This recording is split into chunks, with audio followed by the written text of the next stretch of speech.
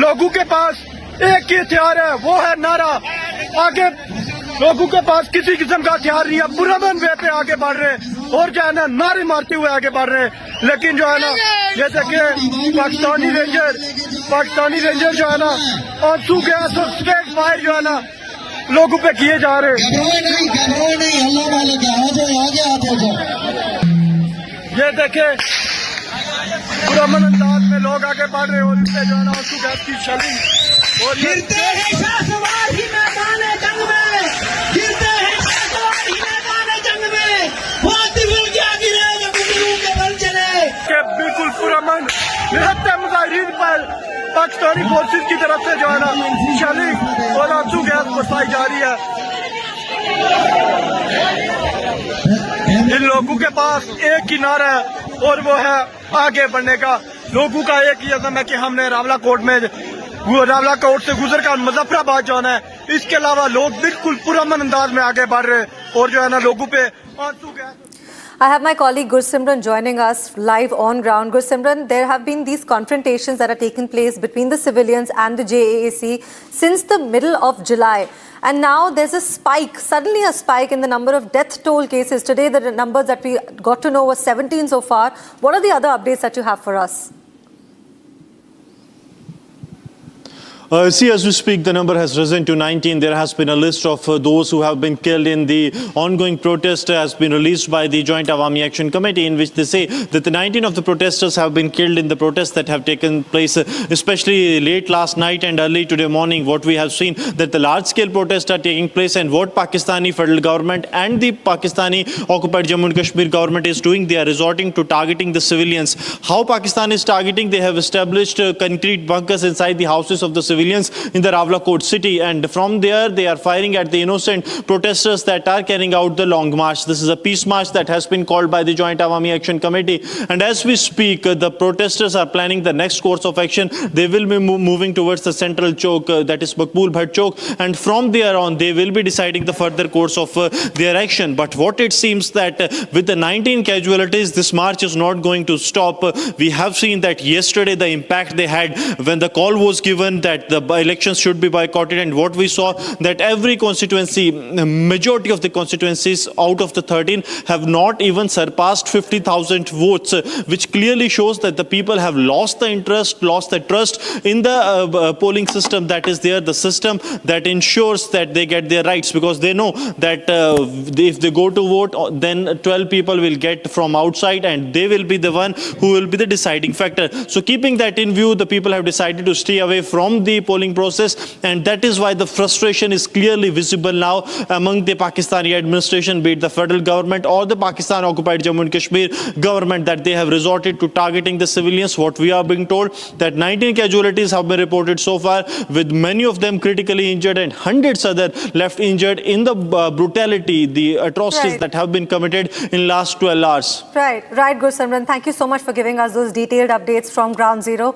Appreciate your time. In fact, shifting our focus to the anti-paper leak bill, which is otherwise known as the Public Examination Amendment Bill, also the Prevention of Unfair Means Bill 2026. It was tabled in the Lok Sabha, and now all the parties have agreed to debate on the Public Exam Bill today after yesterday's House proceedings were disrupted due to opposition's continuous sloganeering and chaos. We have a full detailed report. Take a look. After a day of political deadlock, all parties have agreed to debate on the anti-paper leak bill in the parliament today. The debate on the newly introduced bill could not take place yesterday after repeated ruckus created by the opposition. The proposed amendments aim to ensure that every paper leak case is investigated swiftly, tried quickly and punished severely.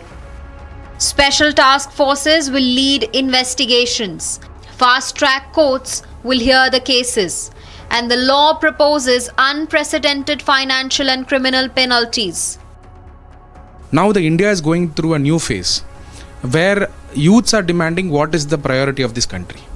And the paper leak that happened with respect to the NEET and the questioning about the same and the reforms being brought in NTA by the Honorable Prime Minister is definitely a welcome sign because it supports the youth and there is a fairness in the system. Whatever it is, our standpoint of TVK is that there has to be a long-term transformation in the NEET examination. My leader, Thalapathy Vijay, Honorable Chief Minister of Tamil Nadu, has clearly said that the matter should be, the education matter has to move to special concurrent list initially. But even before the debate could begin yesterday, Parliament descended into chaos. Due to continued disruptions, both the houses were adjourned due to repeated disruptions in the proceedings.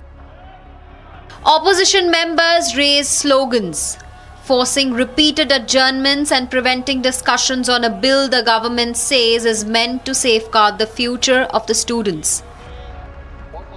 Union Minister Kiran Rijiju appealed to the opposition to allow the House to debate the legislation, asking members to stand with students instead of stalling a discussion on reforms aimed at ending paper leaks. Opposition के भी कई members ने amendment दिए हैं, वो भी तैयारी करके आए हैं। बहुत ही महत्वपूर्ण बच्चों के लिए, युवाओं के लिए, छात्रों का जिंदगी के लिए ये महत्वपूर्ण बिल है। सब बोलने वाले वक्ता भी तैयार है, फिर भी जानबूझ करके कांग्रेस पार्टी और उसके कुछ साथी जानबूझ करके आज इतना महत्वपूर्ण बिल पे चर्चा होने नहीं दे रहे हैं। मैं बहुत दुखी मन के साथ कह रहा हूँ। पहले दिन तो वो कह रहे थे कि चर्चा करना चाहिए, एग्जाम का मामला है, बच्चों का मामला है। अब जब चर्चा करने के लिए इतना महत्वपूर्ण बिल लेकर के जब आया है, टाइम भी दे चुके हैं 6 घंटे स्पीकर साहब ने, और टाइम देंगे, आप चाहते तो और टाइम देंगे, फिर भी ये कर रहे हैं, ये अच्छा नहीं लग रहा है। Lok Sabha Speaker Om Birla also urged members to restore order, even offering to extend the debate beyond 6 hours. लोक परीक्षा अनुचित साधारण निवारण संशोधन विधेयक 2026 हमारे देश के करोड़ों युवाओं के भविष्य, उनकी मेहनत और उनकी आकांक्षाओं से जुड़ा अत्यधिक महत्वपूर्ण विधेयक है। ये विधेयक पेपर लीक जैसे अपराधों पर प्रभावी अंकुश लगाने, दोषियों के विरुद्ध कठोर दंड प्रावधान कर देश के करोड़ों युवाओं के हितों की रक्षा और इस दिशा में एक महत्वपूर्ण विधेयक है। मेरा मानना है, सभी माननीय सदस्यों से आग्रह है, इस विधेयक पर चर्चा होनी चाहिए। सभी दल के सदस्य इस विधेयक पर अपने चर्चा दें। The stalemate, however, has now ended as all parties agree to debate on the examination bill today, setting the stage for what could be Parliament's most significant education reform debate in this session. Today is the 7th day, but the 6 days deadlock in the Parliament over the NEET paper leak controversy is now set to end today. This is the 7th day. There's a breaking news that is coming in of this hour.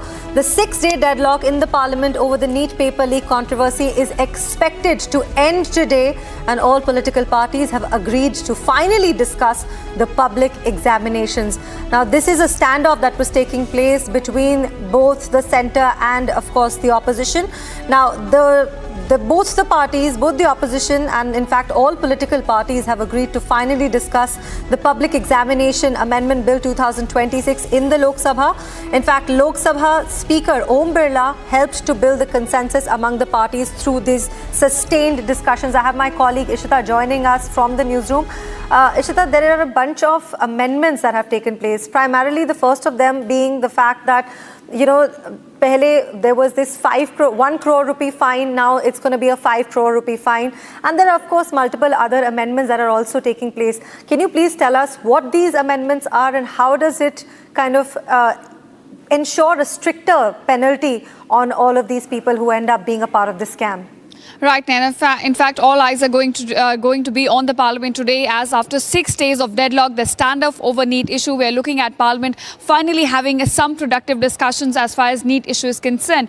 And this comes after the Speaker of the Lok Sabha, lower house of the Parliament, Om Birla, had a discussion, extensive discussion with both the sides, with the opposition as well as with the Treasury benches, the government side yesterday. And there was consensus built among the political parties to finally have a discussion on the anti-paper leak bill in the Parliament. So today, when the Parliament convenes at about 11 a.m., we are looking for the deadlock, which has been continuing for over 6 days now, to end in Lok Sabha, and some discussion could take place. As far as the bill is concerned, that's been proposed by the government. So yes, a lot of amendments have been brought in, which increases the penalty to about rupees 10 crore, and the jail term also goes up to about 10 years. So stringent measures are being brought in to ensure there is strong deterrence against possible, leaks that could take place, and also against such malpractices that go in the education sector. So definitely, legally speaking, the bill also strengthens the education system, but to in fact brought in and to make it and implement it in the legal domain, one has to debate this, and the bill has to be passed by the Parliament.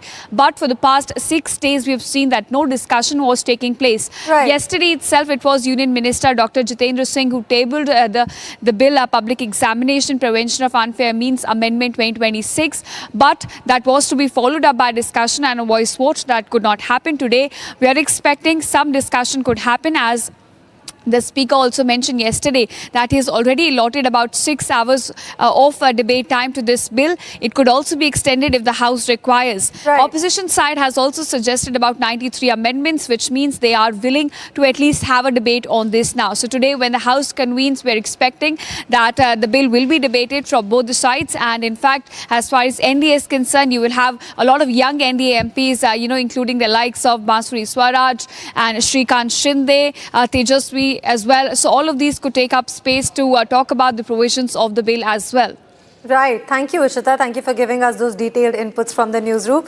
Appreciate your time. Shifting our focus to another story now. This is coming from the West Bengal government, which has cracked down on the protesters who assaulted reporters, in fact, reportees during the Gen Z agitation. Now, days after the violence erupted during the Gen Z agitation, the mobsters accused of attacking journalists and also police personnel have now been identified and being paraded by the police at the very spot where the violence unfolded in Dharamtala.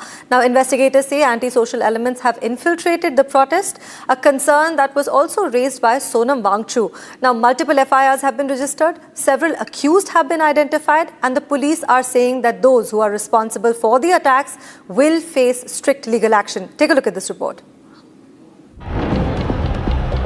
The alleged mobsters accused of attacking journalists and police during the Gen Z agitation have now been identified and paraded by Kolkata police.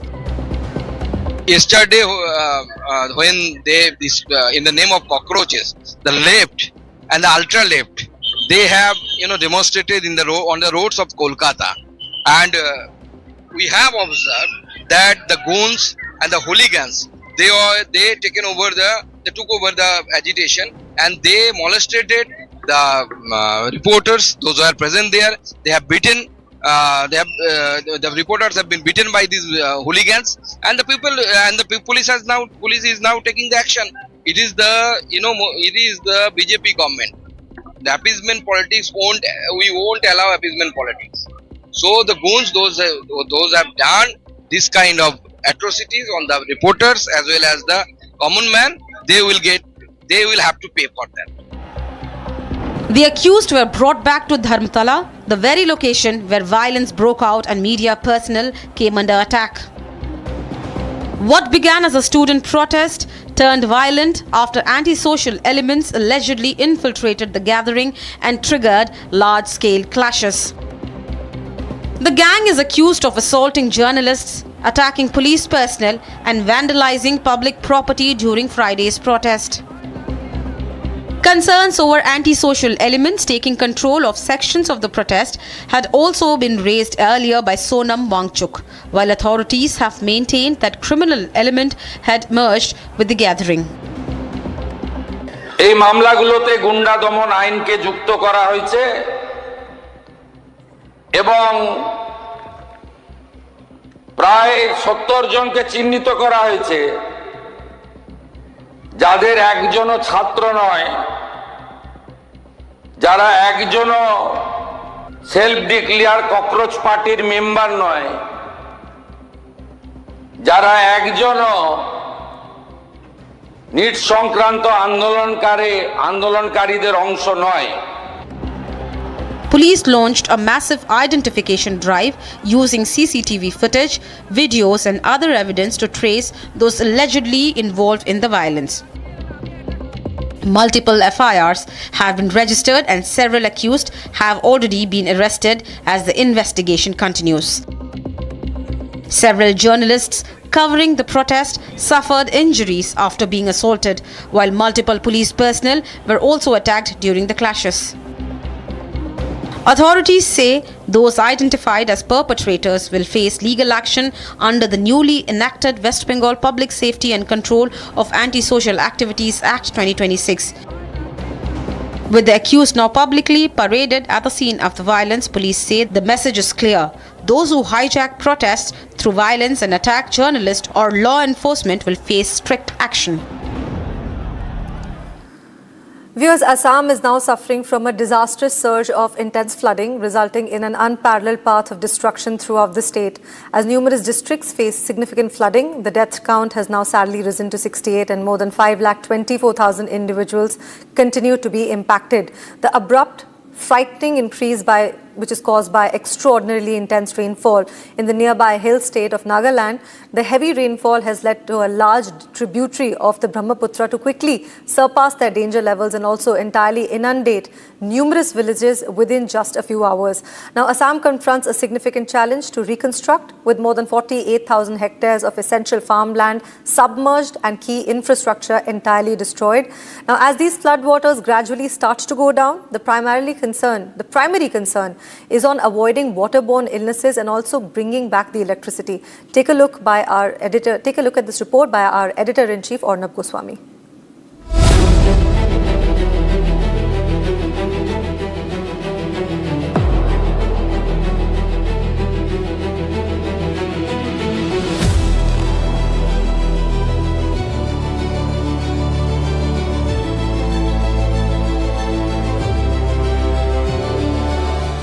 Dear viewers and anyone who's watching this, Assam is seeing the worst flood disaster in years, in decades. Places like Soraideo, which is home to a World Heritage Site, is reeling underwater. Sivsagar, which has never witnessed these kind of floods, is today totally submerged.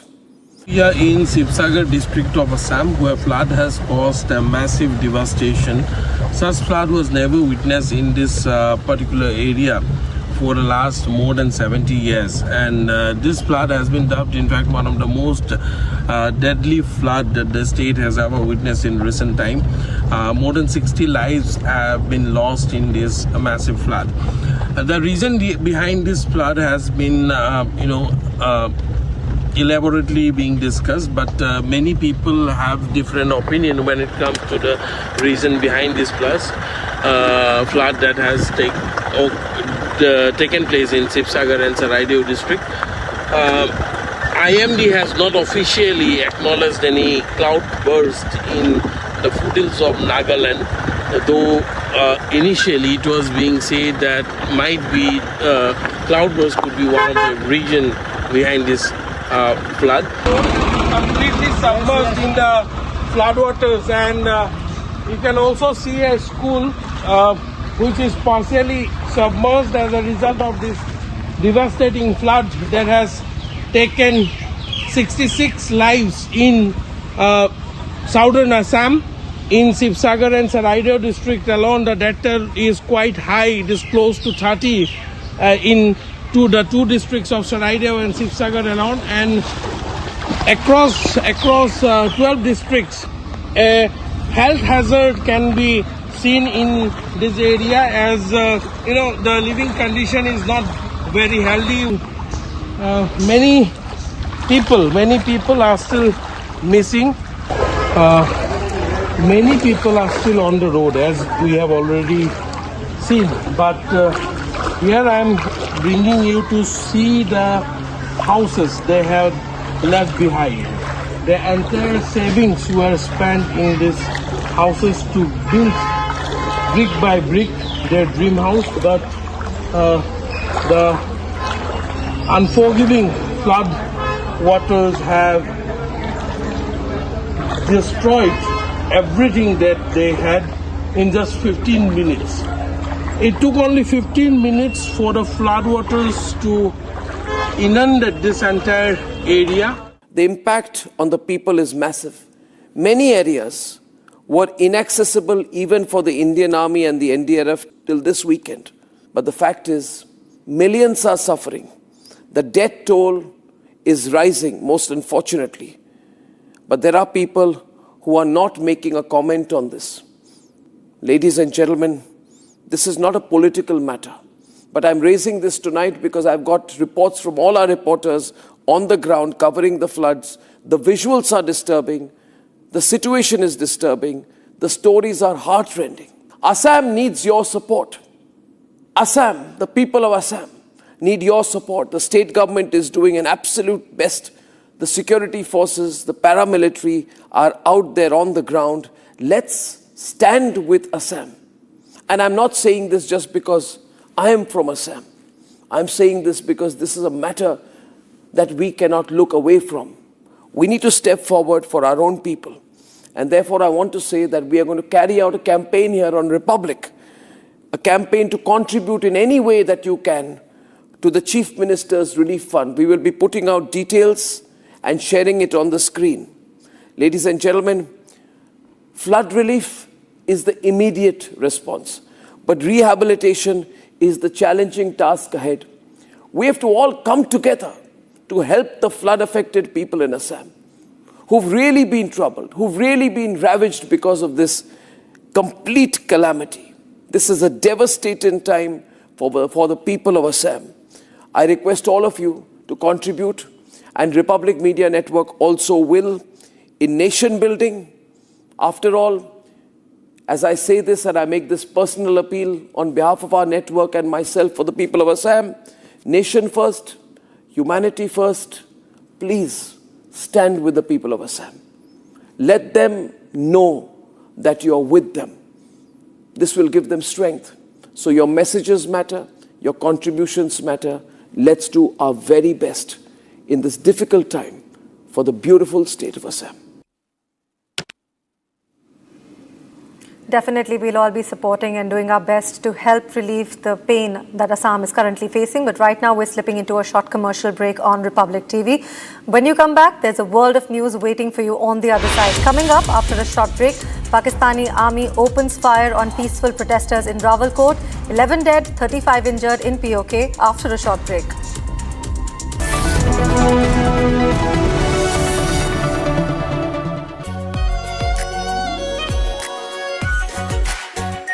Our pure Shahi Paneer Masala. Delicious, healthy, every day. Amity has been ranked India's #1 not-for-profit private university for 11th year, with top 10 ranked institutions in management, engineering, biotech, law, masscom, telecom, hospitality, fashion and more. Yet another top ranking for Amity University. चमकी चाट से क्या बना है? Sandwich लस्सी और छाछ। हर घूंट में चमकी चाट। अब बताओ स्वाद आया? आया। असली स्वाद सिर्फ चमकी चाट।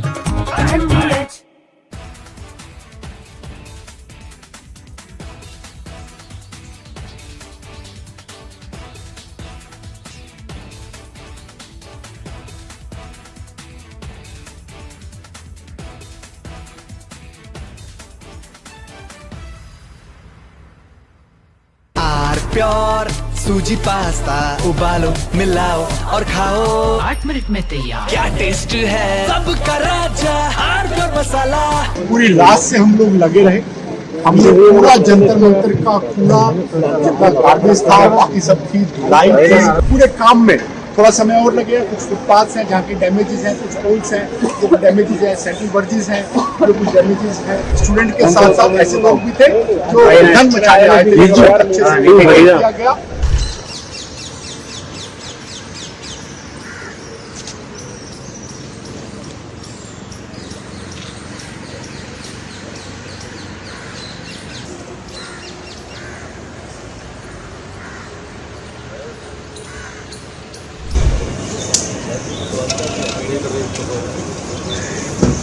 इसलिए वोट करना पड़ जाएगा आपको। भाई साहब ने चैनल नहीं है, एजेंसी है भाई साहब।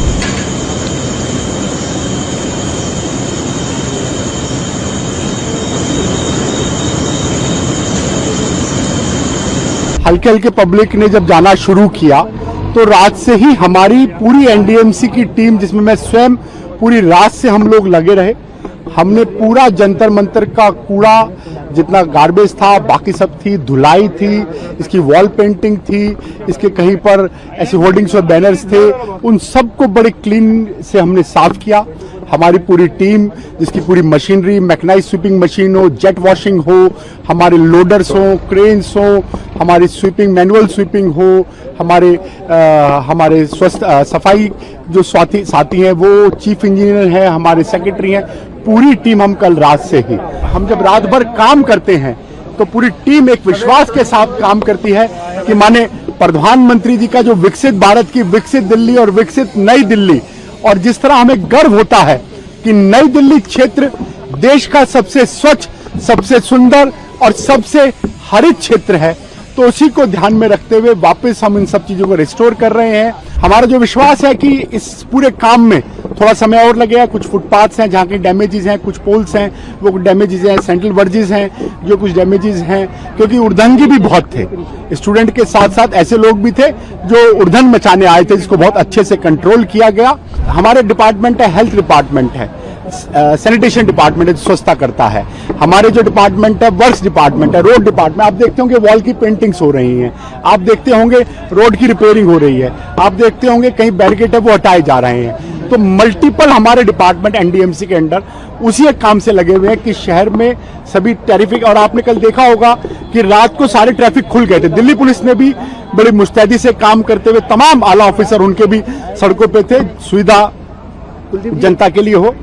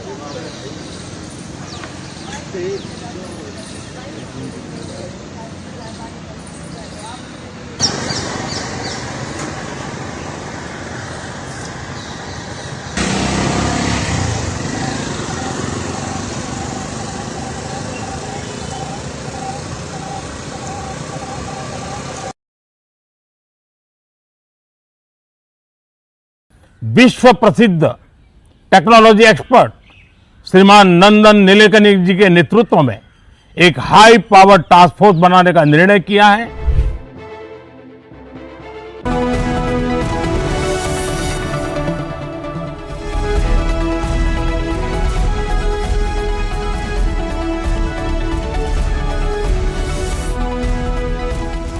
Viewers, a very good morning. We're live this morning. I'm Shivangi Shukla getting you the latest coming in. The big story today is that the Parliament will be debating the anti-paper leak bill today. That is right.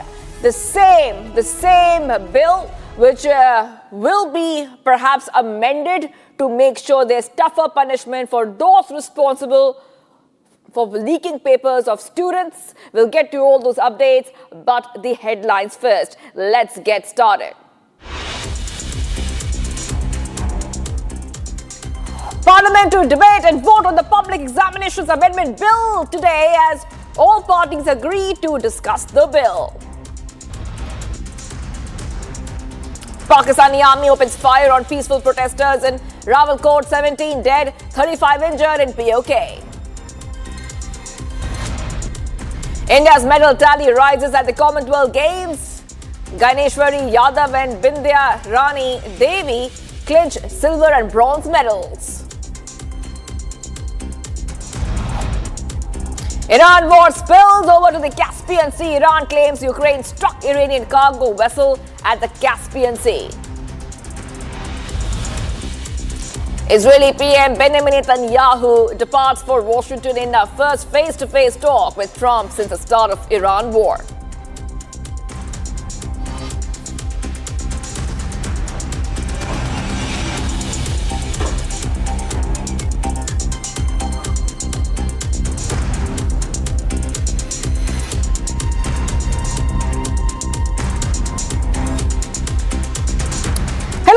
So now we have told you the big story to look out for. That is right. The anti-paper leak bill, otherwise known as a Public Examinations Prevention of Unfair Means Amendment Bill, was tabled in the Lok Sabha. And now all parties have agreed to a debate on public exam bill today itself, after the House proceedings were disrupted due to opposition's continuous sloganeering and chaos. More in this report as we count down to that very important bill which will be discussed in the Parliament today. Take a look. After a day of political deadlock, all parties have agreed to debate on the anti-paper leak bill in the Parliament today. The debate on the newly introduced bill could not take place yesterday after repeated ruckus created by the opposition.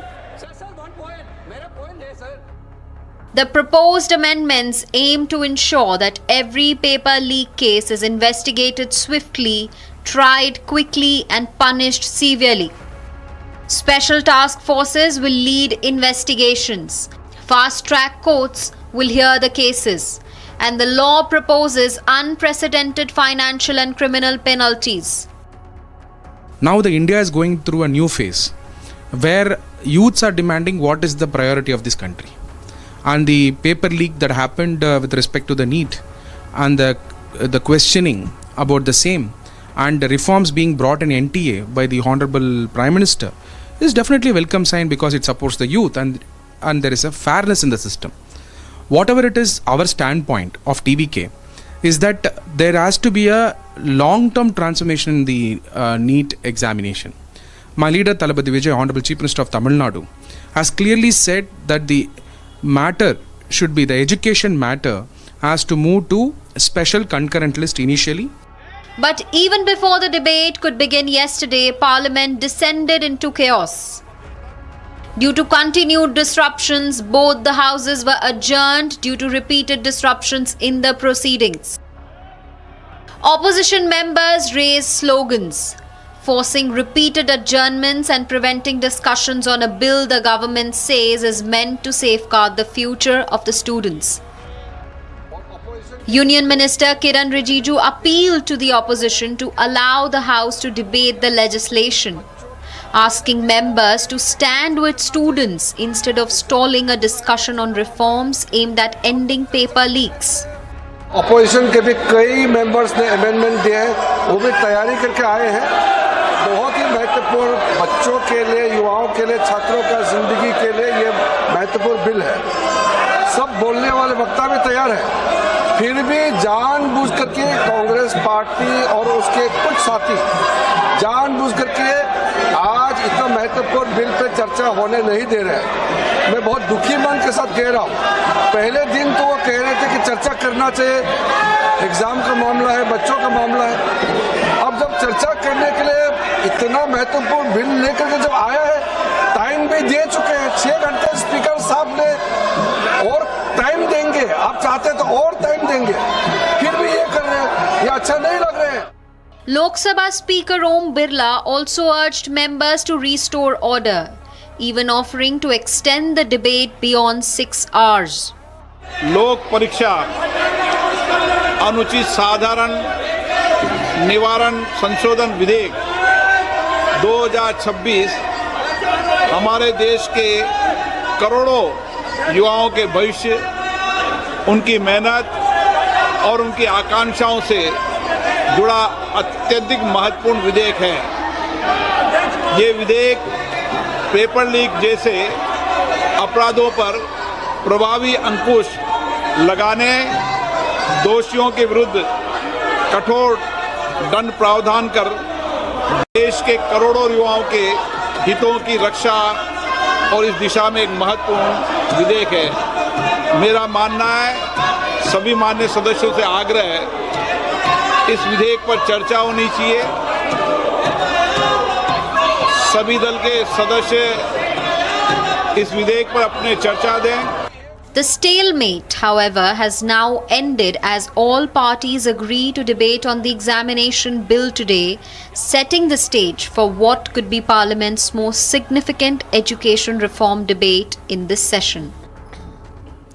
And viewers, West Bengal government has cracked down on protesters who assaulted reporters during the Gen Z agitation. In fact, they assaulted these reporters who were on the ground. And days after violence erupted during the Gen Z agitation, the mobsters accused of attacking journalists and police personnel have now been identified and paraded by the police at the very spot where the violence unfolded in Dharmatala. Take a look at this report as we tell you what is happening in West Bengal. The alleged mobsters accused of attacking journalists and police during the Gen Z agitation have now been identified and paraded by Kolkata police. Yesterday, when they, in the name of cockroaches, the left and the ultra left, they have demonstrated on the roads of Kolkata, and we have observed that the goons and the hooligans, they took over the agitation and they molested the reporters, those who are present there. They have beaten. The reporters have been beaten by these hooligans, and the people and the police is now taking the action. It is the BJP government. The appeasement politics we won't allow appeasement politics. So the goons, those have done this kind of atrocities on the reporters as well as the common man, they will have to pay for that. The accused were brought back to Dharmatala, the very location where violence broke out and media personnel came under attack. What began as a student protest turned violent after antisocial elements allegedly infiltrated the gathering and triggered large-scale clashes. The gang is accused of assaulting journalists, attacking police personnel and vandalizing public property during Friday's protest. Concerns over antisocial elements taking control of sections of the protest had also been raised earlier by Sonam Wangchuk, while authorities have maintained that criminal element had merged with the gathering. এই মামলাগুলোতে গুন্ডা দমন আইনকে যুক্ত করা হয়েছে এবং প্রায় 70 জনকে চিহ্নিত করা হয়েছে, যাদের একজনও ছাত্র নয়, যারা একজনও সেলফ ডিক্লেয়ার ককরোচ পার্টির মেম্বার নয়, যারা একজনও নিট সংক্রান্ত আন্দোলনকারীদের অংশ নয়। Police launched a massive identification drive using CCTV footage, videos and other evidence to trace those allegedly involved in the violence. Multiple FIRs have been registered and several accused have already been arrested as the investigation continues. Several journalists covering the protest suffered injuries after being assaulted, while multiple police personnel were also attacked during the clashes. Authorities say those identified as perpetrators will face legal action under the newly enacted West Bengal Public Safety and Control of Antisocial Activities Act 2026. With the accused now publicly paraded at the scene of the violence, police say the message is clear. Those who hijack protests through violence and attack journalists or law enforcement will face strict action. Viewers, India's Commonwealth Games campaign has received a major boost with weightlifter Rishikanta Singh clinching the country's first silver medal at the Glasgow Commonwealth Games. But behind the 264-kilogram lift lies a story of extraordinary grit. From working as a daily wage laborer, earning just 200 rupees a day, to overcoming financial hardship, injuries and the challenges posed by the unrest in Manipur, Rishikanta's journey is one of resilience. In an exclusive conversation with Republic TV, the Commonwealth silver medalist shares the struggles behind his success. Take a look.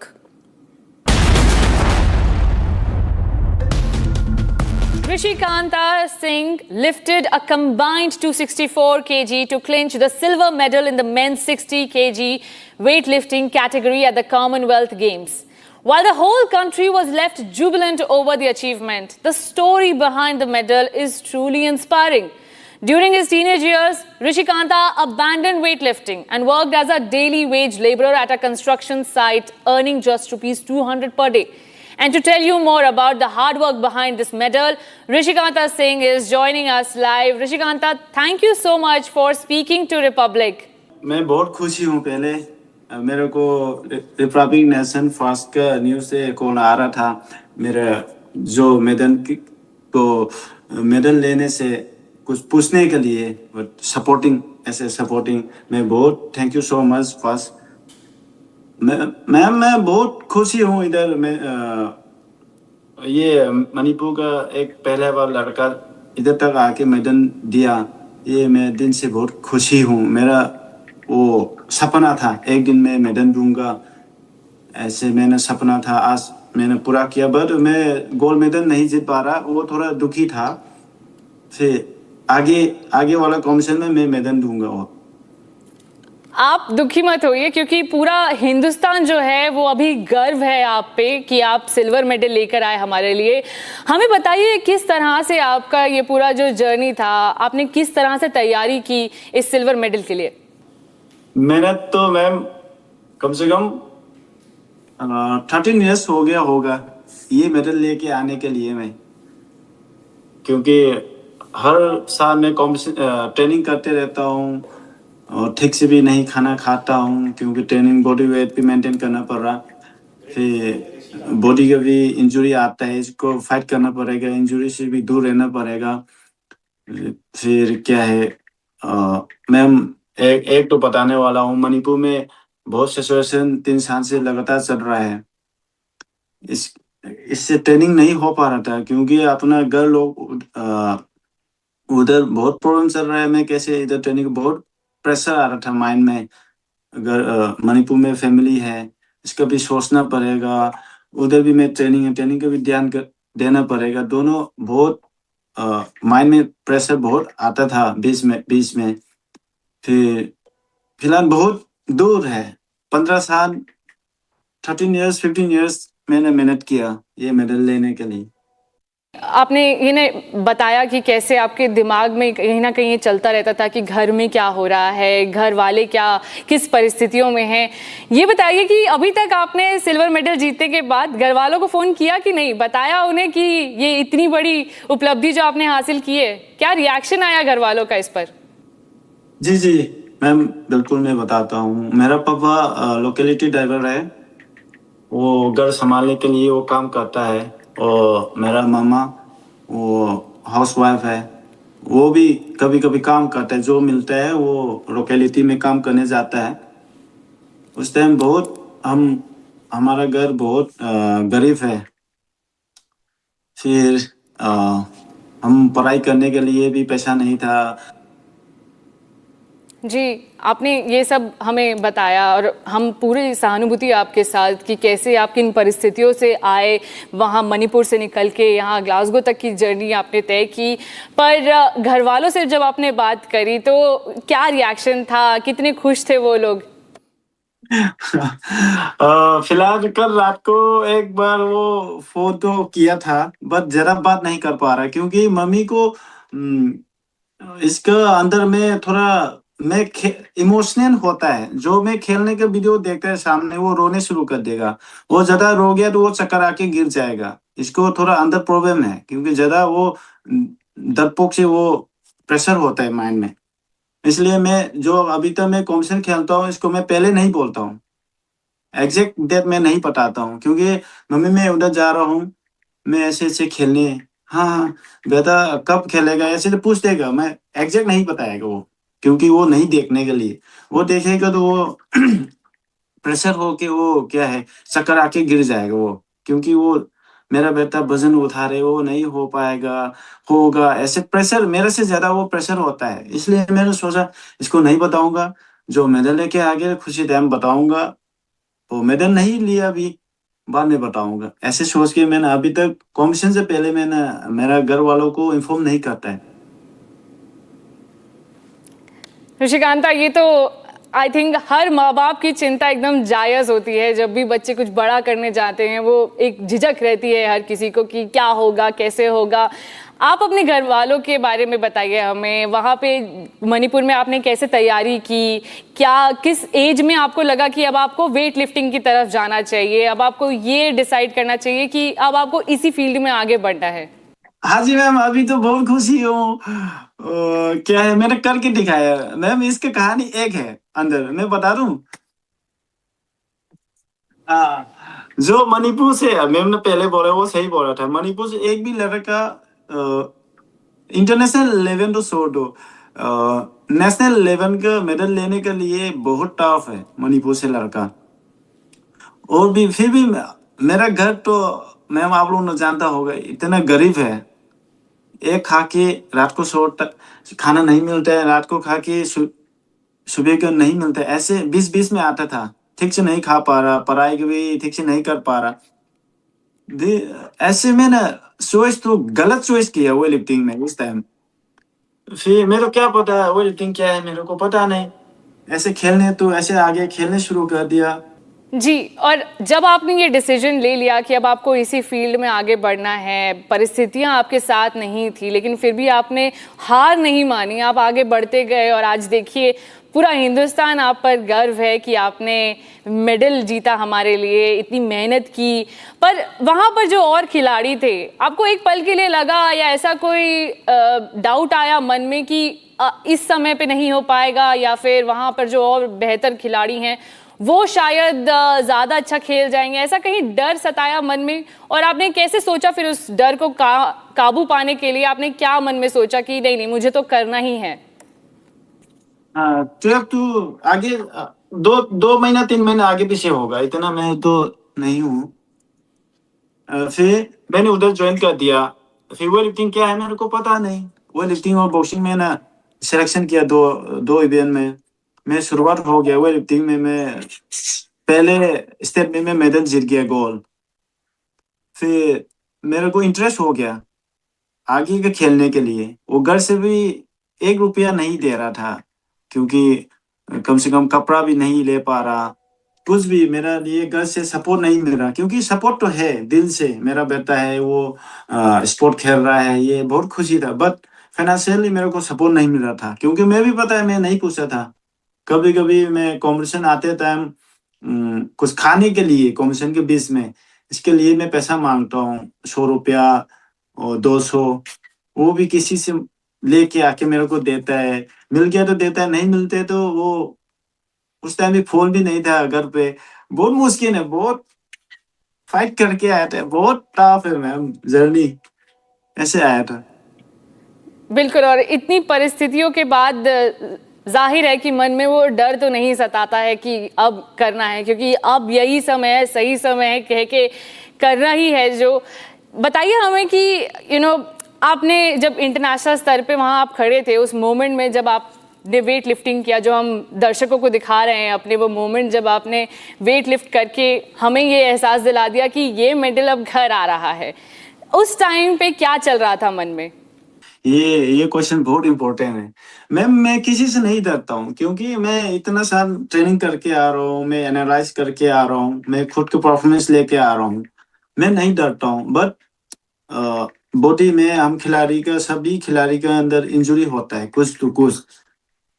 वो injury की वजह से मैं double mind तो हो गया। But ये competition के लिए तो मैं नहीं डरता हूँ, क्योंकि मैं गोल के तरह तो आया था। मैं किसी को डाउट नहीं, मैं सीधे गोल लेना है, मैं उठाना है, फाइट करना है। जो उठा रहे मैं ट्राई करूंगा, हो गया तो हो गया, नहीं हो तो हो गया, फिर ट्राई तो करना है। ऐसे मैंने सोच के आया।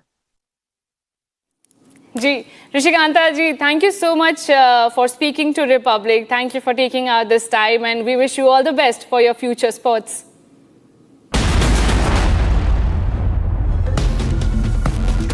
Taking a short break, viewers. Pakistani army opens fire on peaceful protesters in Rawalakot. 11 dead, 35 injured in POK. We're tracking this big story coming in. Do not go anywhere.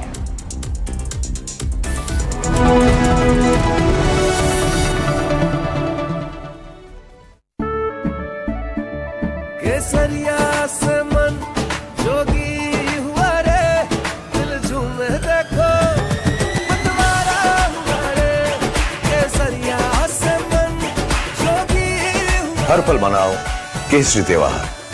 विमल, बोलो जुबान केसरी। चमकी चाट से क्या बना है? सैंडविच, लस्सी और छाछ। हर घूंट में चमकी चाट। अब बताओ स्वाद आया? असली स्वाद सिर्फ चंकी चाट। रानी, इस घर में कुछ है जो टूटता नहीं। ये पिलर कभी नहीं टूटेगा। रुंगटा स्टील TMT से बना। रुंगटा नहीं तो घर स्ट्रॉन्ग नहीं। रुंगटा स्टील TMT बार एकदम सॉलिड। थोड़े में ज्यादा स्वाद, यही तो है इसकी खास बात। वाओ मामा, क्या स्वाद है? अरे मेरे राजा, विश्व प्रसिद्ध टेक्नोलॉजी एक्सपर्ट श्रीमान नंदन नीलेकनी जी के नेतृत्व में एक हाई पावर टास्क फोर्स बनाने का निर्णय किया है।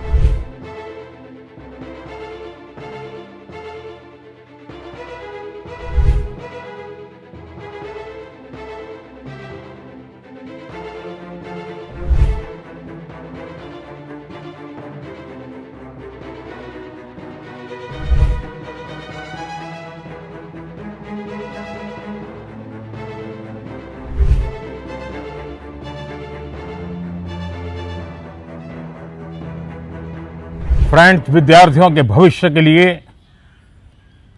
भारत सरकार लगातार Coming right up, Parliament to debate and vote on the Public Examinations Amendment Bill today as all parties agree to discuss the bill. Stay tuned.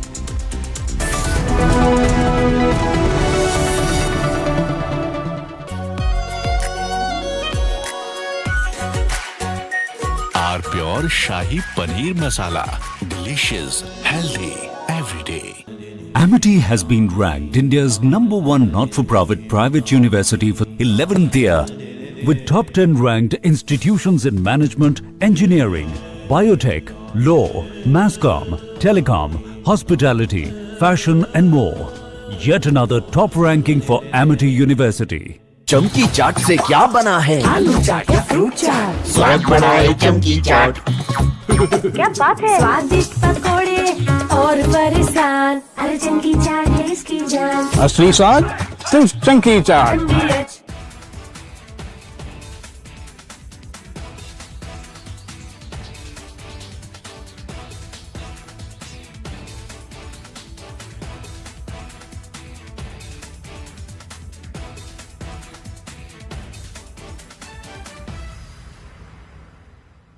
पूरी रात से हम लोग लगे रहे। हमने पूरा जंतर मंतर का पूरा जितना गार्बेज था बाकी सब चीज लाइन पूरे काम में थोड़ा समय और लगेगा। कुछ फुटपाथ हैं जहाँ की डैमेजेस हैं, कुछ पोल्स हैं कुछ डैमेजेस हैं, सेंट्रल वर्जिस हैं जो कुछ डैमेजेस हैं। स्टूडेंट के साथ साथ ऐसे लोग भी थे जो धन मचाने आए थे, अच्छे से किया गया।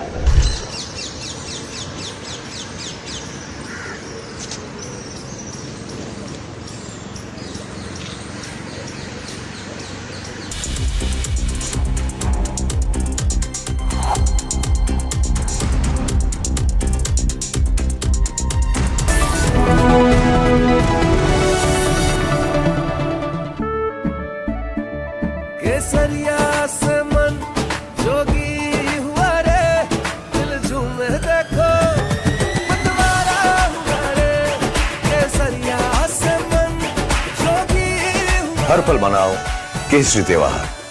विमल, बोलो जुबान केसरी। आर प्योर सूजी पास्ता उबालो मिलाओ और खाओ, 8 मिनट में तैयार। क्या टेस्ट है सबका राजा R pure masala. I wake up wearing someone else again, skin tight like porcelain. I don't recognize these eyes, something scratching from inside. Don't let it slip, I'm losing control. I don't wanna be safe anymore. Underneath there's a fire they can't keep. No more faces. Finding myself. That's my moment of Sarah. प्यास बुझाए ठंडक लाए सबको जलजीरा जीरा से जीरा से असली रिफ्रेशिंग, असली स्वाद, असली मजा। विश्व प्रसिद्ध टेक्नोलॉजी एक्सपर्ट श्रीमान नंदन नीलेकनी जी के नेतृत्व में एक हाई पावर टास्क फोर्स बनाने का निर्णय किया है।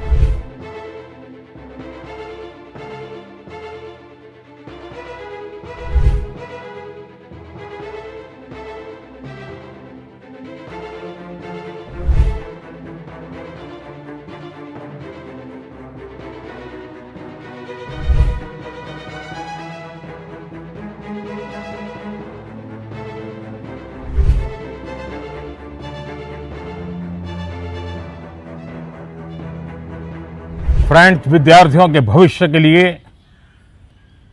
भारत सरकार लगातार अनेकविध कदम उठा रही है। जिन लोगों ने विद्यार्थियों के भविष्य के साथ खिलवाड़ किया वे जेलों में सड़ रहे हैं।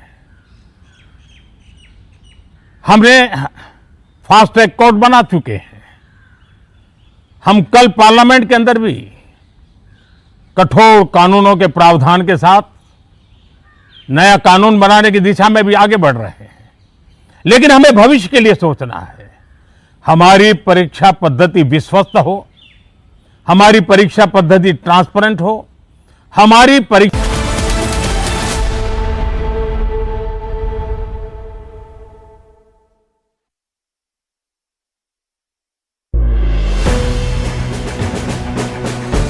ट्रेनिंग ऐसी है। आई एम फीलिंग दैट कि वो रोंगटे खड़े हो जाते हैं। अभी भी अगर आप बात करोगे इंडिया की या उसकी तो मेरे को लगेगा कि नहीं यार, मतलब no one can speak against that. I am surprised to see people are raising slogans against India. How can you do that? It is your country.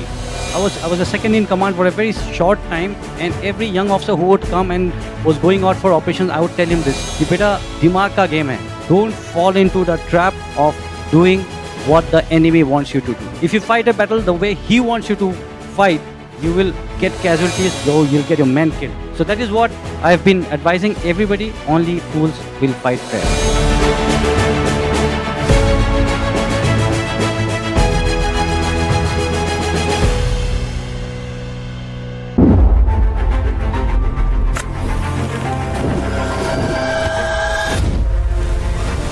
Tech got very boring.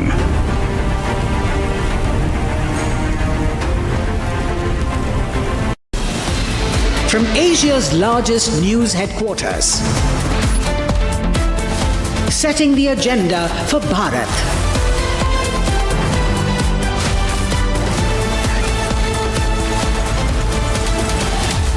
You're watching Republic.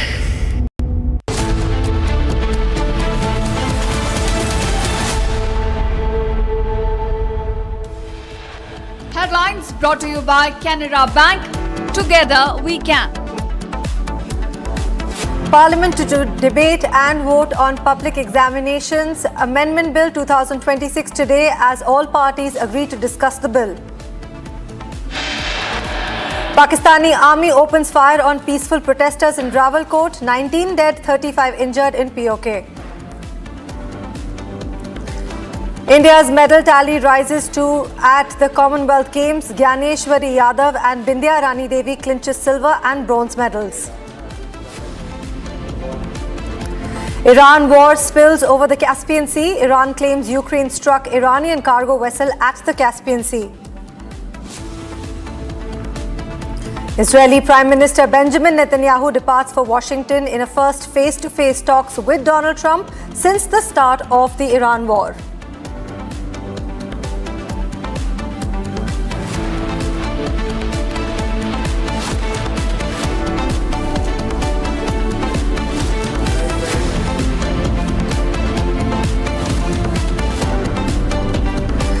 Viewers, getting the first breaking news of the hour. This is the 6th day of deadlock in the Parliament over the NEET paper leak controversy, and it is expected to end today.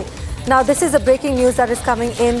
The Parliament is expected to have all-party meetings as per the discussion after 6 days of deadlock that the whole Parliament has seen, and of course the standoff over the issue to end in the Lok Sabha today.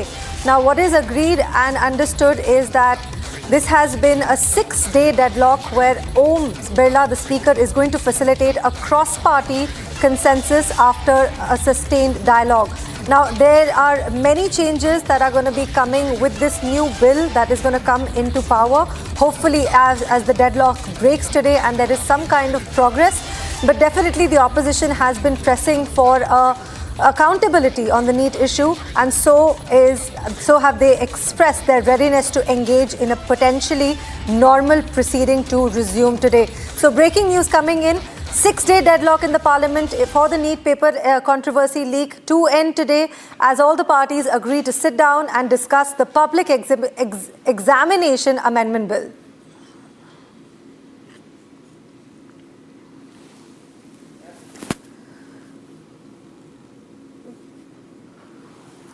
All right, viewers, I have my colleague Chandrakala who is also joining me for a conversation. Chandrakala, thank you so much for joining from New Delhi. My question to you is that there have been, of course, a lot of malpractices and there has been a request for a fast-track court. There has been, a lot of developments. But what is likely to be expected after this 6-day of deadlock that is going to end today in the coming meeting?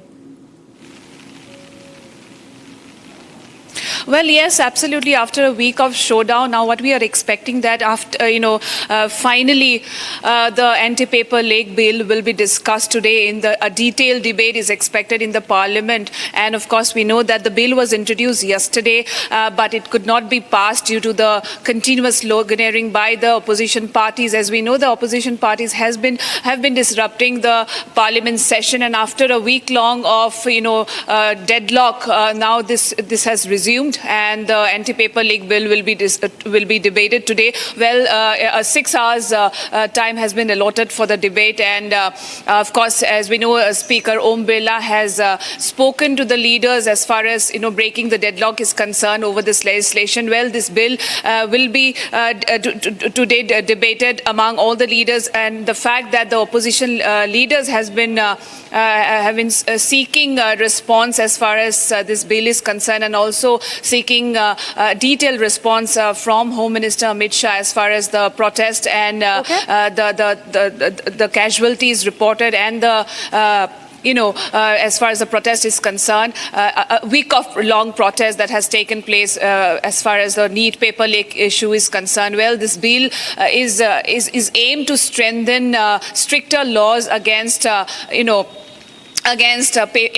paper leaks and examination fraud. So yes, very, very positive outcome is expected only if the opposition allows it to, because we know that there was the monsoon session. It's the 6th day of the monsoon session, and yet there is no proper functioning of the parliament session. And today, of course, the bill will be detailed, will be debated today in the parliament, and it is expected that it is passed, and the opposition is also seeking a response as far as the legislation is concerned, and of course, a very, very crucial NDA parliamentary meeting, Mangal Milan, is also expected to take place, wherein Prime Minister Narendra Modi is expected to address that particular NDA, the meeting, address the NDA MPs, and this comes after the resignation of Education Minister Dharmendra Pradhan. That's exactly the breaking news of the hour that we're coming into. In fact, there's a breaking news that the NDA parliamentary meeting is going to be holding its weekly Mangal Milan meeting today. It is going to come ahead of the crucial parliament session, which is against the anti-paper leak bill, which is set to be discussed. The anti-paper leak bill is set to be discussed by the NDA, which is called in for a parliamentary meeting today at 9:30 a.m. Now, the National Citizens Party of India, which is a faction of the TMC, the rebel TMC, they have also been invited to this alliance meeting. And the meeting is going to assume a significance of the opposition has continued to disrupt the parliament, seeking accountability. So the NCPI is also invited to this NDA parliamentary meeting, which is the Mangal Milan meeting today at 9:30 a.m. The focus will, of course, going to be managing the floor coordination, also securing smooth passage for key legislative business in both the houses. Now, the meeting will prepare the NDA alliances and the MPs for the debate on the public examination amendment bill. So, breaking news coming back to you, Chandrakala. This is, of course, the NCPI, with the NCPI coming in and also being a part of this meeting. What is it that, holds on top of the agenda for the parliamentary meeting that is going to be seen very crucial today?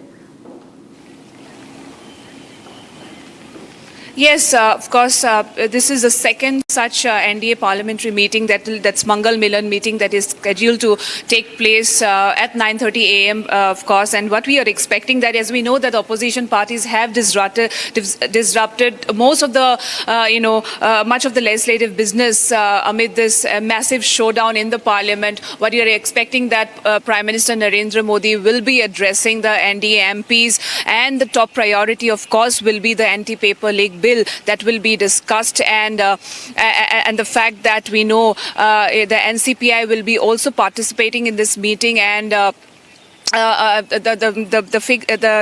course that earlier also we have seen during the first Mangal Milan meeting that has taken place, Prime Minister Narendra Modi has assured the government stands with the students and has called for strict action against those who are involved in examination fraud, or any individual or criminal or criminal groups who are involved in examination fraud.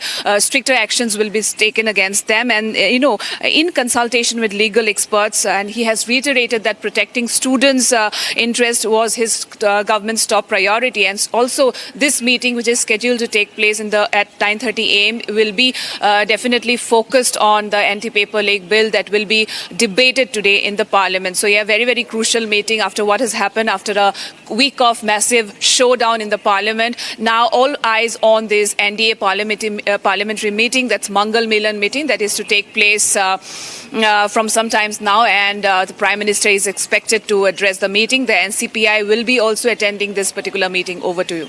Right, Chandrakala, thank you so much for giving us those updates.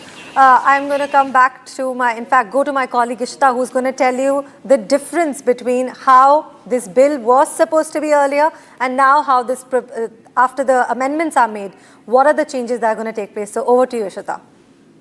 All right, thanks, Nan. In fact, viewers, as we're looking at this deadlock in Parliament and also the proceedings, it is important to understand what are the provisions of the bill that's set to be debated in the Parliament today. Let's talk about the kind of changes that will be coming in if this bill, of course, becomes an act once it's passed by both houses.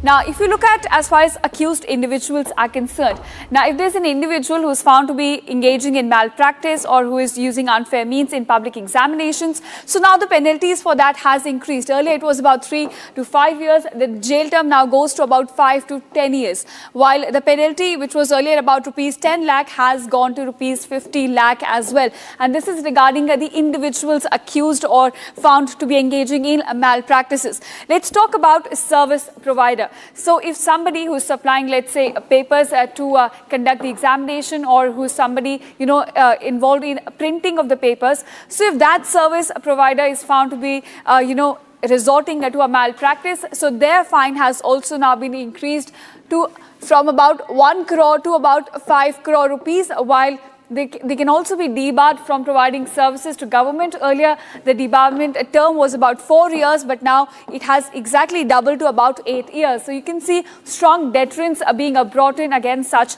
practices. Now, as far as organized exam crime is concerned, now we all know as far as a NEET paper leak is concerned, it was a multi-state scandal. There were several people involved. So in such cases, if a racket is busted, then you're looking at the fine going from about 1 crore earlier to about 10 crore rupees. That's the kind of increase that has come in, the scale that has come in. As far as their jail term is concerned, minimum jail term was earlier about 5 years. It's now been increased to about 7 years. So strong deterrence against such people who could be indulging in such malpractice or resorting to unfair means. Let's also talk about the other changes that have come in. Now, if you talk about the trial that's set to take place, earlier there were no timelines for the trial to take place, but now there is a time-bound investigation that has to be completed in about 3 months. Criminal proceedings also have to take place about in 2 months. So those are the kind of changes that will be brought in through that crucial bill.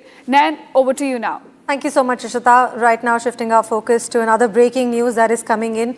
We have in fact fresh visuals coming in from Rawalakot in Pakistan-occupied Jammu and Kashmir, and they are fresh visuals that show Asim Munir's forces using the civilian houses in Rawalakot as bunkers to fire at unarmed protesters. Basically, civilians are being targeted by the Asim Munir forces, and right now we're going to be showing you visuals in a short span of time. These are visuals that are of the Pakistani army that are targeting the civilians, and now the count has risen to about 19 people who have lost their lives and around 20 people who are severely dead.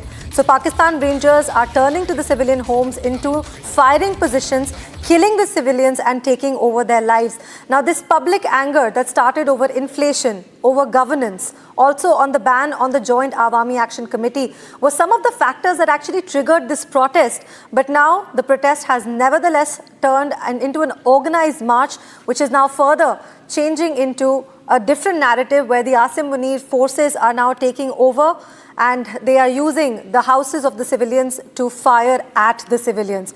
So big breaking news coming in. 20 people have so far lost their life. 19 people have lost their life. More than 20 people are severely injured. And these are visuals coming from Rawalakot, Pakistan-occupied Kashmir. All right, viewers, these are the visuals that are coming in on your television screen. These are fresh visuals where the Asim Munir forces are using civilian houses. You can see smoke coming out from some areas. You can see people joining together in protests. Massive rally was conducted from Rawalakot all the way to Muzaffarabad. And these are visuals of the bunkers. They are used to fire at the unarmed protesters.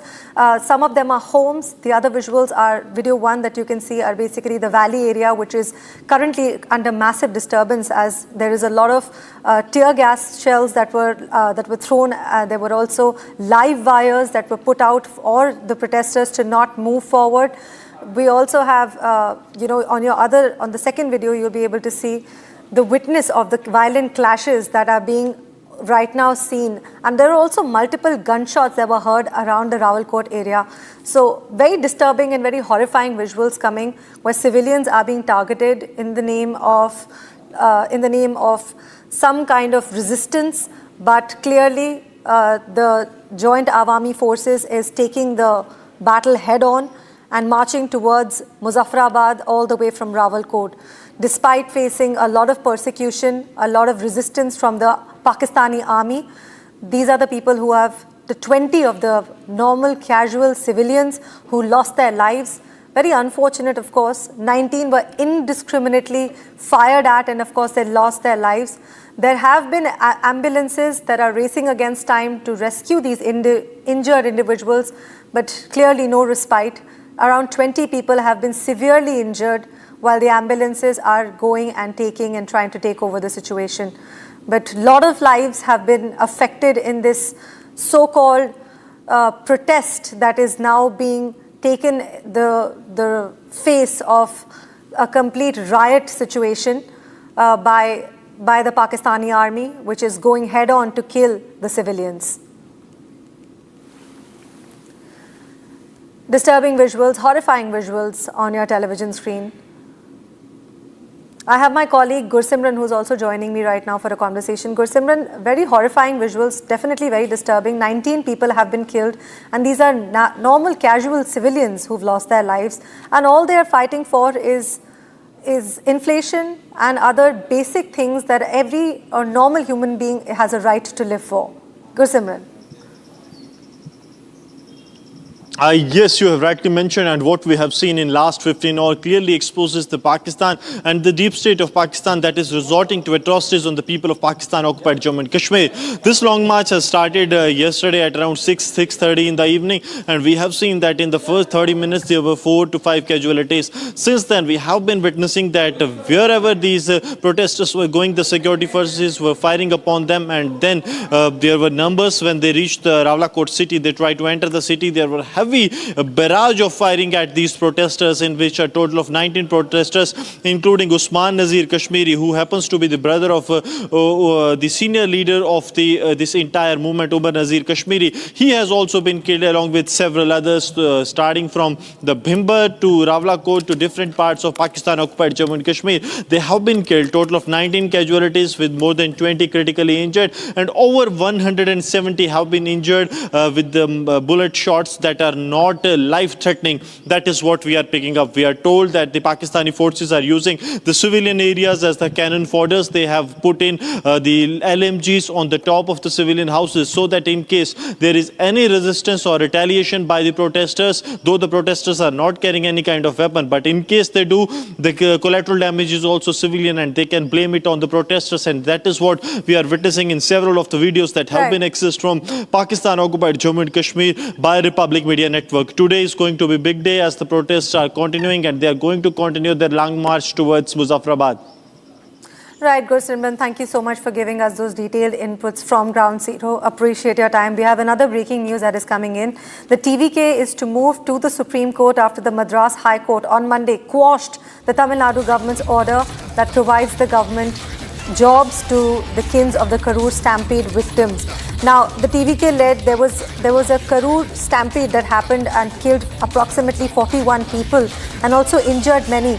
So now, as a compensation, the TVK-led Tamil Nadu government has actually moved this request at the Madras High Court that kind of violates the Article 14 and Article 16 of the Constitution. In fact, the Constitution guarantees equality before the law and also equal opportunities in public employment. But this has been rejected. So now the TVK government is expected to move to the Supreme Court with the stress that a compassionate appointment are governed by specific legal schemes, and there is some kind of way that they could get these people, the kins of the people who lost their life, to get some kind of government jobs. I have my colleague Sharda joining right now. Sharda, you're joining us from Chennai. Thank you so much for joining. Sharda, what are the updates that we have for now? Madras Court has, of course, rejected the claims, but is there a way that these people will kind of get some kind of government jobs, or is this now in the hands of Supreme Court altogether?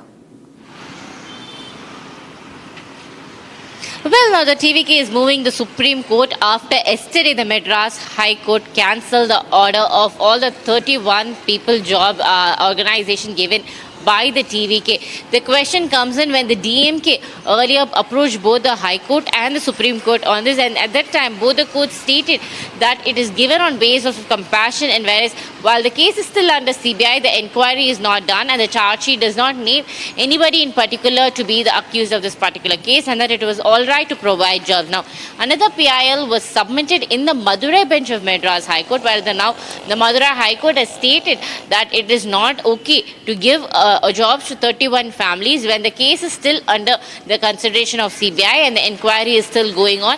DMK pointed out, telling last time that this might, withdraw all the evidences from the witnesses and also create a lot of confusion on what the statements of the people would be when the families are given the jobs. So now TVK is approaching the Supreme Court in the same case, and the DMK is now pointing out that there might be options for SC to appeal the decision that they have already made, and while the appeal has been made by the TVK, we need to see whether the jobs for the government order given to them is on a temporary basis, and that whether it can continue until 6 months as per the order given, and when the final case is out, the permanent job order will be given.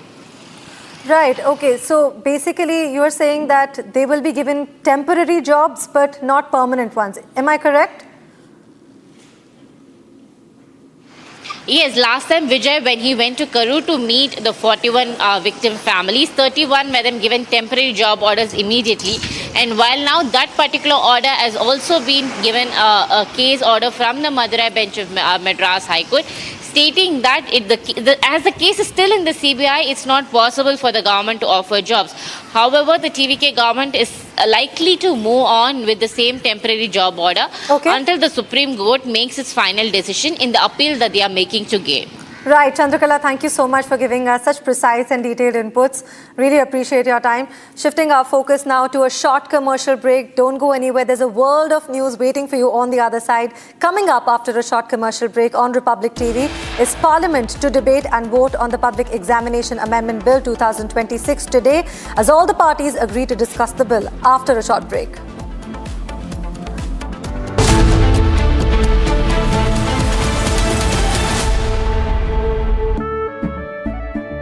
केसरिया से मन जोगी हुआ रे, दिल झूमे देखो बंटवारा हुआ रे।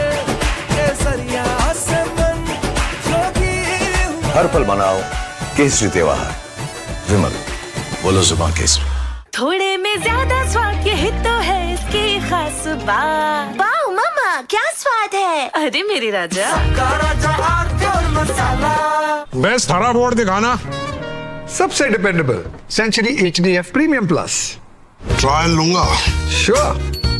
वाटर रेजिस्टेंट है, स्ट्रॉन्ग है, high density wood fibre structure, advance German adhesive bonding, solid defence. Trial में पास। सेंचुरी के 40 सालों का भरोसा, हरे बोर्ड का असली boss. Century HDF premium plus. चमकी चाट से क्या बना है? आलू चाट या फ्रूट चाट, स्वाद बनाए चमकी चाट। क्या बात है। स्वादिष्ट पकोड़े और परेशान, अरे चमकी चाट है इसकी जान। असली स्वाद सिर्फ चंकी चाट।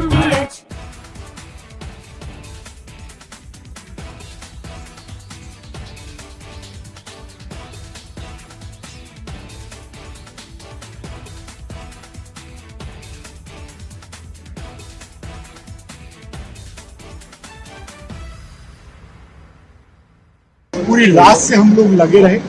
हमने पूरा जंतर मंतर का कूड़ा, जितना गार्बेज था, बाकी सब चीज लाइन थी। पूरे काम में थोड़ा समय और लगेगा। कुछ फुटपाथ्स हैं जहाँ के डैमेजेस हैं, कुछ पोल्स हैं जो डैमेजेस हैं, सेंट्रल वर्जिस हैं जो कुछ डैमेजेस हैं। स्टूडेंट के साथ साथ ऐसे लोग भी थे जो धन मचाने आए थे। अच्छे से किया गया।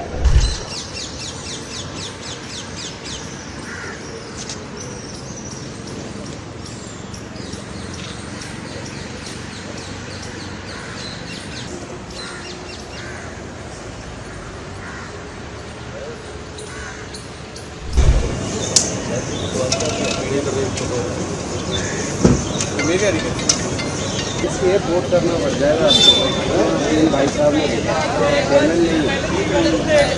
चैनल नहीं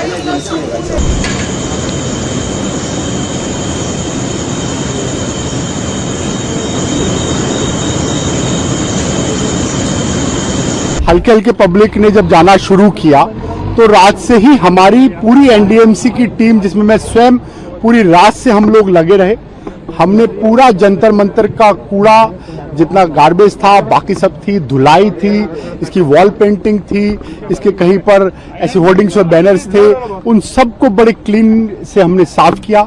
हमारी पूरी टीम, जिसकी पूरी मशीनरी, मैकेनाइज्ड स्वीपिंग मशीन हो, जेट वॉशिंग हो, हमारे लोडर्स हो, क्रेन्स हो, हमारी स्वीपिंग, मैनुअल स्वीपिंग हो, हमारे सफाई जो साथी हैं, वो चीफ इंजीनियर हैं, हमारे सेक्रेटरी हैं, पूरी टीम हम कल रात से ही, हम जब रात भर काम करते हैं तो पूरी टीम एक विश्वास के साथ काम करती है कि माने प्रधानमंत्री जी का जो विकसित भारत की विकसित दिल्ली और विकसित नई दिल्ली, और जिस तरह हमें गर्व होता है कि नई दिल्ली क्षेत्र देश का सबसे स्वच्छ, सबसे सुंदर और सबसे हरित क्षेत्र है, तो उसी को ध्यान में रखते हुए वापस हम इन सब चीजों को रिस्टोर कर रहे हैं। हमारा जो विश्वास है कि इस पूरे काम में थोड़ा समय और लगेगा। कुछ फुटपाथ्स हैं जहाँ के डैमेजेस हैं, कुछ पोल्स हैं वो डैमेजेस हैं, सेंट्रल वर्जिस हैं जो कुछ डैमेजेस हैं, क्योंकि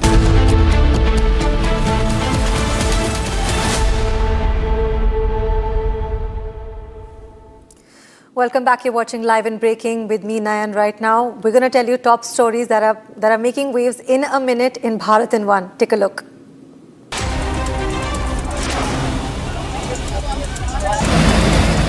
A massive fire engulfed the second and third floors of the Paras Tent House and Suppliers in Ukhri, which is in Jabalpur, Madhya Pradesh. 5 to 6 fire tenders were present at the scene. Indian Army distributes freshly prepared meals to stranded truck drivers and other affected travellers during its night domination operations along the Jammu-Srinagar National Highway 44. There was a traffic that was disrupted and was caused by a massive landslide that struck yesterday morning at Deval area of Udhampur. The Indian Army rescues the stranded drivers.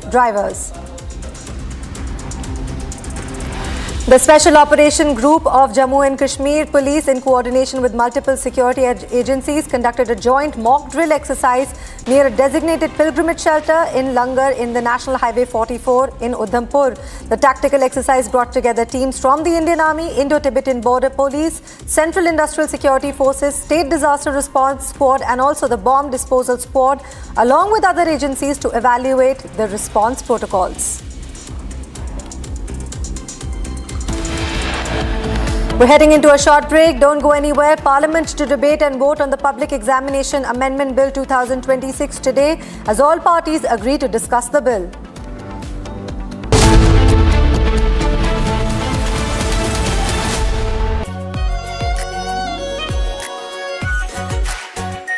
Our pure Shahi Paneer Masala. Delicious, healthy, every day. Amity has been ranked India's #1 not-for-profit private university for 11th year, with top 10 ranked institutions in management, engineering, biotech, law, masscom, telecom, hospitality, fashion and more. Yet another top ranking for Amity University. प्यास बुझाए ठंडक लाए सबको भाए जीरा से MTH का जलजीरा जीरा से जीरा से असली रिफ्रेशिंग, असली स्वाद, असली मजा. MTH. I wake up wearing someone else again. Skin tight like porcelain. I don't recognize these eyes. Something scratching from inside. Don't let it slip. I'm losing control. I don't wanna be safe anymore.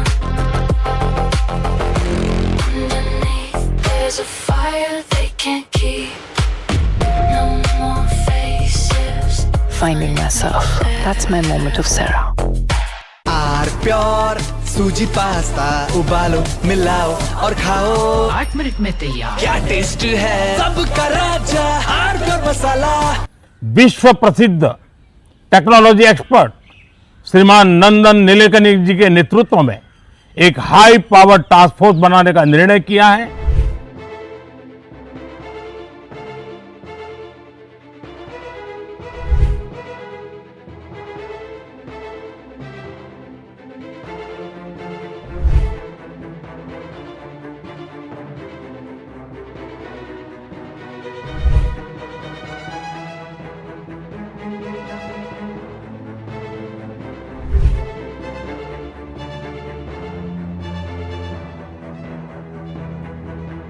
Friends, विद्यार्थियों के भविष्य के लिए भारत सरकार लगातार अनेकविध कदम उठा रही है. जिन लोगों ने विद्यार्थियों के भविष्य के साथ खिलवाड़ किया वे जेलों में सड़ रहे हैं. हमने फास्ट ट्रैक कोर्ट बना चुके हैं. हम कल पार्लियामेंट के अंदर भी कठोर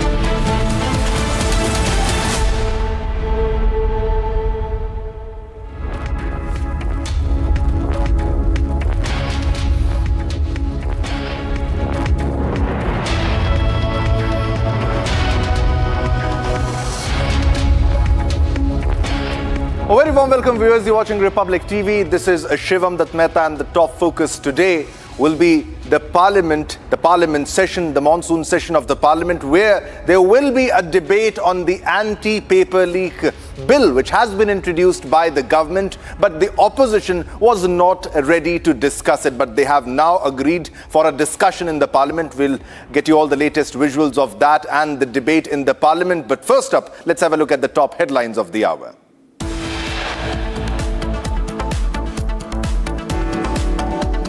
Parliament to debate and vote on the Public Examinations Amendment Bill 2026 today, as all parties have agreed to discuss the bill. Pakistani army opens fire on peaceful protesters in Rawalakot. 19 dead, 35 injured in POK. India's medal tally rises at the Commonwealth Games. Ganeshwari Yadav and Bindya Rani Devi clinches silver and bronze medals.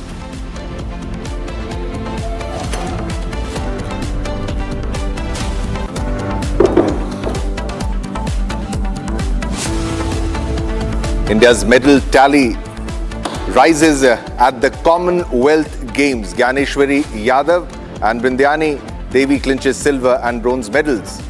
Iran war spills over to Caspian Sea. Iran claims Ukraine struck Iranian cargo vessel at Caspian Sea.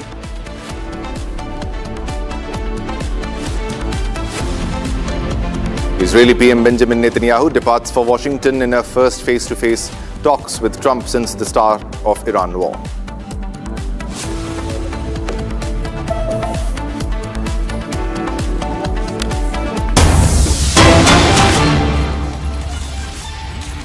All right, viewers, let's begin this bulletin with a big breaking news development. The NDA Parliamentary Party will hold its weekly Mangal Milan meeting today.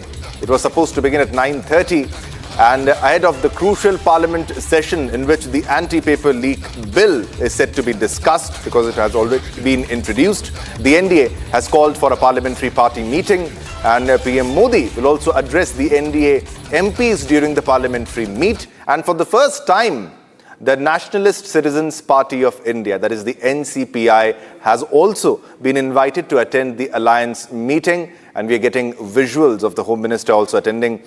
These are the pictures which are coming from the meeting. The meeting is scheduled to start at 9. It was scheduled to start at 9:30. It will begin at any time. PM will address the NDA leaders also, and the NCPI is also there, which means the TMC rebel MPs will be joining this weekly meeting for the first time as part of NDA. This is NDA's Mangal Milan, and we are getting the visuals of the meeting from that location. Pictures, visuals coming in of NDA's Mangal Milan. Very important today ahead of the Parliament session, the monsoon session in the Parliament, where the anti-paper leak bill will be discussed, because the opposition was creating ruckus continuously and was adamant on not letting the Parliament function, and or they were disrupting the Parliament functioning. And now this is the key meet ahead of the Parliament session, and there are NCPI leaders also attending this key meet. That is the NDA's Mangal Milan,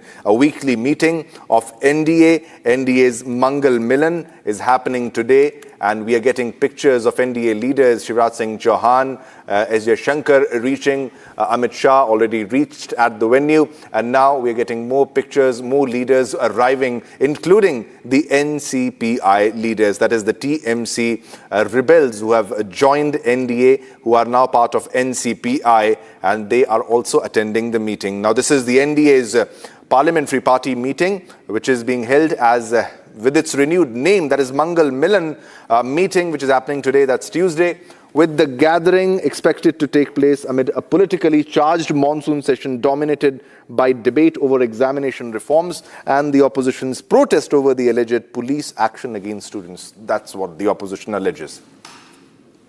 All right, Rakshita is live with us from Vijay Chowk with all the latest updates. Rakshita, we're getting the visuals of NDA leaders reaching for the NDA's Mangal Milan, that is the key Parliamentary Party meet of NDA, and the NCPI leaders for the first time have been invited, and they have also started reaching, and they will also take part in the key meet ahead of the stormy session. Rakshita, over to you. Absolutely, that's the important part. Every Tuesday, traditionally every Tuesday, the parliamentary meeting of the BJP and NDA takes place, and it has been now renamed or rebranded as the Mangal Milan. We saw that last week as well, amid a lot of disruptions. That was the second day, of course, of the monsoon session, and now we are into the first week, and a lot has happened in the past 1 week. It has been a really, really stormy monsoon session, as you've pointed out, and lots in store for today, NCPI, yes, it is now the biggest ally, if you see, for the NDA. It has lined up several young MPs. So have the other parties today for the discussion on the exam reform bill. But the important part is that how these NCPI MPs today will be formally recognized today is what we are understanding. It's now become the second largest ally of the ruling BJP. It pushes ahead ahead of the key partners in like the JDU or the TDP as well. Now, what we are getting to know is that Sudhir Bandyopadhyay will be the NCPI floor leader. Shatabdi Roy expected to be the deputy leader, and Kakuli Ghosh Dasidar will be the chief whip. And yes, so young MPs have also confirmed. Many of the young MPs, including Mitali Bagh and Sharmila Sarkar, have also indicated that they will be the faces from the NCPI who could be seen participating in the debate today here. And yes, it's very important as far as the national realignment, national politics realignment is concerned, and of course a boost for the NDA. So yes, NCPI is a factor, and how it changes the dynamics and how BJP moves towards a super majority, the NDA rather, moves towards a super majority so as to push through its bills that it has been having on agenda since the last session. That includes the delimitation bill. So that is, of course, that everybody will be watching out for. But importantly today, as we see, DMK has moved a notice, suspension of business notice in Rajya Sabha for a statement from the Home Minister, from the Prime Minister on what happened in the national capital a week back, or as far as the Sansad Chalo protest is concerned, march is concerned, and the violence, of course, is evident. It is visible, and we've investigated what really happened. The opposition continues to have it on their agenda that there could be some disruptions, is what we are expecting. Unfortunately, yes, yesterday there was a time slotted, and today we expect in the Lok Sabha there will be a discussion that will be taking place on the exam bill, in the exam reforms. But we've seen, as far as the opposition stance is concerned, it continues to change its goalposts. After one demand is fulfilled, there's another demand that comes in. So after discussion on NEET, after the resignation of Dharmendra Pradhan, now we see there are calls being made for the Home Minister and the Prime Minister to make a statement on what happened in the national capital, about the police's role, or what they are calling the police brutality, while they were carrying out their duties to maintain law and order and counter the miscreants and counter the hooligans. So yes, it's going to be a very, very interesting day today, Shivam. It's been raining earlier in the day, and now the sun is out. We expect that even in the Parliament, discussions and debates, meaningful debates, constructive business sees the light of the day. Yeah, definitely, and possibly an agenda for the Parliament can also be discussed in this NDA's Mangal Milan, which is the rebranded name of the key parliamentary meeting. But also, Rakshita, it's a display of the power of NDA, the unity which will be displayed, because the NDA is heading towards super majority. The numbers are gradually rising as we speak, while the opposition continues to protest. It is the NDA which is getting stronger. Absolutely, that is important as far as even it's very important to understand that this is a new, it's a realignment, and right now the NDA, the BJP especially, given what has been transpiring the past few days, is also looking to take this as an opportunity to bring in more youngsters forward, bring in more faces forward when it comes to connecting with the youth. The Prime Minister has been connecting with the youth. He has been doing it in the past as well, and now again he has been putting out those, we've seen how he has been more and more active on social media, and what we understand is that with the NCPI and other young leaders like Tejasvi Surya, like the others from the BJP, they will be also put in the forefront. So all that will be made clear in this parliamentary meeting of the NDA, of this Mangal Milan, the bills that the NDA is looking for. As I mentioned earlier, the delimitation bill is one of the top priority. The Vande Mataram bill, of course, that also is is expected to be pushed through today by the, of course, there were disruptions yesterday, what we saw in the Parliament, but yes, we expect again that there will be tabling of the bill and discussion on that as well, where we see opposition has been on the back foot. Opposition has been, some parties have been, due to their vote bank politics, raising objections to Vande Mataram stanzas also. So that's again going to be very, very important. important. But yes, as far as NEET is concerned, as far as exam reforms are concerned, that anti-paper leak bill is concerned, that is going to be key on the agenda. And of course, as you mentioned about the super majority, it's a show of strength indeed. And there's a lot of introspection also that needs to be done today for the NDA to make the agenda clear, because the opposition's agenda has been clear all throughout, that they have been disrupting and dodging and then, of course, delaying those bills to be tabled. Well, maximum of the demands, most of the demands of the students and the protesters have been met, Rakshita. But it's also important to highlight the fact, as you very well mentioned, that young NDA MPs will be leading the debate, and also the NCPI coming into action. And the NCPI MPs, that is Sharmila Sarkar and Mithali Bagh, will also be participating. So today's monsoon session will be very interesting. Definitely it will be stormy, and we'll have to wait and watch whether opposition continues with its own agenda of disrupting the parliament. But it's a watch out. It's a session to watch out for, because you'll have the TMC and the TMC rebels. Absolutely. It's of course a test. See, whatever goes on, the business that goes on inside the Parliament House outside where we are reporting from is a test of all the lawmakers.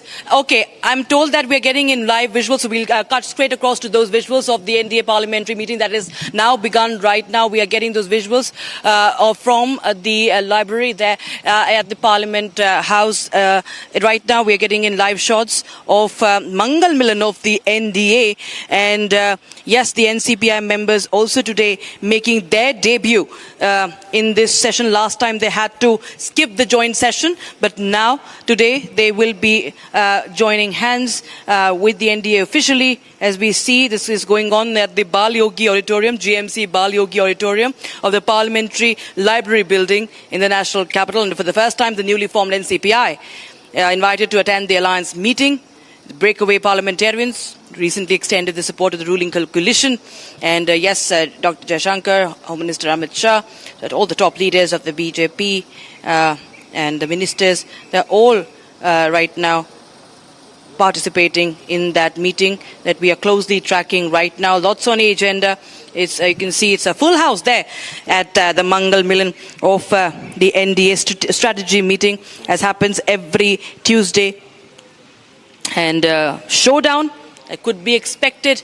What could be the BJP strategy? What could be the NDA strategy? That is of utmost importance. How does the BJP counter the disruptions and the delays that follow after opposition raises slogans, continues bombarding the government with the demands? Of course, they have all the right to make demands and raise questions, but raising slogans and storming the well of the House are the scenes that have been witnessed in the past that have delayed the business and has paralyzed the functioning of the Parliament. And outside the Parliament, we've been seeing the protests also have been politicized. So that too will be a matter of, could be the matter of disruption, as we've seen in the past as far as the opposition's agenda is concerned. Yeah. But yes, for the NDA, it's a very, very important meeting today.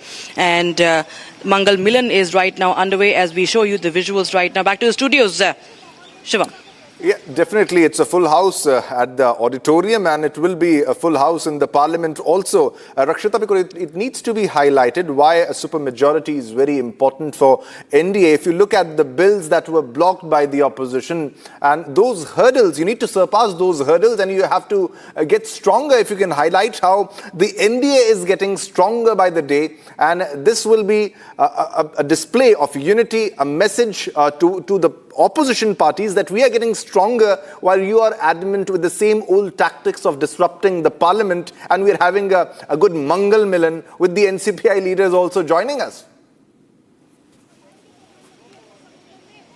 Absolutely. It will be, of course, it's a renewed strength of the NDA, a bigger strength this time, which they have been, of course, on a sticky wicket in the past. We've seen in the previous sessions as well. And this time, the NDA is planning to line up several young members of Parliament to participate in this 4-hour discussion. If we talk about what's going to happen today, so the 4-hour discussion on the bill, there will be, we expect BJP MPs like Bansuri Swaraj, Tejasvi Surya, also JDU's Alok Kumar Suman, TDP's Lavu Shri Krishna Devaraliu, Shiva Sena Shrikant Shinde, NCP Sunil Tatkare, Apna Dal's Anupriya Patel, LGP's LGP Ramvilas's Arun Bharti, and NCPI's Sharmila Sarkar and Mitali Bagh are also, of course, expected to be the speakers on the debate, participants of this debate from the NDA, from Team NDA. A bigger, stronger Team NDA is what is being now projected this time around, and very, very important for pushing through the bills,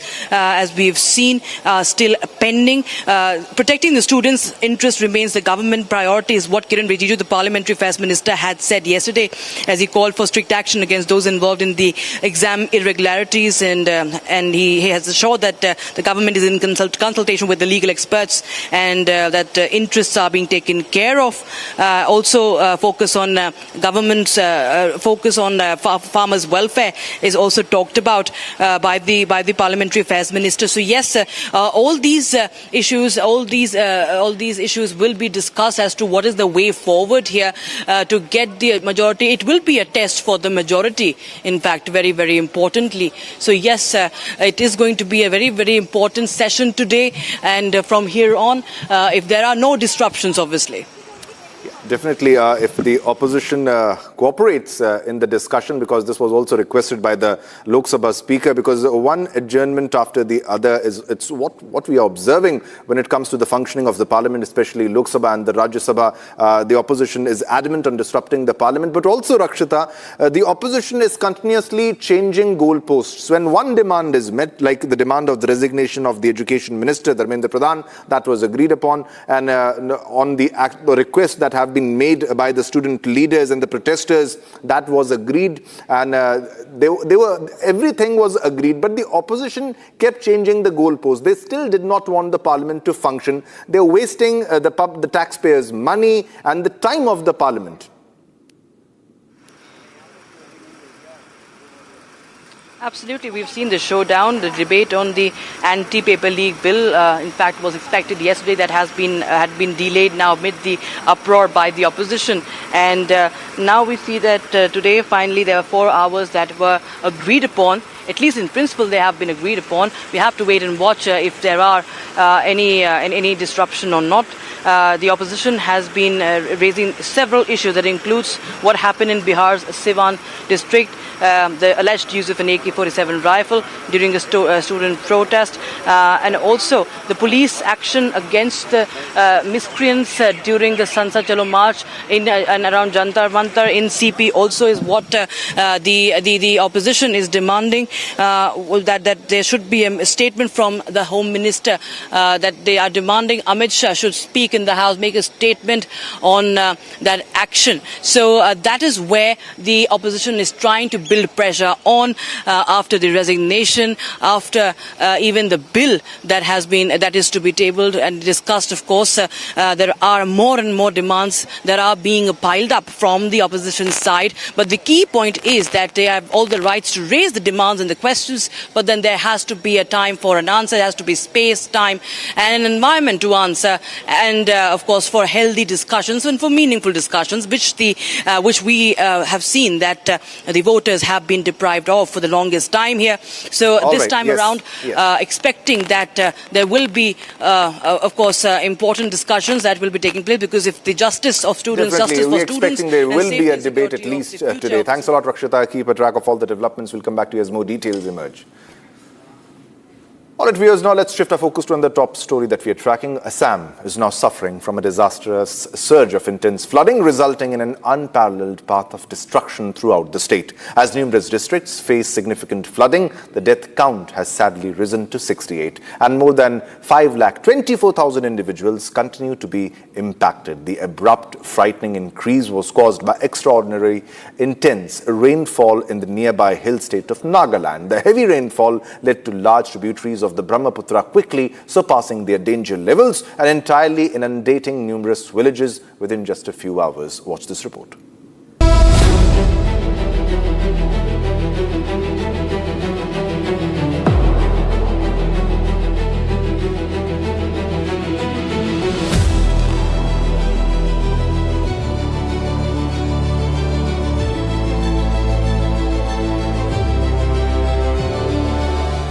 Dear viewers and anyone who's watching this, Assam is seeing the worst flood disaster in years, in decades. Places like Saraidew, which is home to a World Heritage Site, is reeling underwater. Sivsagar, which has never witnessed these kind of floods, is today totally submerged. We are in Sivsagar district of Assam, where flood has caused a massive devastation. Such flood was never witnessed in this particular area for the last more than 70 years. And this flood has been dubbed, in fact, one of the most deadly flood that the state has ever witnessed in recent time. More than 60 lives have been lost in this massive flood. The reason behind this flood has been, elaborately being discussed, but many people have different opinion when it comes to the reason behind this flood that has taken place in Sivsagar and Saraidew district.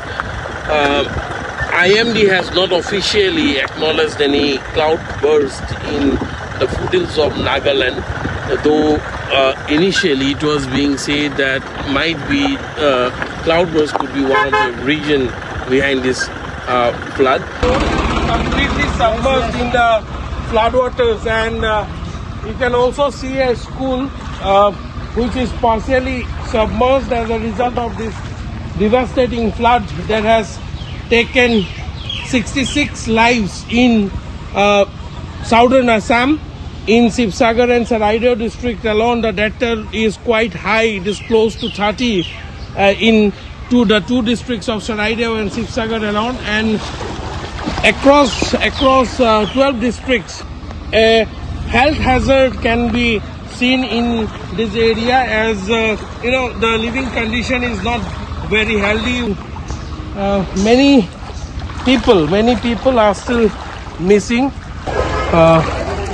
Many people are still on the road, as we have already seen. But here I am bringing you to see the houses they have left behind. Their entire savings were spent in these houses to build brick by brick their dream house, but the unforgiving flood waters have destroyed everything that they had in just 15 minutes.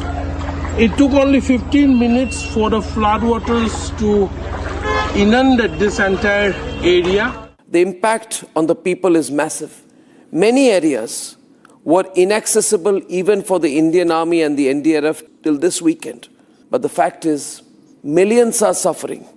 The death toll is rising, most unfortunately.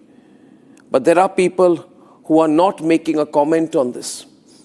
Ladies and gentlemen, this is not a political matter, but I'm raising this tonight because I've got reports from all our reporters on the ground covering the floods. The visuals are disturbing. The situation is disturbing. The stories are heartrending. Assam needs your support. Assam, the people of Assam, need your support. The state government is doing an absolute best. The security forces, the paramilitary are out there on the ground. Let's stand with Assam. And I'm not saying this just because I am from Assam. I'm saying this because this is a matter that we cannot look away from. We need to step forward for our own people. And therefore, I want to say that we are going to carry out a campaign here on Republic, a campaign to contribute in any way that you can to the Chief Minister's Relief Fund. We will be putting out details and sharing it on the screen. Ladies and gentlemen, flood relief is the immediate response, but rehabilitation is the challenging task ahead. We have to all come together to help the flood-affected people in Assam, who've really been troubled, who've really been ravaged because of this complete calamity. This is a devastating time for the people of Assam. I request all of you to contribute, and Republic Media Network also will, in nation building. After all, as I say this and I make this personal appeal on behalf of our network and myself for the people of Assam, nation first, humanity first, please stand with the people of Assam. Let them know that you are with them. This will give them strength. So your messages matter, your contributions matter. Let's do our very best in this difficult time for the beautiful state of Assam. All right, viewers, it's time to slip into a short commercial break, but don't go anywhere because we have a lot more lined up coming up after the break. Pakistani army opens fire on peaceful protesters in Rawalakot. 19 are reportedly dead, 35 injured in POK.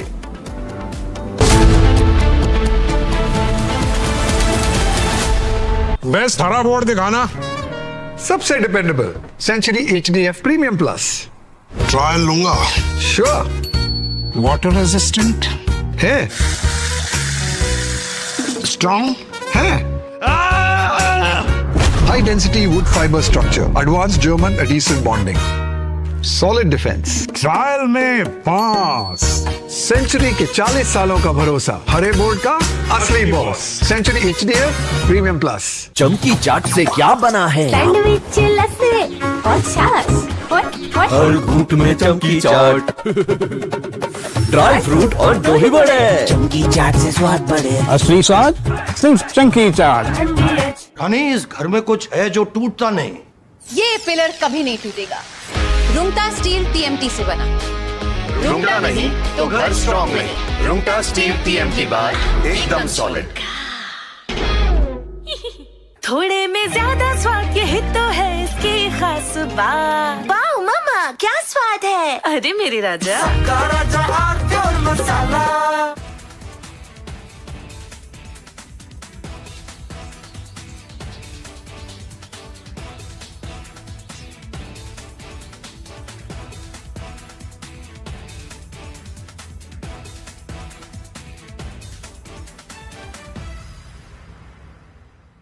पूरी रात से हम लोग लगे रहे।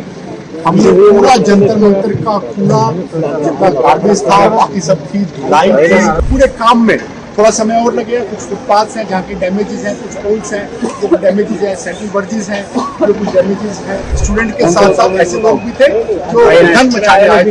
अच्छे से किया गया।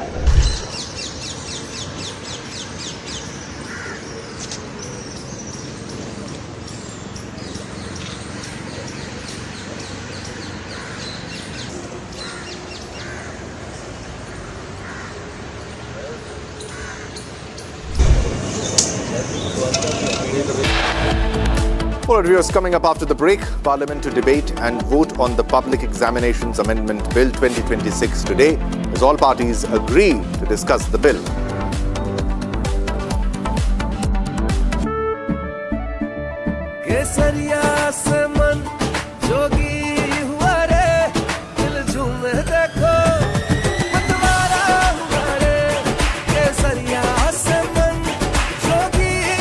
हर पल मनाओ केसरी त्योहार विमल बोलो जुबां Kesari.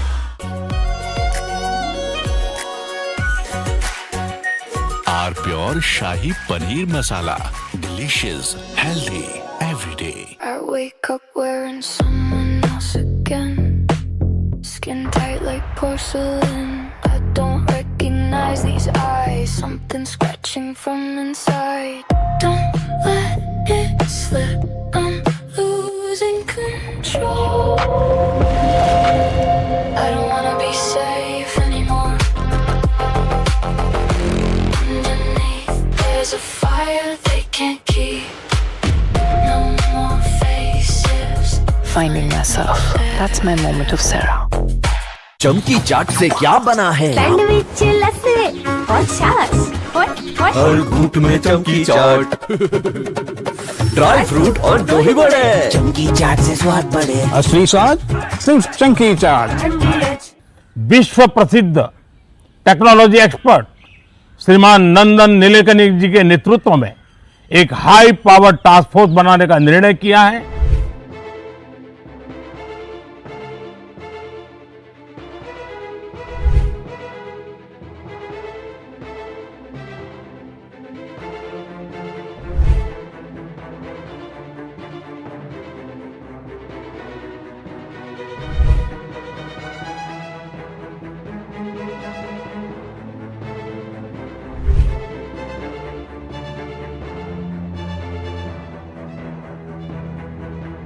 From Asia's largest news headquarters, setting the agenda for Bharat.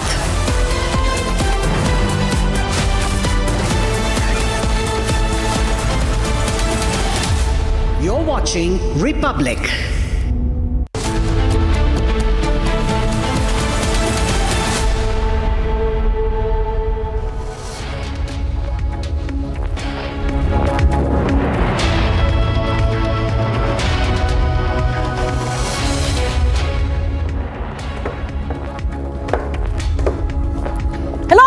A very good morning. We are live and we are breaking. I'm Shivangi Shukla getting you the latest coming in. So today we are focusing on two big stories. Massacre in POK where Pakistani forces continue to fire at peaceful protesters. And the other big story, that is right, the moment that we all have been waiting for. The parliament will debate on the anti-paper league bill. That is right. We can expect discussions on this, and this bill is to make sure that anybody who tries any kind of fraud or paper leak again will be punished harshly. All this and much more coming right up, but the headlines first. Let's get started.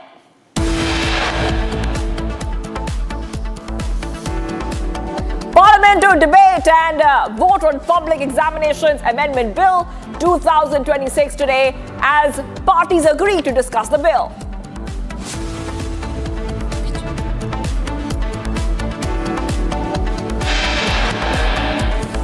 Pakistani army opens fire on peaceful protesters in Rawalakot. 19 dead, 35 injured in POK.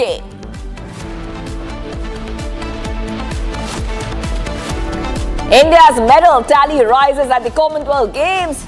Gaineshwari Yadav and Bindya Rani Devi clinches silver and bronze medals. Iran war spills over to the Caspian Sea. Iran claims Ukraine struck Iranian cargo vessel at the Caspian Sea.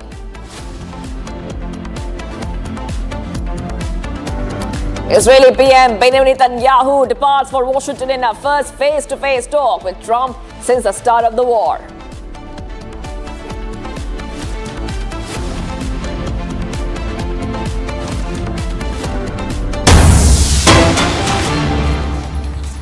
Breaking news coming in, viewers. Meta AI blocks Indian PM Modi's video in his own country. Viewers, this is a huge update coming in. This is Meta facing its sharpest reckoning yet in India. Citizens of the country have publicly demanded Meta to explain why PM Modi's post was restricted in India. The BJP has also sharply criticized Meta, stating that Facebook has crossed every limit. It has blocked Prime Minister Modi's post on strict action against paper leaks from being seen in India. They are also questioning who gave this foreign platform the authority to censor India. In fact, we are coming to know that this is a big update coming in, and what we see is that Meta, I repeat, Meta is under the scanner for this kind of move that they have made. I want us to go to my colleague who's joining us, our senior executive editor who's joining us, Abhishek Kapoor. Abhishek, what exactly is going on here? Facebook restricting PM Modi's post on the anti-paper leak law. Why would they do that here in our own country? Exactly, Shivangi. It's really perplexing that Meta should be doing this and restricting Prime Minister Modi's post in India. It's preposterous that they did it, and coming as it does in the backdrop of reports, and many of them pursued by us at Republic Network, of how there has been foreign influence, there has been foreign backing, and there has been foreign agenda behind these protests. So whether Meta algorithm was planned in a manner during, ahead, and after the protests, that anything which sort of presents a rational picture of the protests behind it is shadow banned. This is effectively shadow banning of Prime Minister of the country, and India shouldn't be taking it. I believe there was a communication that happened from the government to Facebook, after which the post was restored. They might be saying that this is some kind of technical glitch, but it's more likely that this was algorithmic, and that anything that countered the narrative of the protesters and the anti-government propaganda on the paper leaks issue was shadow banned, because Prime Minister's post was essentially about the strict measures being taken to tackle paper leak, any future paper leaks in the country. He was only talking about the measures the government has taken, including bringing in the new law, which is going to be discussed in the parliament in the Lok Sabha today. Could not be taken up yesterday because of the pandemonium in the house, because of opposition intransigence. But now this is taking it to the next level, where even Prime Minister's post is shadow banned. I hope rather that the basic communication that's taken place, which the post was restored, the government does, take more steps, go further. That's right. Well, Abhishek, stay on with us. I also want to ask you that why would Meta, you said, of course, this is not done. Meta is blocking PM Modi's video in his own country, allows abuse ads and deletes livelihoods without any explanation. This is very, very concerning. Okay, I think we are being joined right now by BJP spokesperson Neoma Gupta. Thank you for joining us. Please, also, I want to ask you that what exactly is going on? Because we have seen that Meta has already been accused of letting very abusive ads run, and now, and I repeat, now they are blocking Prime Minister Modi's post. This is India, and this is our Prime Minister. Absolutely. Good morning, ma'am. How can the Prime Minister's message to the nation be blocked with nothing more than a vague phrase saying due to a legal request? In a democracy, transparency is non-negotiable. And if someone has ordered this, the country has the right to know who, under what law, why. What is this secret censorship happening in a democratic country like ours? It just doesn't make sense. And the debate is not about whether you are, as a private technological company, coming into this foray. It's about the balance of democratic institutions, powerful digital platforms. Governments derive their legitimacy from the electorate. Technological companies deriving influence from trust. How can they make these decisions? Sometimes, there are so many explanations coming that it was merely an algorithm error. Why should citizens not accept a prompt and detailed explanation for the same? This just does not make sense whatsoever, ma'am. Yes. Can you hear me? Okay. Yes, Neoma Gupta, I also want to tell our viewers what was a note on Prime Minister Modi's post. It says the attached media is not available in your region due to a legal request. This is what it said. It is the region. The region is here, India. And Prime Minister Modi was talking about the anti-paper leak law. He was talking about giving justice to the students. What problem would Meta have in this post? Ma'am, as I said, one cannot say that right now, but the anti-paper leak law addresses an issue that directly concerns students, parents across the country, and we have seen what has happened because of this. And information measures about this intended to protect the integrity of this whole process. If an automated moderation system interferes with this dissemination on such information, it raises legitimate concerns about whether the existing safeguards are adequate for content that serves an important public purpose. And accountability must apply to big tech companies also. They also frequently ask government institutions, public figures to be transparent and accountable. The same standard has to apply to them. If any platform restricts or limits any visibility of content, particularly from official government account, it must have to explain which policy, technical process is involved and what is going on. So we are into that right now, ma'am.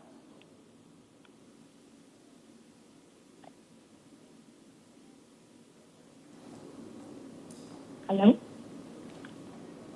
All right. If you have Neoma Gupta, I want to stay with you, Neoma Gupta, BJP spokesperson, because, of course, you talked about accountability. You have spoken about accountability. We have seen how Meta has been pulled up by Indian authorities over some other issues. But once again, they have tried to restrict the post of the Prime Minister. We are tracking the story very, very closely on Republic TV. We'll continue getting reactions on that story. Let's move ahead to some of the other stories we're tracking. The big story, I repeat, is the Anti-paper leak bill. The 6-day deadlock in Parliament over the NEET paper leak controversy is set to end today, as all parties have agreed to discuss the public examinations of prevention of unfair means amendment bill in the Lok Sabha.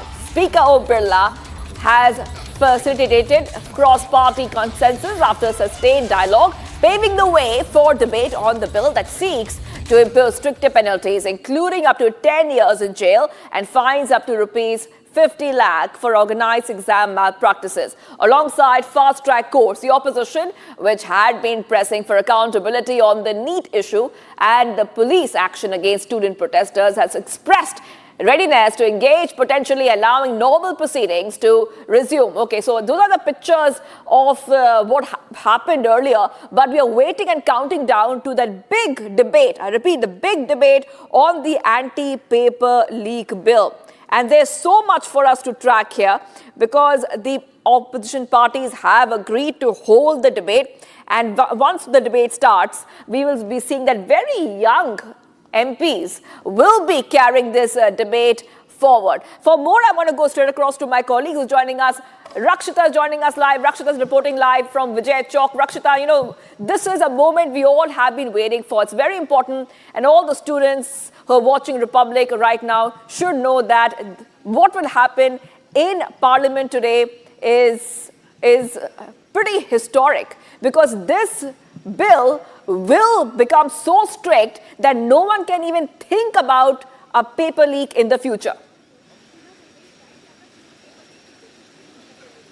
Absolutely. Well, there have been calls for stricter measures being taken. Of course, there have been changing goalposts from the opposition, but it's important that in a democracy that pressure is built and the right questions are asked. And pertaining to that, the government, the ND, has taken that decision.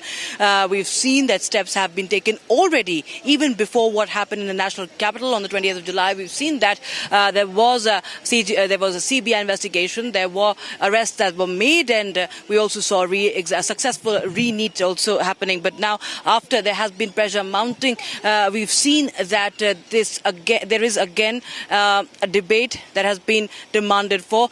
Yesterday, this debate was supposed to happen, but because of continuous sloganeering and disruptions, as has been witnessed in the past few days, and of course in the previous sessions also, that could not have been possible. Now, 4 hours, at least 4 hours, have been allotted for today. And yes, the key word is young MPs, the keyword is youth. So the government is trying to connect with the youth, cater to the concerns of the youth. The Prime Minister's outreach is very much visible to the youth after what has been happening, controlling the situation, and of course listening to the students and their concerns is of utmost importance. Kiran Rijiju, the Parliamentary Affairs Minister, also yesterday said that the future of the students is of utmost priority for the NDA. And with regards to that, we've seen steps are being taken. A bill is going to be tabled, and discussions on this same are expected. But yes, we've seen disruptions. There are demands from the opposition. There's a meeting that is going on right now. Mallikarjun Kharge, the Congress president, is right now chairing that meeting of the opposition leaders in his chamber right now. It began around 10 a.m.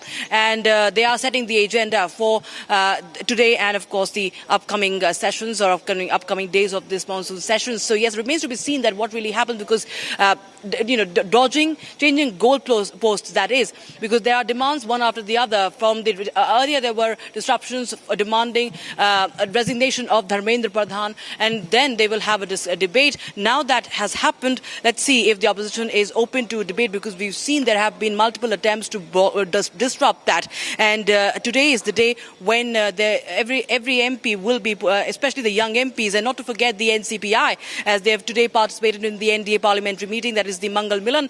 The young MPs also will be participating, like Mitali and Shatabdi. We expect that there will be more MPs from across the other NDA parties, especially if we talk about BJP. We have Bansuri Swaraj and Tejasvi Surya also expected to take the forefront and participate, lead the discussions, lead the debate, be the key speakers here for the NDA side today. And the opposition also is preparing the strategy right now as we speak for this bill. They're also mounting pressure on the government now to have to put out a statement with regards to the action that was taken against the miscreants on those who were part of the demonstrations here in central Delhi. So yes, that is also going to be taken up. The clouds of disruption continue to hover on this day of the monsoon session. Right. But yes, it will be important to see the 4-hour discussion.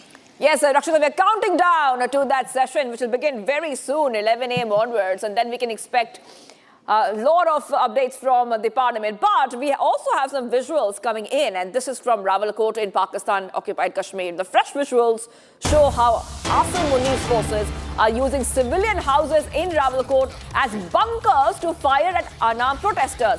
And also, let's tell you viewers, at least 19 people have been killed in the firing and at least 20 people are severely injured. Public anger over inflation, governance and the ban on the Joint Awami Action Committee are factors that triggered the protests. But the protesters nonetheless organized long marches from Rawalakot towards Muzaffarabad. Security forces deployed have used tear gas, barricades and live fire, which have led to around 19 civilians who have lost their life. On your screen, there you can see, viewers, what exactly is going on. Video 1, 2, 3 and 4, all showing you how the Pakistani forces are firing at these unarmed civilians.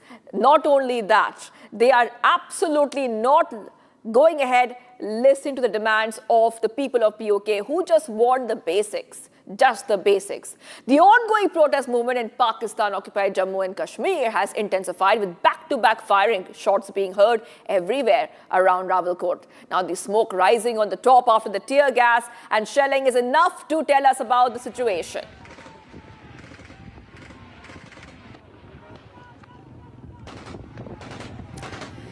And Pakistan Army have placed their forces on the terrace top also, and you can see they are firing from the top. They're seen pointing guns at the camera of whoever is trying to capture their actions.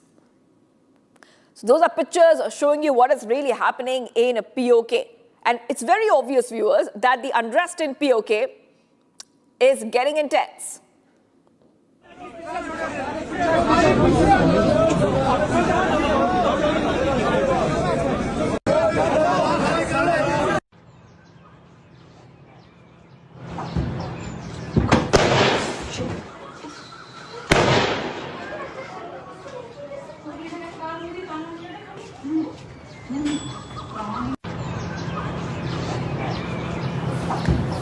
And following the intensified clashes in Rawalakot, protesters have now gathered in the crowd to protest the indiscriminate firing by Pakistani forces. Now, the protesters are angry over the continuous killing by Pakistani forces. There, once more, you see some more pictures which are coming in, which show you what the situation is looking like in POK, where these Pakistani forces are going ahead and firing at these protesters. Rawalakot has become one of the focal points of the ongoing agitation, with many groups of protesters arriving to join the sit-in.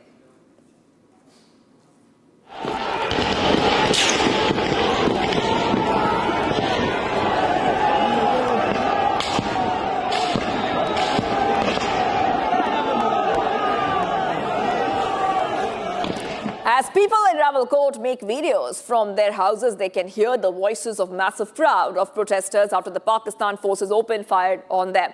The firing is so intense that it can be heard from any area of Rawalakot. There you go, more pictures coming in showing you exactly what is going on.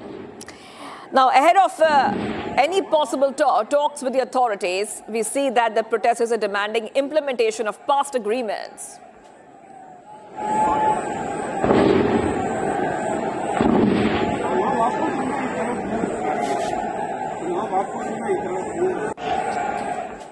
As soon as the protesters start their long march, viewers, we see Pakistani forces are firing, I repeat, firing on these protesters, leading to huge smoke seen from the top of mountains. The protesters, by the way, allege that even after their peaceful protest, the Pakistan forces have resorted to opening fire on them.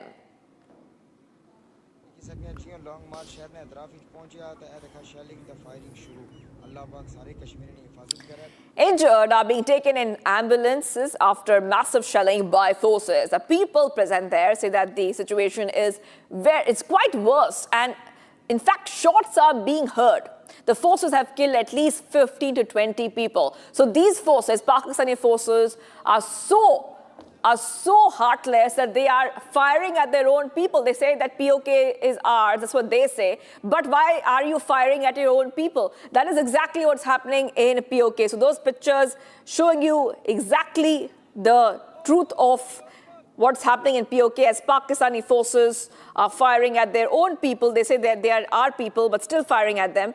The latest development comes against a backdrop of months of unrest across POK over governance, political representation and economic issues. The Awami Action Committee has emerged as the principal organization leading the protest movement.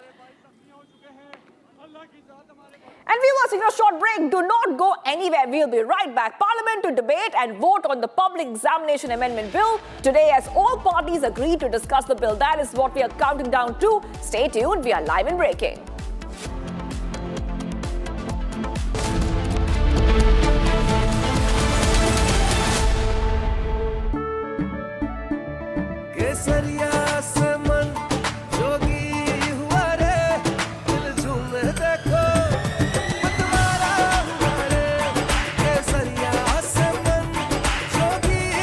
हर पल मनाओ केसरी त्योहार विमल बोलो जुबान केसरी चमकी चाट से क्या बना है सैंडविच लस्सी और छाछ हर घूंट में चमकी चाट अब बताओ स्वाद आया असली स्वाद सिर्फ चंकी चाट।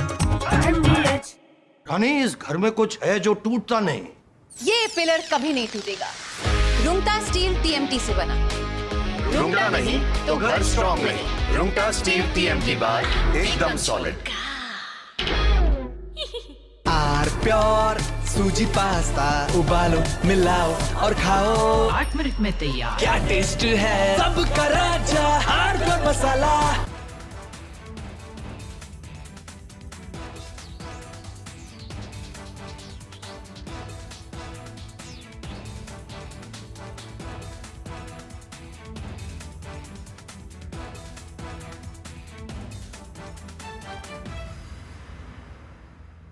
पूरी रात से हम लोग लगे रहे।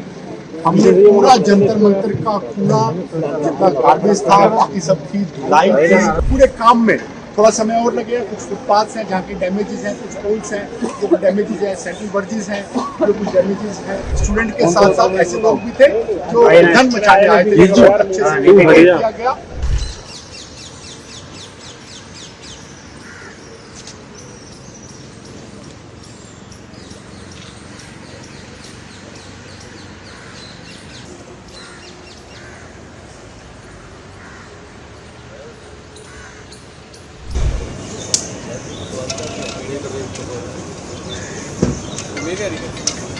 इसलिए वोट करना पड़ जाएगा आपको। भाई साहब ने चैनल नहीं है ना एजेंसी है भाई साहब।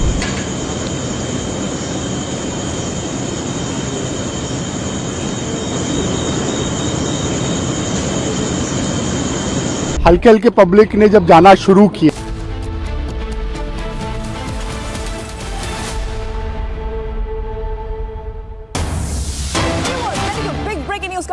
Drunk man assaults policeman.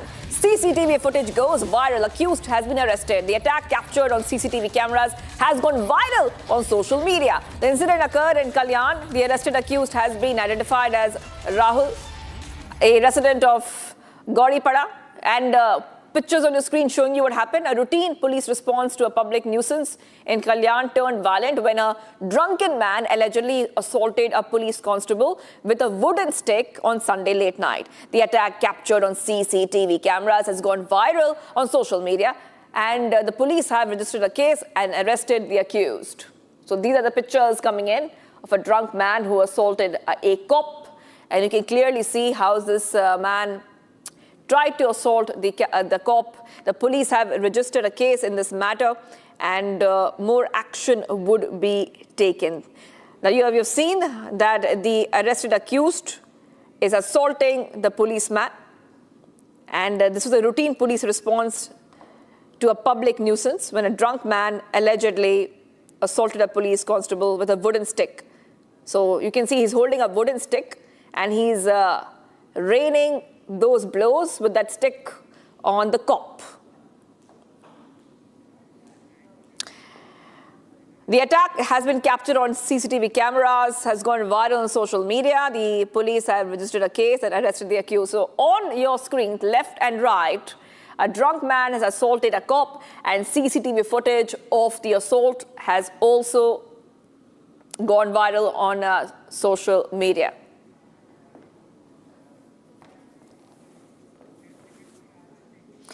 So drunk man assaulting policeman, CCTV footage goes viral. Accused has been arrested.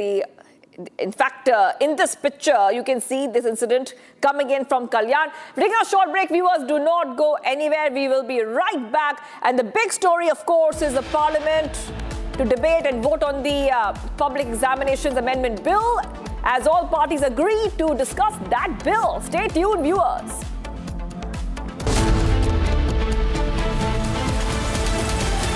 चमकी चाट से क्या बना है? सैंडविच, लस्सी और छाछ और हर घूंट में चमकी चाट। ड्राई फ्रूट और दही बड़े। चमकी चाट से स्वाद बढ़े। असली स्वाद सिर्फ चमकी चाट। I wake up wearing someone else again. Skin tight like porcelain. I don't recognize these eyes. Something scratching from inside. Don't let it slip.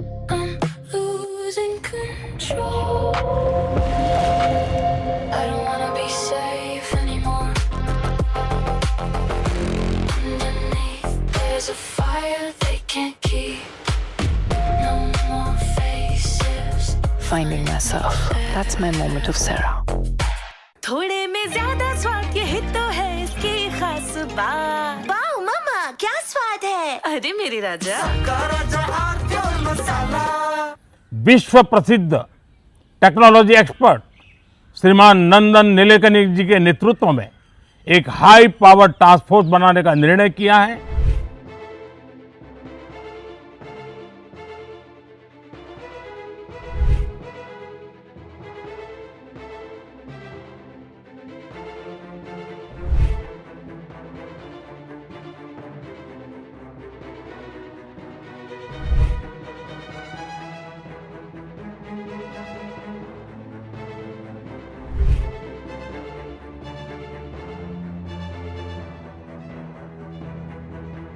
Friends, विद्यार्थियों के भविष्य के लिए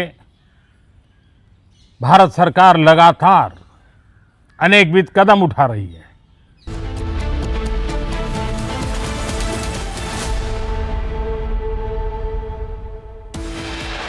Headlines brought to you by Canara Bank. Together we can. Parliament to debate and vote on the Public Examinations Amendment Bill 2026 today, as all parties agree to discuss the bill.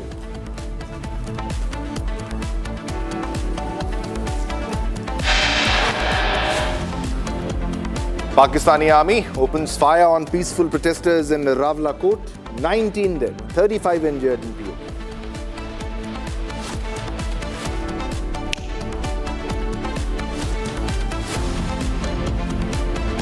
India's medal tally rises at the Commonwealth Games. Gyaneshwari Yadav and Bindya Rani Devi clinches silver and bronze medals.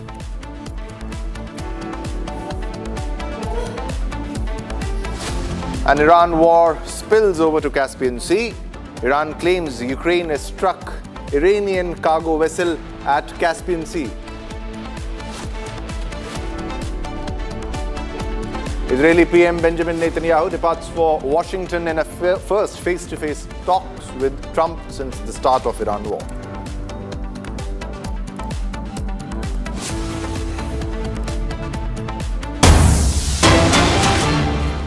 All right, viewers, let's begin with the first big breaking news development. Today is the Parliament session. In the monsoon session of the Parliament, there will be discussion on the anti-paper leak bill. The 6-day deadlock in Parliament over the neat paper leak controversy is set to end today, probably, as all parties have agreed to discuss the Public Examinations Prevention of Unfair Means Amendment Bill 2026 in the Lok Sabha. Now, Speaker Om Birla facilitated cross-party consensus after sustained dialogue.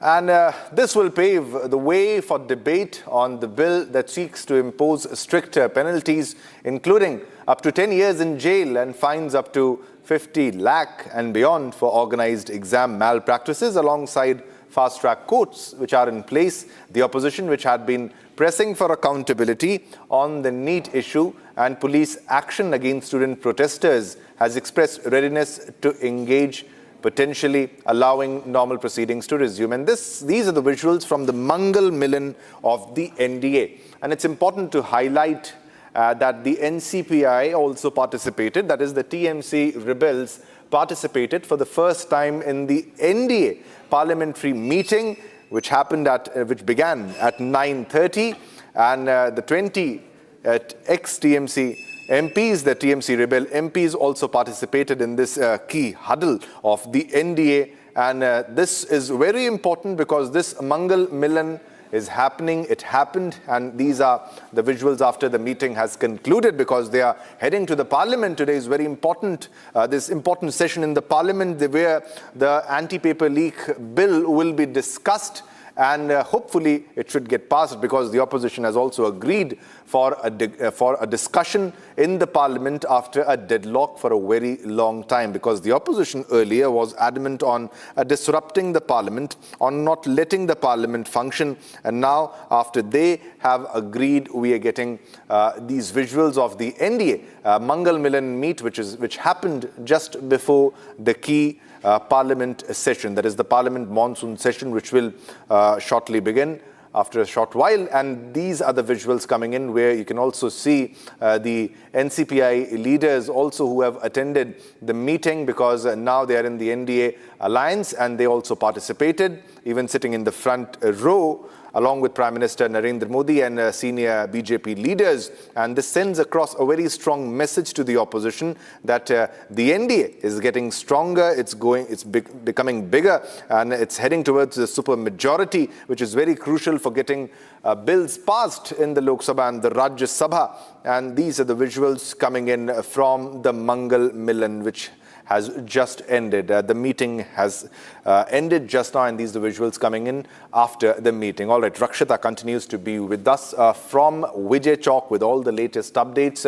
So this was a meeting with the NCPI leaders also attending, Rakshita, and it has concluded. Absolutely. Again, as you pointed out, it's a show of strength from the NDA, and very important. It's a traditional parliamentary meeting that happens every Tuesday. So yes, it's a Mangal Milan, and the agenda is very, very clear. Tabling of the the bill for stricter laws as far as paper leaks are concerned, the education system is concerned, and that is the core agenda today of the NDA. So the strategy is going to be, has been, of course, we expect, has been already set up today in what has happened in Mangal Milan is that has just been concluded. The stricter reforms with a harsher jail term and more penalties is what is being now talked about, has been included in this bill. Talking about a show of strength, yes, and it's also a test of majority for a super majority of the NDA, with the NCPI for the first time coming in and attending this parliamentary meeting of the NDA. Now the NCPI becomes the second largest ally of the BJP here in the NDA, and yes, these MPs are the ones where we expect will be participating in the debate today, in the 4-hour debate that includes the young MPs. Everybody fielding the young MPs today for the debate, from the BJP Basuri Swaraj to Tejasvi Surya and other leaders from across ALGP and other parties also, but TDP, of course, not to forget. But yes, if you talk about this particular new bloc or the new party, that is the NCPI, we expect the Sharbila Sarkar and Mithali Bagh, the young MPs, would be participating in this debate, and opposition has been demanding a discussion on the same, while at the same time disrupting the tabling of the bill yesterday, as they are wanting a statement from the Home Minister on the police action on those demonstrators, who in fact were seen quite clearly disrupting disrupting law and order. So while a 4-hour discussion and debate has been agreed upon and opposition has accepted that, remains to be seen what really is the strategy and the plan of action as far as the opposition is concerned. Mallikarjun Kharge was chairing the meeting today here in Parliament with the opposition leaders, and they were talking about the strategy. We hope that there will be business that will see the light of the day in this very, very stormy monsoon session, Shivam. Yeah, definitely. It's going to be a stormy monsoon session, and we'll wait for the session to begin with the live visuals, because there will be a separate seating for the NCPI as it was demanded, and they will also be participating. But also they will take part as key speakers in the debate that is going to happen. But tell us about the way the opposition is changing goalposts while all the demands of the students have already been met. And it is a very crucial bill, and how the opposition was continuously adamant on delaying the discussion in the parliament while they portray themselves to be fighting for the students. Absolutely, and fighting for the students, fighting for issues is the key role of the opposition. Raising questions is the key role of the opposition. So that, of course, is something that we expect the opposition to do. But the fact that there has to be some constructive business that finally happens after the tactics are deployed by any party from the opposition. Now, what we've been seeing in this from the very beginning of this monsoon session, I still remember standing right here reporting from outside the parliament. In the first 2 days, we saw what happened. There were at least 6 to 7 disruptions in both houses of the parliament, and there was business just for a minute or two, and then there was sloganeering. Finally, we arrive at a point today where it's important that we have a discussion. We've seen the demands of resignation of Dharmendra Pradhan that have been also now fulfilled.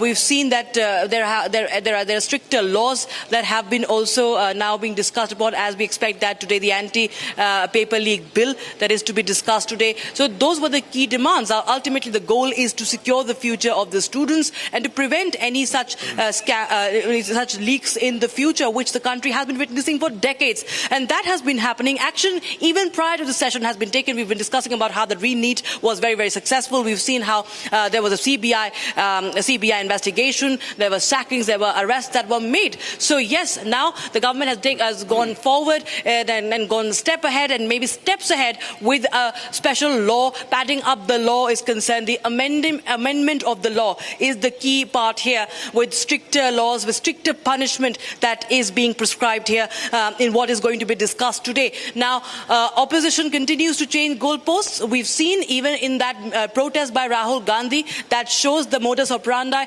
when he was protesting near the 7 Lok Kalyan Marg outside Prime Minister's residence, where Jitendra Singh, the MOS PMO, had held a dialogue with him. He was holding a dialogue, and he agreed that there will be a discussion on NEET. And then he said, "No, I have another demand," and it continues to change. Yeah. So that dodging politics, dodging and delaying politics, has been a modus operandi of the opposition. But remains to be seen today. Now that they've agreed for a discussion, it's all eyes will be on Lok Sabha, of course, and also in Rajya Sabha. We've seen the DMK MP has moved a notice for suspension of business. They demand that there should be a statement from the Home Minister, that there should be a statement from the government on the police action. So it remains to be seen what really is in store.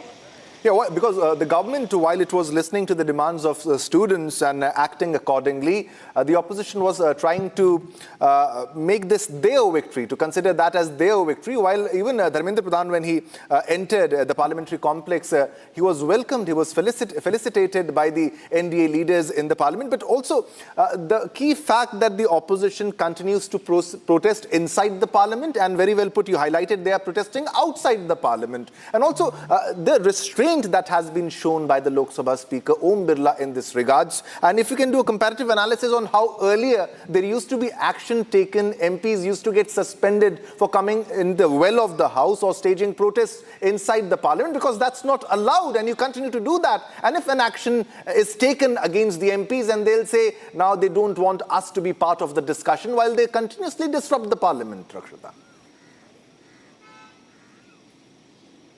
Well, yes. Starting from the what we've seen, trying to get credit on one part, and when we see the welcome of the ministers resign, well, it's a game of optics from both sides that has been visible all throughout, and that's what happens in politics. But when the agenda is clear that if one has to work for the students of the country, then there should be something meaningful that should be happening. Now, while politics continues over this, there has been politicizing and even misleading claims that are made time and again. There are so many reforms that are lined up, so many bills that are lined up. Of course, they cannot be cleared without a healthy discussion, and that is what the Constitution prescribes. The same opposition that continues to talk about not being allowed to speak is actually disrupting and not even allowing a debate to happen is the moot point here. So yes, today it will be a test. Then they are back with the same set of allegations that our mic was muted and whatnot. We also have Chandrakala joining us live.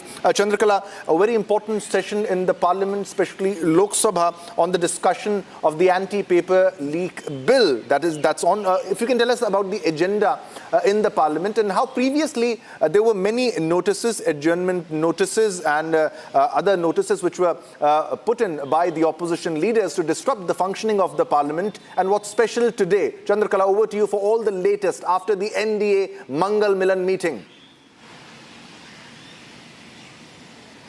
Yes, in fact, after a massive showdown, a week-long protest, now what we are witnessing that, of course, this anti-paper leak bill will be finally debated in the Parliament. We are hoping there will be some kind of positive debate and discussion after a massive long, protest and an adjournment being, adjournment of House. Of course, yesterday we saw that the Union Minister of State, Jitendra Singh, introducing the bill, but it could not be passed due to the continuous sloganeering by the opposition parties. But now, of course, from some times now, we are expecting that the bill will be debated in detail by the leaders. Of course, what we are learning is that a very, very crucial NDA parliamentary meeting, Mangal Milan meeting, has just concluded, wherein, of course, we saw Prime Minister Narendra Modi attending it, and also Union Home Minister Amit Shah and Defence Minister Rajnath Singh was also present. There were other NDA MPs, young NDA MPs, of course, including Basuri Swaraj and others who also took part in the meeting, and also the NCPI were also a part of this particular meeting. Of course, the main agenda remained being the anti-paper leak bill that would be discussed today, and the fact that the opposition have been continuously disrupting most of the legislative business as far as the monsoon parliament is concerned. And of course, today we are expecting that a detailed discussion will be taking place, and some kind of positive outcome is expected, because this bill is very important given the need paper leak issue. And we have seen earlier also the meeting that has taken place, the Mangal Milan meeting. Prime Minister Narendra Modi has emphasized on how the students are important, and of course strict actions would be taken as far as the need paper leak issue is concerned. Over to you. Okay, thanks a lot, Rakshita, who's joining from Vijay Chowk, and Chandrakala joining from New Delhi.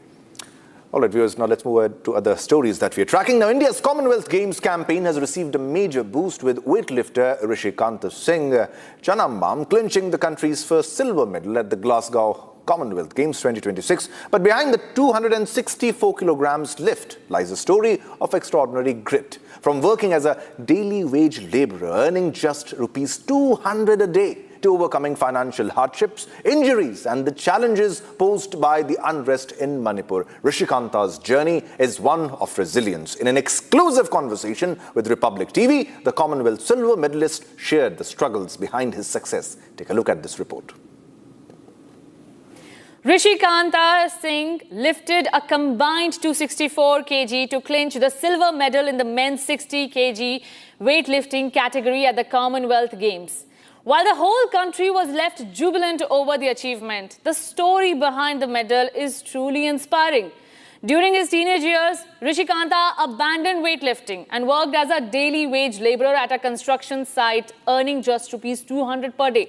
And to tell you more about the hard work behind this medal, Rishikanta Singh is joining us live. Rishikanta, thank you so much for speaking to Republic. मैं बहुत खुशी हूँ। पहले मेरे को Republic nation first का news से call आ रहा था।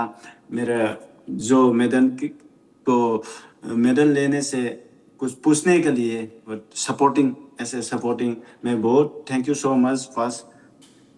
मैं बहुत खुशी हूँ इधर। मैं ये मणिपुर का एक पहले बार लड़का इधर तक आके मेडल दिया, ये मैं दिन से बहुत खुशी हूँ। मेरा वो सपना था एक दिन मैं मेडल दूंगा, ऐसे मैंने सपना था, आज मैंने पूरा किया। बट मैं गोल्ड मेडल नहीं जीत पा रहा, वो थोड़ा दुखी था। फिर आगे वाला कॉम्पिटिशन में मैं मेडल दूंगा। और आप दुखी मत होइए, क्योंकि पूरा हिंदुस्तान जो है वो अभी गर्व है आप पे कि आप सिल्वर मेडल लेकर आए हमारे लिए। हमें बताइए किस तरह से आपका ये पूरा जो जर्नी था, आपने किस तरह से तैयारी की इस सिल्वर मेडल के लिए?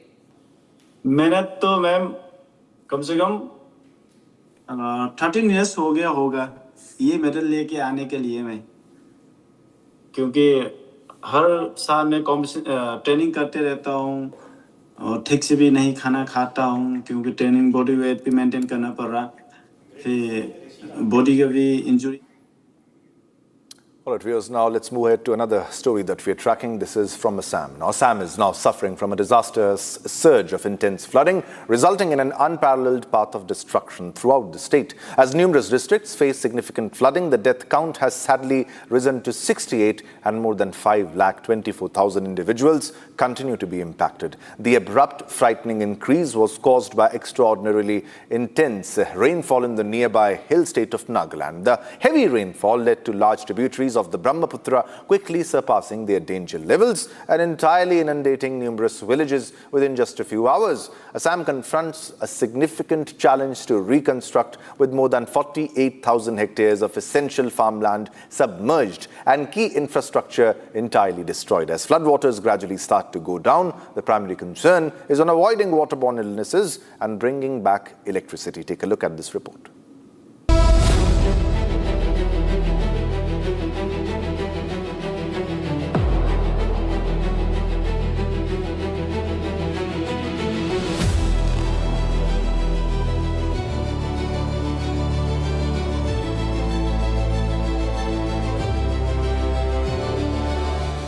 Dear viewers and anyone who's watching this, Assam is seeing the worst flood disaster in years, in decades.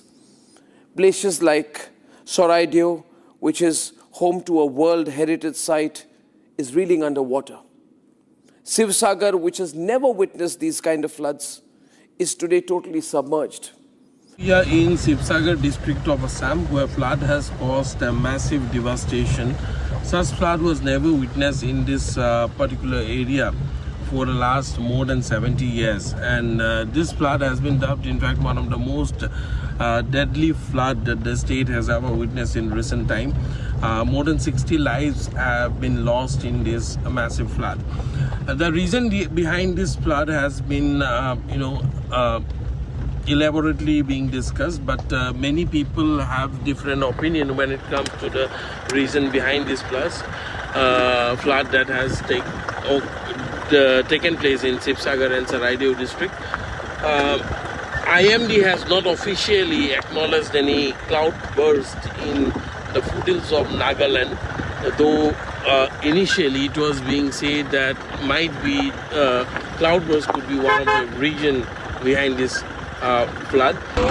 Completely submerged in the floodwaters, and you can also see a school which is partially submerged as a result of this devastating flood that has taken 66 lives in southern Assam.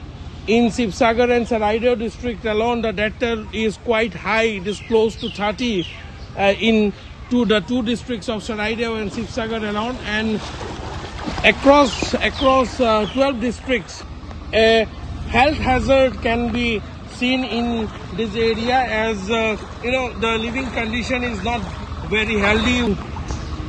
Many people are still missing. Many people are still on the road, as we have already seen. But here I am bringing you to see the houses they have left behind. Their entire savings were spent in these houses to build brick by brick their dream house, but the unforgiving flood waters have destroyed everything that they had in just 15 minutes. It took only 15 minutes for the floodwaters to inundate this entire area. The impact on the people is massive. Many areas were inaccessible even for the Indian Army and the NDRF till this weekend. But the fact is, millions are suffering. The death toll is rising, most unfortunately. But there are people who are not making a comment on this. Ladies and gentlemen, this is not a political matter. But I'm raising this tonight because I've got reports from all our reporters on the ground covering the floods. The visuals are disturbing. The situation is disturbing. The stories are heartrending.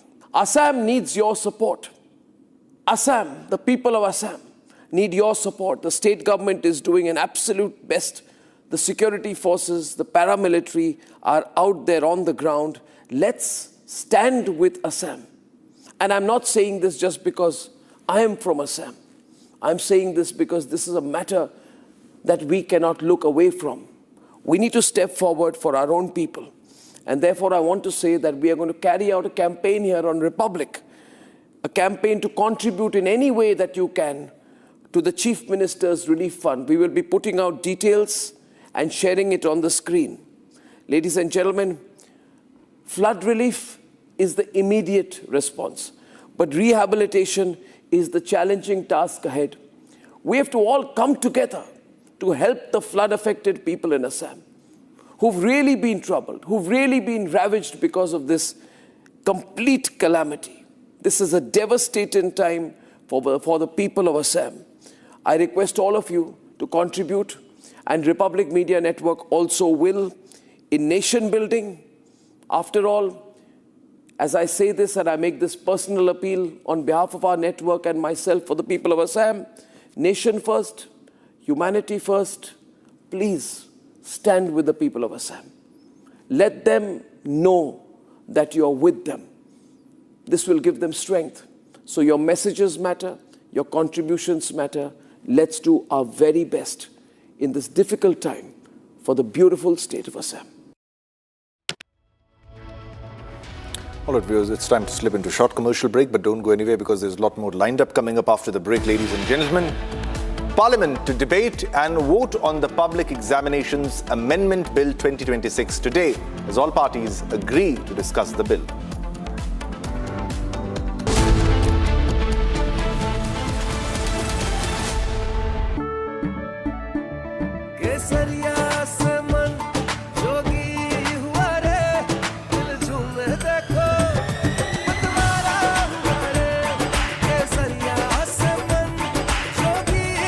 हर पल मनाओ केसरी त्योहार विमल बोलो जुबान केसरी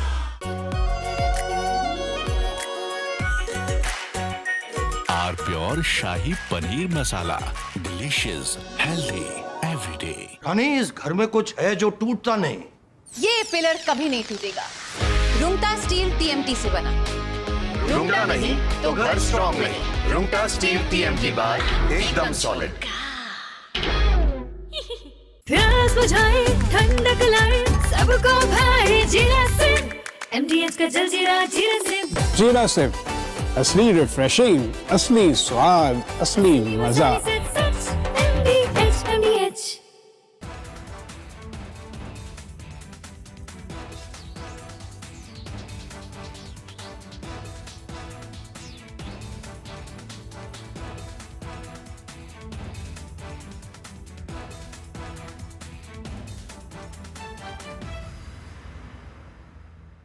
पूरी रात से हम लोग लगे रहे। हमने पूरा जंतर मंतर का पूरा जितना गार्बेज था बाकी सब चीज लाइन पूरे काम में थोड़ा समय और लगे। कुछ फुटपाथ हैं जहाँ के डैमेजेस हैं, कुछ पोल्स हैं जो डैमेजेस हैं, सेंट्रल बर्जेस हैं जो कुछ डैमेजेस हैं। स्टूडेंट के साथ साथ ऐसे लोग भी थे जो धन मचाने आए थे, जो अच्छे से किया गया।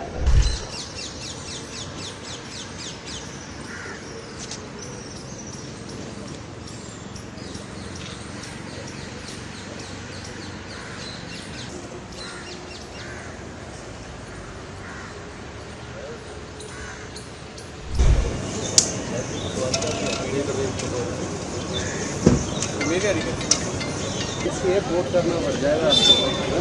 इन भाई साहब ने चैनल नहीं है एजेंसी है भाई साहब।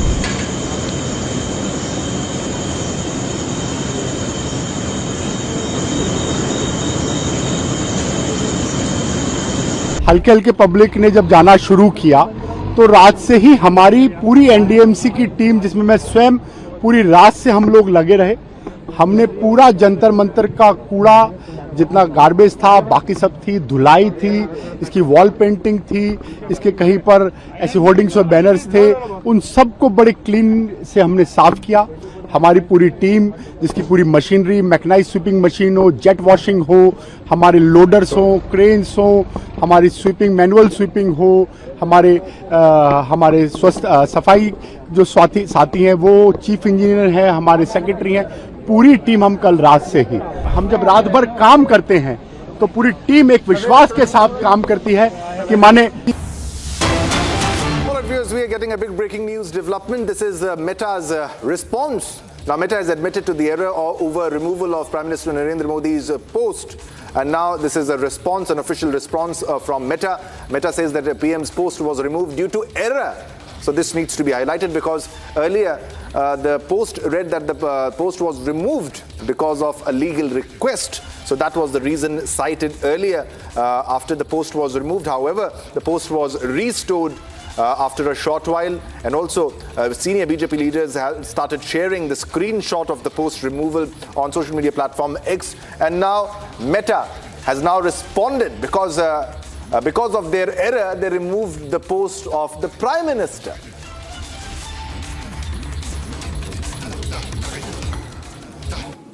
All right, viewers, it's time to slip into a short commercial break again. Now, don't go anywhere because we have a lot more lined up coming up after the break. Pakistani army opens fire on peaceful protesters in Rawalakot. 19 dead, 35 injured in POK.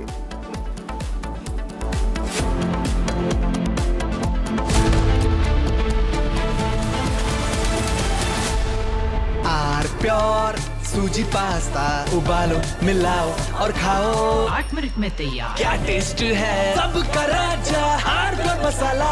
I wake up wearing someone else again, skin tight like porcelain. I don't recognize these eyes, something scratching from inside. Don't let it slip, I'm losing control. I don't wanna be safe anymore. Underneath there's a fire they can't keep. No more faces. Finding myself. That's my moment of Sarah. चमकी चाट से क्या बना है? आलू चाट या fruit चाट, स्वाद बनाए चमकी चाट।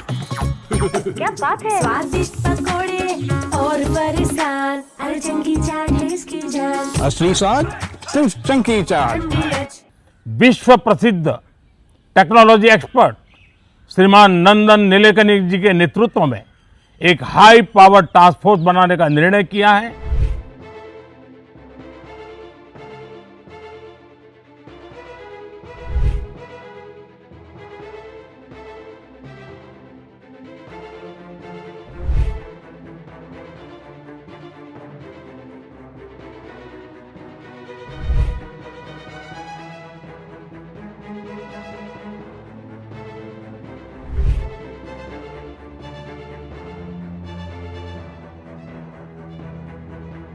फ्रेंच विद्यार्थियों के भविष्य के लिए भारत सरकार लगातार अनेकविध कदम उठा रही है। जिन लोगों ने विद्यार्थियों के भविष्य के साथ खिलवाड़ किया, वे जेलों में सड़ रहे हैं। हमने फास्ट ट्रैक कोर्ट बना चुके हैं। हम कल पार्लियामेंट के अंदर भी कठोर कानूनों के प्रावधान। From Asia's largest news headquarters, setting the agenda for Bharat.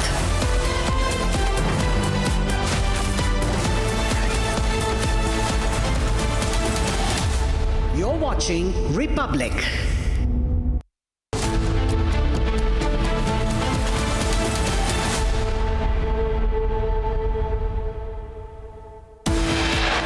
Headlines Brought to you by Canara Bank.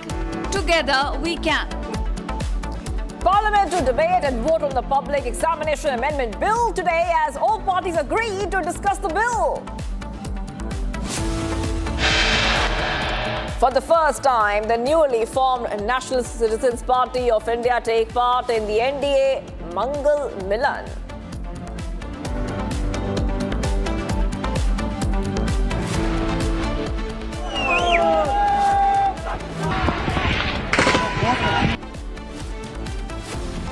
Pakistani army opens fire on peaceful protesters and Rawalakot, 19 dead, 35 injured in POK.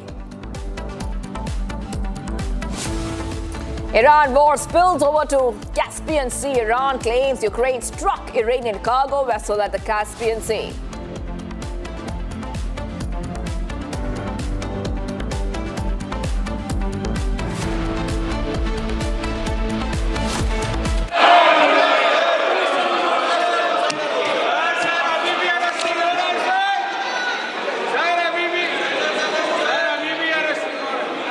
माननीय सदस्यगण, 23वें राष्ट्रमंडल खेलों में भारत के पैरा खिलाड़ी सुश्री शर्मिला धनखड़ ने स्वर्ण पदक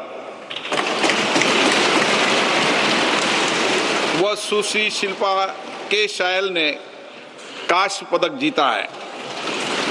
श्री सर्वेश कुमार सारे, श्री वलूरी अजय बाबू, सुश्री ज्ञानेश्वरी यादव ने रजत पदक एवं सुश्री बिंदिया रानी देवी ने कांस्य पदक जीतकर इस प्रतियोगिता में भारत का गौरव बढ़ाया है। भारत की 18 वर्षीय क्वेश खिलाड़ी सुश्री अनाथ सिंह ने कनाडा में वर्ल्ड जूनियर स्क्वैश चैंपियन 2026 खिताब जीतकर ऐतिहासिक उपलब्धि हासिल की है।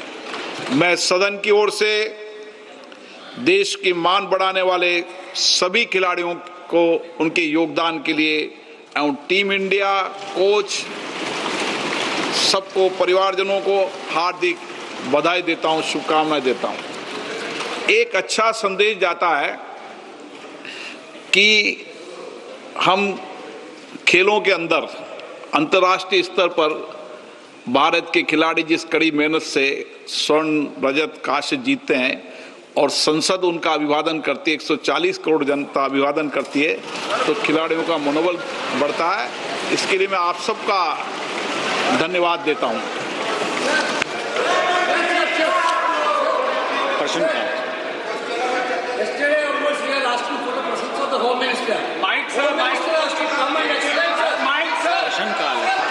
प्रश्नकाल है।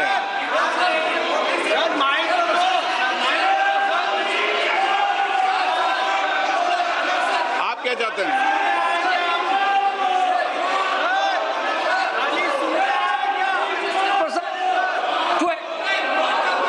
नो, मैं सभी दलों से पुनः अपील करता हूं कि महत्वपूर्ण विधेयक पर हम चर्चा करें, संवाद करें, अपने मत और विचारों को रखें। सरकार से भी और प्रतिपक्ष से भी मेरा ये आग्रह है कि सभी माननीय सदन सहमति बनाए और आज हम 2 बजे इस महत्वपूर्ण विषय पर चर्चा करेंगे, ऐसा सभी लोगों ने सहमति व्यक्त की है। समय सरकार और प्रतिपक्ष बैठकर समय तय कर लेगा और मेरा आपसे आग्रह है, आज और निवेदन कर रहा हूं मैं, कितना भी गतिरोध हो, कितना भी बड़ा मुद्दा हो, लेकिन मैं माननीय सदस्यों से आग्रह करता हूं, प्रश्नकाल में गतिरोध नहीं होना चाहिए। आप प्रश्नकाल के बाद 12 बजे गतिरोध पैदा करें। हमारे कृषि मंत्री जी बहुत उत्तेजित हैं जवाब देने के लिए।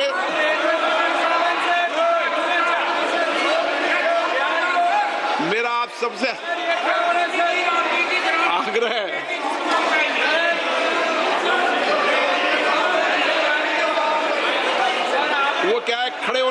मिला मैं पूरा रोड से। मेरा आप सबसे आग्रह है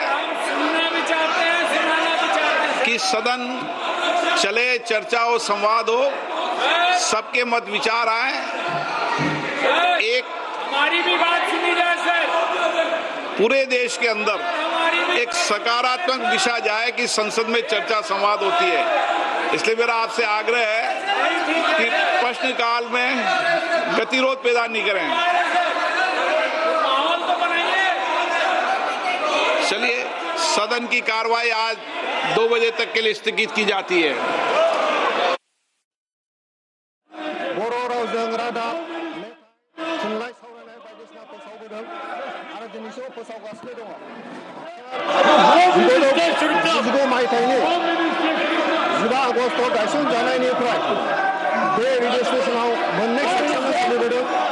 प्रधान सेक्शन और इंजीनियरिंग सेक्शन मोननैबो सेक्शनाव थोजासे मावख'गिरि गैयैनि थाखाय बे रेडिअ स्टेशना मोजाङै सोलिनो हायाखै आरो दिनैसिमबो बे रेडिअ स्टेशनावहाय इंजीनियरिंग सेक्शनावहाय डेपुटि डाइरेक्टर सासे, डाइरेक्टर इंजीनियर सासे, स्टेशन इंजीनियर सासे आरो बेनि अनगायै प्रधान सेक्शनावहाय रेडिअ स्टेशन डाइरेक्टर सासे, एसिस्टेंट स्टेशन डाइरेक्टर सासे, program executive सानै, ट्रांसमिशन एक्जिक्यूटिव साथाम, एनाउंसार साथाम, बे गासैबो मावख'गिरिफ्रा दिनैसिमबो सुफुंजायाखै, जायनि थाखाय बे स्टेशना मोजाङै सोलिनो हायाखै। सार, आथिखालावहाय बे ट्रान्समिशनावहाय फुंनि बाहागोआव 4 बाजिनिफ्राय 10 रिंगासिम इभिनिं ट्रान्समिशनखौ सोलियो आरो 3 रिंगानिफ्राय 10:30 रिंगासिम फोसावगासिनो दङ। सार, क'क्राझार आकाशबाणीखौ आबुं महर होनानै सामलायनो थांखि गायसनदोंब्लाबो दिनैसिमबो नांगौ बायदि मावख'गिरि मासिखौ सुफुंनाय जायाखै, जायनि जाहोनाव बे स्टेशना जायनि थाखाय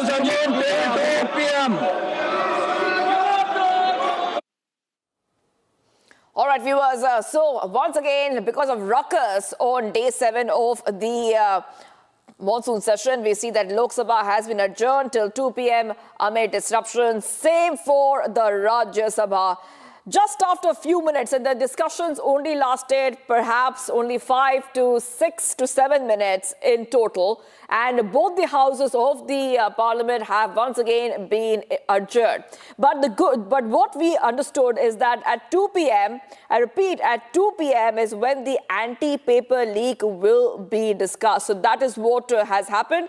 A Lok Sabha Speaker has said that the anti-paper leak bill will be discussed at 2 p.m. And this is what we are waiting for. This is a very important update coming in because we are waiting for the discussion on the anti-paper leak bill.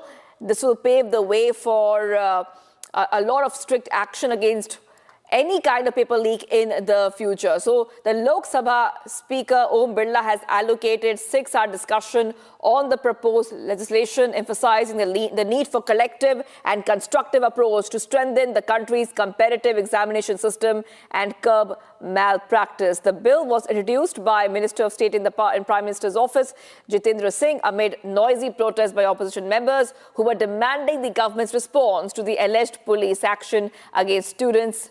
And now we understand that after Prime Minister Modi has promised and spoken about the anti-paper leak bill, today is when it will be discussed. 2 p.m. onwards, it's a time. Republic TV will be getting up, viewers, all those updates. And once again, proceedings today have begun on a very stormy note. You saw that as both the houses of the parliament started discussions, there was a lot of ruckus which was raised in the house, in both the houses. So Lok Sabha and Rajya Sabha once again convened as on a stormy note as Parliament has resumed its proceedings. The opposition is going to participate in the discussion on the Public Examinations Prevention of Unfair Means Amendment Bill 2026, marking an end to days of disruptions over the issue. I want to go straight across to my colleague who's joining us. Yes, Rakshita is joining us live from Vijay Chowk. So Rakshita, 2 p.m. is a time when the discussion will begin on the anti-paper leak bill. So now the Lok Sabha has been adjourned till 2 p.m. Yes, Rakshita, over to you. Well, yes, we see that it continues to be disrupted as the opposition continues to demand statement from the Home Minister, the issue of using pellet guns and also, of course, what happened otherwise also in the demonstrations is what is being now is now being asked about by the opposition, because we've seen that there has been a modus operandi of the opposition to continue to disrupt the parliament, to demand and then dodge and then disrupt. So this has been the 3D modus operandi, I would call it, of the opposition that is now at play once again on the day when there are 4 hours of debate that has been now slaughtered.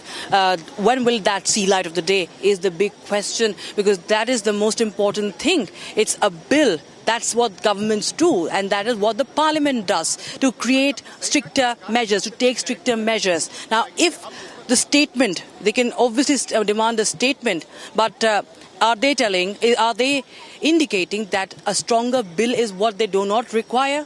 The resignation has happened, arrests have been made, renewed has happened. Now they want a statement on the violence, which they can obviously ask for. But when 4 hours have been allotted by the speaker, is that not important? Is that not the priority of the opposition? Is it not the concern of the opposition? After all, it pertains to the safety and security of the students' future. So that, of course, is what is being shown here. The opposition's agenda, I would say, is being unmasked because the business is not being allowed to happen, and the paralysis of the parliament, paralysis of the business still continues as we speak today. It's been a week now, more than a week now into this parliament session, in this monsoon session. Disruptions after disruptions, despite there have been agreement between both the blocks, the opposition and the ruling bloc, to now. We've seen that there has been, there's been agreement on that. But despite that, there is disruption, so that's a cause of worry. Yes. Okay, Rakshita, I also want to tell our viewers a little bit more about this bill, because it has a lot of strict punishments, so stricter sentences for general offences. I have an entire list over here. Heavy penalties for service providers. Directors and management will be made personally liable. And there's so much in this bill. If you could just tell our viewers a little bit more about it, because even the people who are guilty, their assets will be confiscated. That is also part of this bill, Rakshita. Absolutely. We've seen that this is an amendment. There were laws in place already. But now this is, in fact, very, very important that there are stricter measures, severe penalties that are in place. We've seen that even after the paper leak that happened, the NEET paper leak, the very, very unfortunate paper leak that happened. Now, it's important that there were steps to be taken. Arrests were made. There was a shake-up in the NTA also. A CBI probe was, in fact, right away ordered, and we see that the investigation is happening. And the re-NEET happened within a month. Within a month, re-NEET examination has happened, and it was successful. Now, the question we have been asking all throughout the session is that why does the opposition want this to be dragged? Now, we see how the pressure-building tactics, how the distracting and even destructive tactics were at play by the opposition and also elements outside called the CJP. Now, we have the government trying to allay fears, allay concerns, and also listening to the demands of the students, because students have been demanding stricter measures and reforms. And for that, discussion has to take place. And this is a discussion on the bill. So the reform will happen when there is a discussion, and then it could be passed. There will be a debate and they will be passed. But that the opposition has to allow. Now, as you were talking about this bill, yes, there are stricter penalties like jail term, if you talk about, and unfair practices. Now, this is a 2024 law that was enacted to curb paper leaks and unfair practices in different examinations, UPSC and SSC and the likes. And now, of course, it is important that when you tighten up the rules, when you amend the laws, it's understandable that one has to discuss and debate in both the houses, which is not happening now. In Lok Sabha, we were expecting that the young MPs will be speaking today. We're still hoping that after 2 p.m. when the House resumes, when the proceedings resume, there should be a debate. But opposition clearly is now hell-bent on a statement from the Home Minister on what happened. So So clearly, this sends out a wrong message as well to the students that are they not concerned about the reform of the bill? Are they not concerned about stricter measures or stricter penalties for those who are involved in paper leaks? That's the moot question after all. What was the demands about? They were talking about students. So in the name of students, so much has happened in the country in the past few days. But we clearly see the agenda is being unmasked. It's quite visible what has happened in the proceedings of the House. There is disruption and the demands are made that there's changing of goalposts that is happening, and the House is not being allowed to function smoothly as it has been the case for the past few days and even the previous sessions.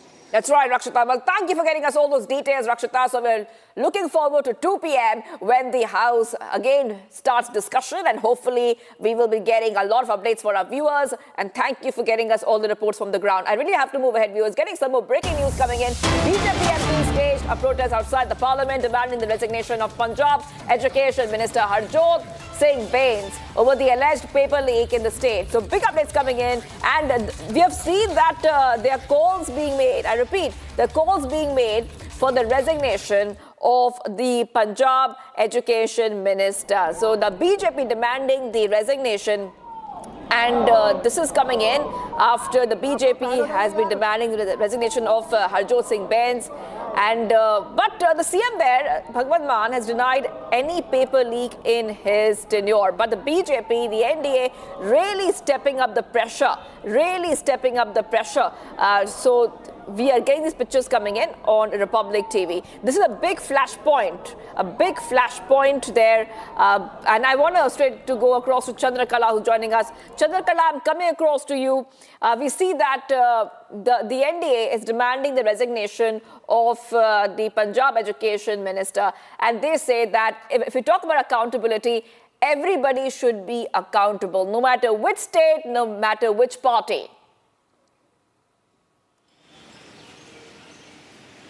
Yes, absolutely. I mean, now we can see the visuals coming in outside the parliament, wherein the NDA MPs are now staging protests. Now they have hit out to the, as far as opposition is concerned. Now they are demanding a resignation from the Punjab CM over the 6 paper leaks issue. And of course, they are questioning the state's integrity over the examination. Now, the fact that we know that the opposition parties have been seeking response, have been seeking accountability as far as this anti-paper leak bill is concerned. Now, of course, the BJP MPs are now staging protests. They're also questioning about the paper leak issue in Punjab. They're also questioning the paper leak issue in Uttarakhand, for that matter, or in Bihar. So yes, each and every state are now accountable as far as paper leak is concerned, because there was this massive showdown that has happened in the national capital, the protest that has resulted into massive casualties. And now this, of course, we were expecting that there would be some kind of discussion on this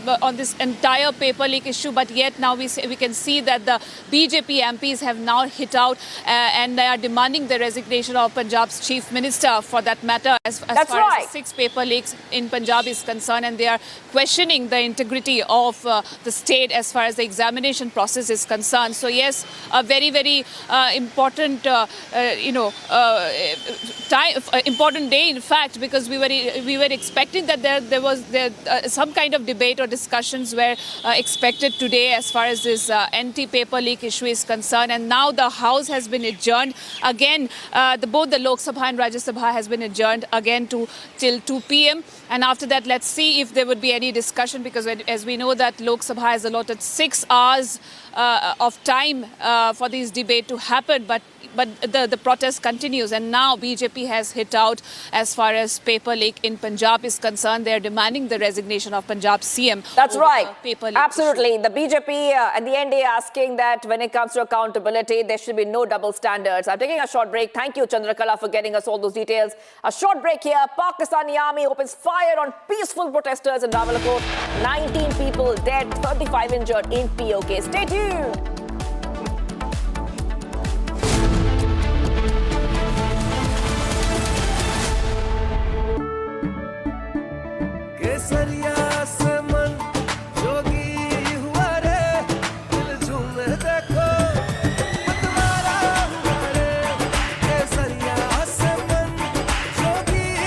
हर पल मनाओ केसरी त्योहार। विमल, बोलो जुबान केसरी। थोड़े में में ज्यादा स्वाद ये तो है इसकी खास बात। वाओ मम्मा क्या स्वाद है। अरे मेरे राजा, सबका राजा प्योर मसाला।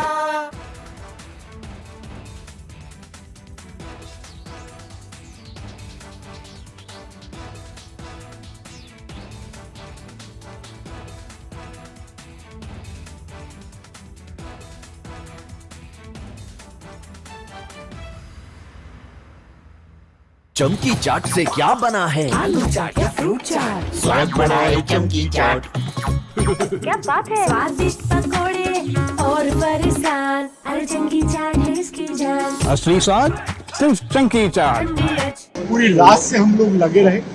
हमने पूरा जंतर मंतर का कूड़ा जितना गार्बेज था बाकी सब थी धुलाई थी।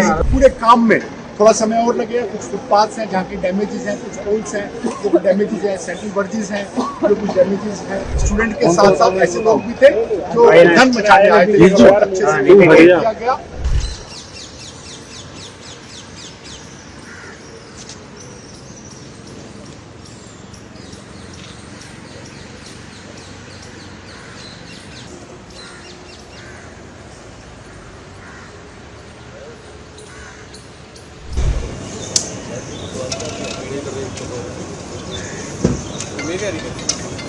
इसलिए वोट करना पड़ जाएगा आपको।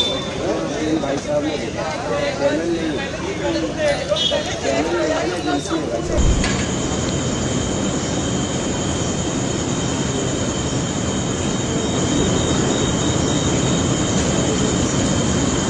हल्के हल्के पब्लिक ने जब जाना शुरू किया तो रात से ही हमारी पूरी एनडीएमसी की टीम, जिसमें मैं स्वयं, पूरी रात से हम लोग लगे रहे। हमने पूरा जंतर मंतर का कूड़ा जितना गार्बेज था बाकी सब थी, धुलाई थी, इसकी वॉल पेंटिंग थी, इसके कहीं पर ऐसे होर्डिंग्स और बैनर्स थे, उन सबको बड़े क्लीन से हमने साफ किया।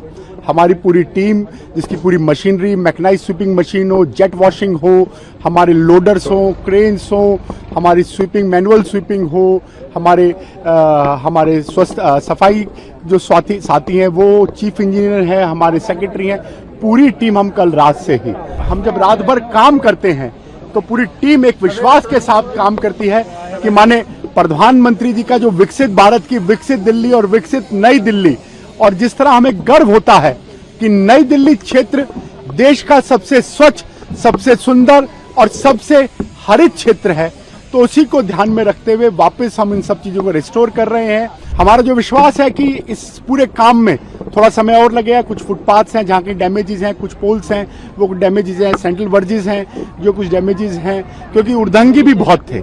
स्टूडेंट के साथ साथ ऐसे लोग भी थे जो उर्धन मचाने आए थे, जिसको बहुत अच्छे से कंट्रोल किया गया। हमारे डिपार्टमेंट है, हेल्थ डिपार्टमेंट है, सैनिटेशन डिपार्टमेंट है, स्वच्छता करता है। हमारे जो डिपार्टमेंट है, वर्क्स डिपार्टमेंट है, रोड डिपार्टमेंट, आप देखते होंगे वॉल की पेंटिंग्स हो रही हैं, आप देखते होंगे रोड की रिपेयरिंग हो रही है, आप देखते होंगे कहीं बैरिकेड है वो हटाए जा रहे हैं। तो मल्टीपल हमारे डिपार्टमेंट एनडीएमसी के अंडर उसी एक काम से लगे हुए हैं कि शहर में सभी ट्रैफिक, और आपने कल देखा होगा कि रात को सारे ट्रैफिक खुल गए थे। दिल्ली पुलिस ने भी बड़ी मुस्तैदी से काम करते हुए, तमाम आला ऑफिसर उनके भी सड़कों पे थे, सुविधा जनता के लिए हो।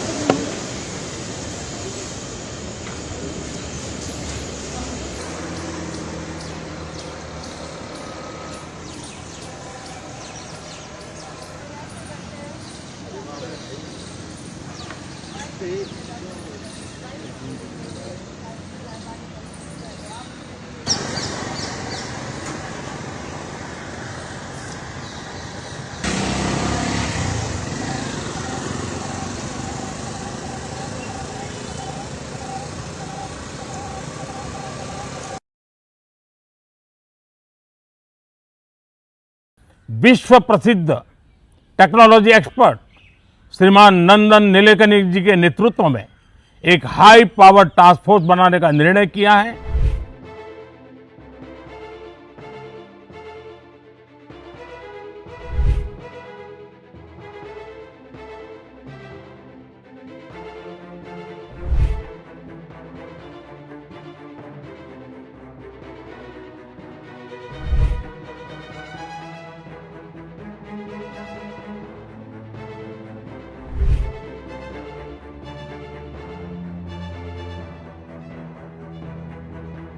फ्रेंड्स, विद्यार्थियों के भविष्य के लिए भारत सरकार लगातार अनेकविध कदम उठा रही है।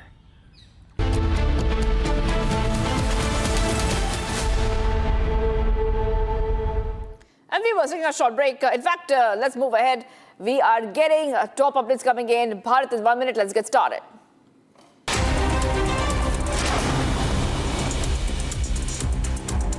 A massive fire engulfed the second and third floor of the Paras tent house, and suppliers on Ukri Road. 5 to 6 fire tenders were present at the scene. Indian Army distributes freshly prepared meals to stranded truck drivers and other affected travelers during its night domination operation along the Jammu-Srinagar National Highway. Special Operation Group of Jammu and Kashmir Police, in coordination with multiple security agencies, conducted a joint mock exercise near a designated pilgrimage shelter along National Highway 44 in Udhampur. The tactical exercise brought together teams from the Indian Army, Indo-Tibetan Border Police, Central Industrial Security Force, State Disaster Response Force and Bomb Disposal Squads and other agencies to evaluate emergency response protocols. But coming up, viewers, we will be right back. For the first time, the newly formed Nationalist Citizens Party of India takes part in the NDA Mangal Milan. Stay tuned.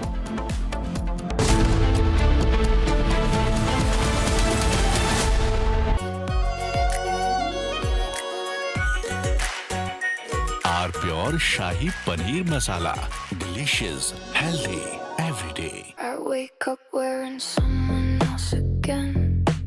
Skin tight like porcelain. I don't recognize these eyes. Something scratching from inside. Don't let it slip. I'm losing control. I don't wanna be safe anymore. Underneath there's a fire they can't keep. No more faces. Finding myself. That's my moment of Sarah. चमकी चाट से क्या बना है? Sandwich, लस्सी और छाछ। हर घूंट में चमकी चाट। अब बताओ, स्वाद आया? आया। असली स्वाद सिर्फ चमकी चाट।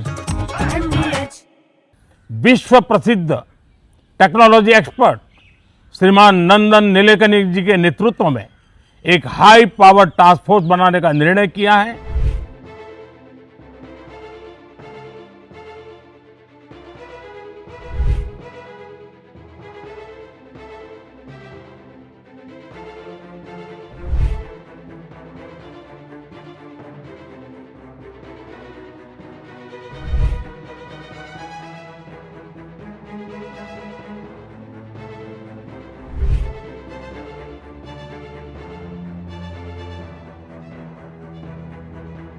फ्रेंड्स, विद्यार्थियों के भविष्य के लिए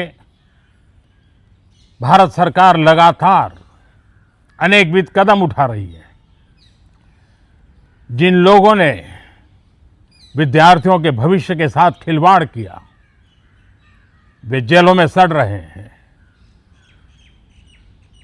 हमने फास्ट ट्रैक कोर्ट बना चुके हैं।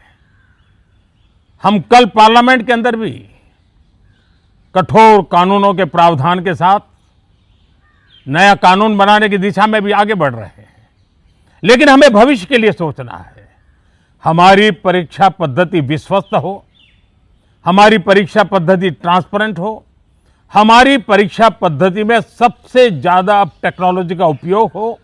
इन सारी बातों को ध्यान में रखते हुए विश्व प्रसिद्ध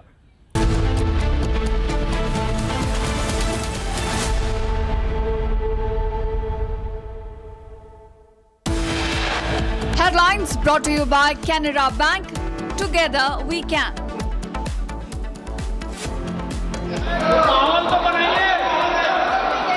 चलिए सदन की कार्रवाई आज 2 बजे तक के लिए स्थगित की जाती है. And adjourned again. Both houses of parliament were adjourned for a 7th straight day as opposition creates ruckus. For the first time, the newly formed Nationalist Citizens Party of India to take part in the NDA Mangal Milan.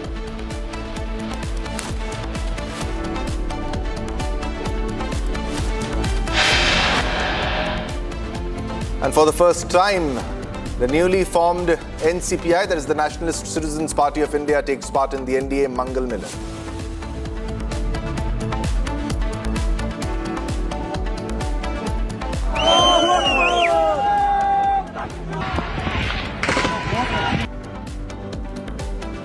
Pakistani army opens fire on peaceful protesters in Rawalakot. 19 dead, 35 injured in POK. Iran war spills over to Caspian Sea. Iran claims Ukraine struck Iranian cargo vessel at Caspian Sea.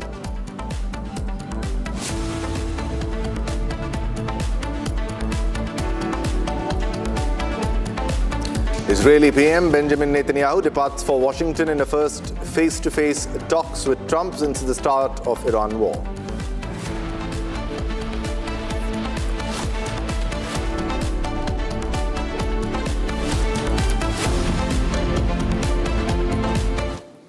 All right, viewers, let's begin with the first top story that we are tracking. This is from Meta, who earlier had blocked Prime Minister Narendra Modi's post, and now they have released a statement admitting the error. Meta releases a statement on blocking Prime Minister Narendra Modi's video on Facebook. And then the statement reads, and I quote, "The content was removed in error and has since been restored." This was from a Meta spokesperson, so they have admitted the mistake. And also, it was a very big mistake because they blocked the post of the Prime Minister of India. And however, they rectified the error. And they rectified the error. Earlier, the post showed that it was removed because of a legal request. But now, the statement that has been released by Meta varies from what was written on the post. That is, the way the post was removed, that it cited legal request. And now, the statement that comes from Meta says that Meta has restored, and the content was removed in error and has since been restored. All right, Ishita is live with us from the newsroom with all the latest updates on the story. Because, Ishita, it needs to be highlighted that Meta has admitted the mistake, that it was an error as per their statement. However, earlier, the post read that it has been removed due to a legal request. Over to you, Ishita. Right, so according to our sources, we now understand that Meta has apologized over the removal of Prime Minister Modi's post on Facebook.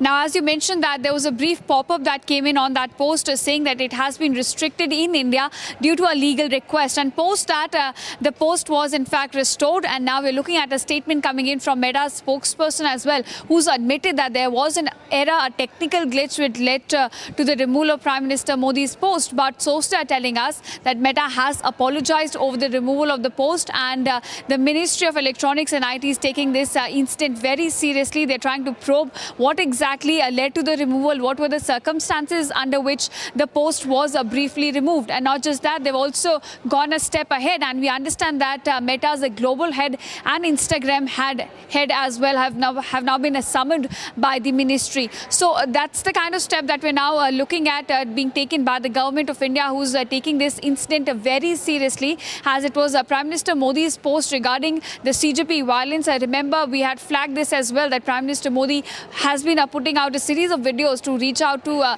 Gen Z students, and this was in fact the first video of the series that Prime Minister had put out on his Facebook account. And this very post was removed during the CJP violence, and now it has been flagged by the ministry as well. And now, based on that, several steps also being taken, as Meta has come out with an apology according to our sources. And is in fact trying to look into the circumstances as well, which led to the removal. And remember, in fact, in a separate incident, we have seen that when we have been flagging actual posts which which violate the CSAM content, they have not been removed from Meta's platforms, but a post like this was removed briefly by Meta, in fact. So that's being taken into account by the government very seriously, and we understand that several officials will also be summoned over the same.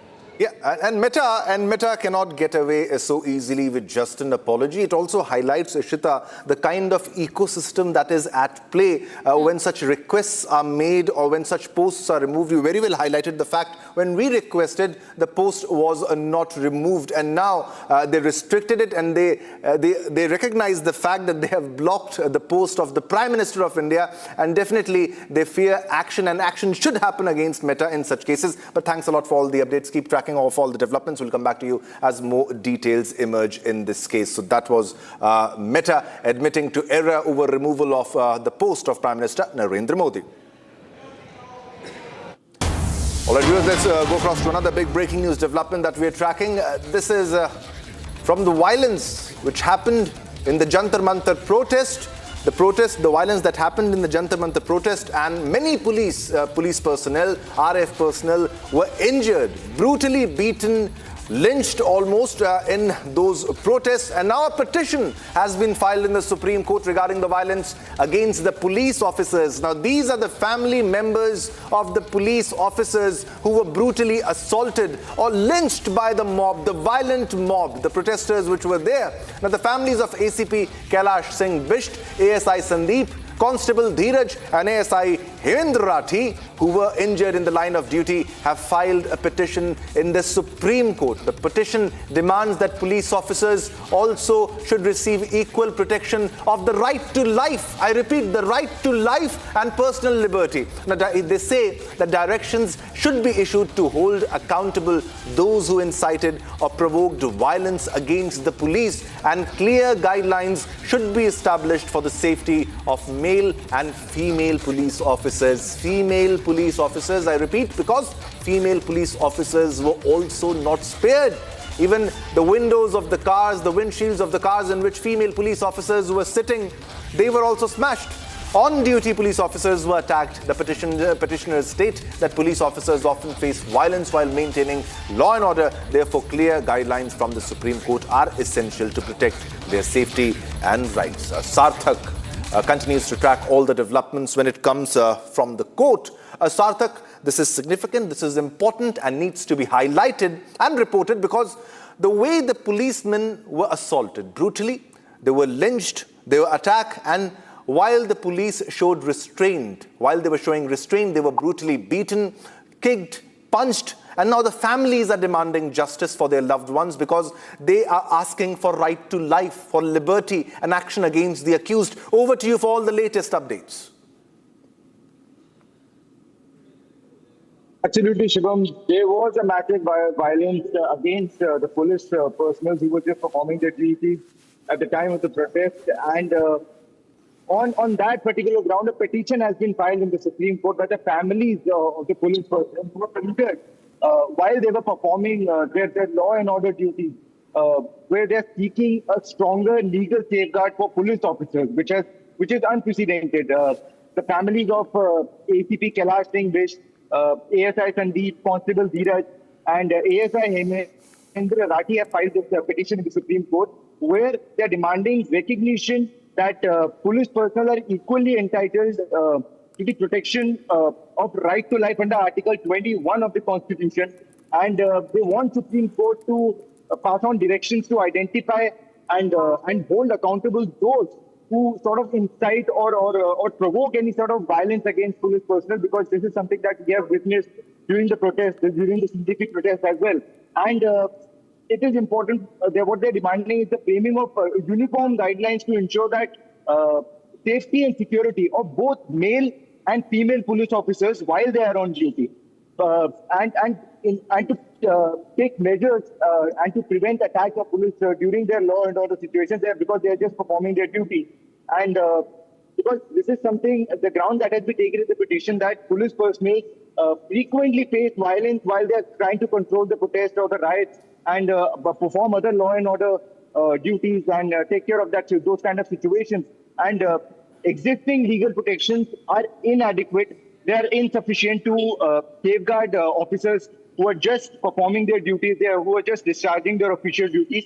So what they're demanding from the Supreme Court to intervene and make necessary guidelines and to formulate guidelines to lay down uniform safety protocols across the country for police personnel. This is a big breaking news that the families of these police personnel have filed a petition and they are trying to invoke Article 21 and they are arguing that constitutional guarantee that has been a constitutional right that has been guaranteed under Article 21 of life and personal liberty. It not only extends to regular people, but also to the armed forces, including the police officer. Shivam. Yeah, definitely. The kind of violence that happened. And what exactly are the demands and what will be happening in the near future? Because this is the petition by the family members of those who were injured. How many of them and what action can we expect in this case? Because on the opposite sides, we have the opposition parties who were alleging police brutality when the reality is what we showed continuously on Republic on the kind of brutality which happened against the police officers while they appealed for peace. They maintained restraint, and even then they were brutally attacked. Well, absolutely, Shivam. Police officers who were just discharging their duty, ensuring that they're trying to control the violence. On the other hand, they were on the receiving end of that violence. The kind of brutality that was witnessed during this protest by the police officers, they were inflicted with a lot of damage. They were injured. More than 100 police officers were injured during this protest. They were trying to discharge their official duty and they were trying to control the violence as much as possible. And after this, however, what we see is that no action has been taken against those people so far who inflicted that sort of violence over the police officers, however, and no protection has been given to police officers against such violence while they're discharging their duties. And what the families of these officers and of these police personnel are demanding that police officers should also be included under Article 21 of right to life and personal liberty while they're discharging their duty. They cannot be stripped away from their right to life and personal liberty that has been guaranteed under Article 21. And they want the Supreme Court to pass on directions and identify and hold accountable those who incite or provoke violence against police officers, saying that we can do that, we are protesting and police officers are going against us. However, police officers were just trying to discharge their duties. So that is something that the families of the police personnel are demanding, to include police officers and armed forces under Article 21, and their rights should also be protected by the Supreme Court. Shivam. All right, thanks a lot, Sarthak, for all the updates. Keep tracking all the developments. We'll come back to you as more details emerge. All right, viewers, now let's move on to another top story that we are tracking. This is from POK, that is Pakistan-occupied Kashmir. Now, there has been an update. The number of dead has increased. A total of 20 people have now been killed by the brutal Pakistan army, which opened indiscriminate fire on unarmed protesters in Rawalakot. 20 more are reportedly in critical condition, ladies and gentlemen, while over 170 people are also injured. Meanwhile, the JAAC's long march will resume this afternoon at around 12:30 p.m. From D-Chowk to Rawalakot. And this is the long march to Muzaffarabad that was called, and it was under a unified call of all the groups in POK, a unified call and a successful protest which was happening. All right, Gursimran is live with us with all the latest updates in the story. Gursimran, it's very sad to know because firstly, it's part of India. POK is part of India. And these are our people who are getting killed in Pakistan-occupied Kashmir. And it highlights the kind of brutality. We are getting to know they are being shot at. They are taking cover at the rooftops of civilian homes, and even reports of shelling. So this is bizarre, because a Pakistan army and the Pakistan government needs to realize the fact that they have lost control over the citizens and the territory, that is the POK, and they are adamant on the brutality that is continuing since a very long time. And a salute to the brave protesters of the POK. Over to you for all the latest, Goswami. Shivam, if we speak of what has unfolded in last 17 hours, it is clearly evident that the Pakistan is trying to use Pakistan-occupied Jammu and Kashmir as colony, and they have no care for the people of POJK. There have been 20 fatal casualties and over 170 have been injured in the Pakistani firing of the Rangers that has taken place since 6:30 last evening. It was that time when, after the elections ended and the people of POJK under the banner of the Joint Awami Action Committee, they started their protests. The protest was started from the outskirts of the Rawalakot, that is the Eidgah sit-in dharna that was going on for last 40 days. And from there they tried to enter the Rawalakot city, and when they reached the entrance point, they were fired upon from the civilian houses. Pakistani Rangers have occupied the civilian buildings, and from there they are firing at the protesters that are carrying out a peace march, a long march towards Muzaffarabad.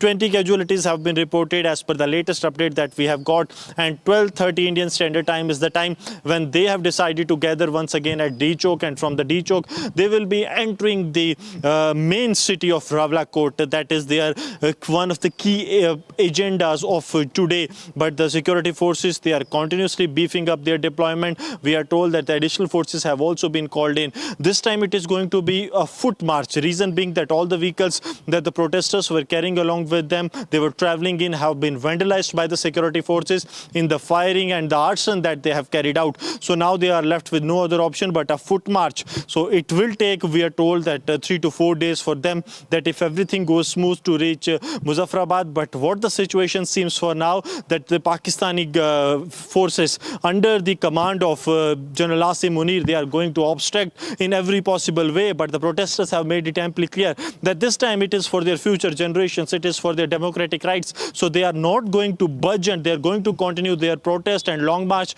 towards Muzaffarabad. All right, Gursimran, thanks a lot for all the updates. Keep tracking all the developments. We'll come back to you as more details emerge. But the number of dead has risen sadly in POK. Now, let's move on to another top story that we are tracking. This is from Assam and the deadly deluge, the Assam monsoon fury. In Assam is now suffering from a disastrous surge of intense flooding, resulting in an unparalleled path of destruction throughout the state. As numerous districts face significant flooding, the death count has sadly risen to 68, and more than 5,24,000 individuals continue to be impacted. The abrupt, frightening increase was caused by extraordinary intense rainfall in the nearby hill state of Nagaland. The heavy rainfall led to large tributaries of the Brahmaputra quickly surpassing their danger levels and entirely inundating numerous villages within just a few hours. Now, Assam confronts a significant challenge to reconstruct, with more than 48,000 hectares of essential farmland submerged and key infrastructure entirely destroyed. Watch this report.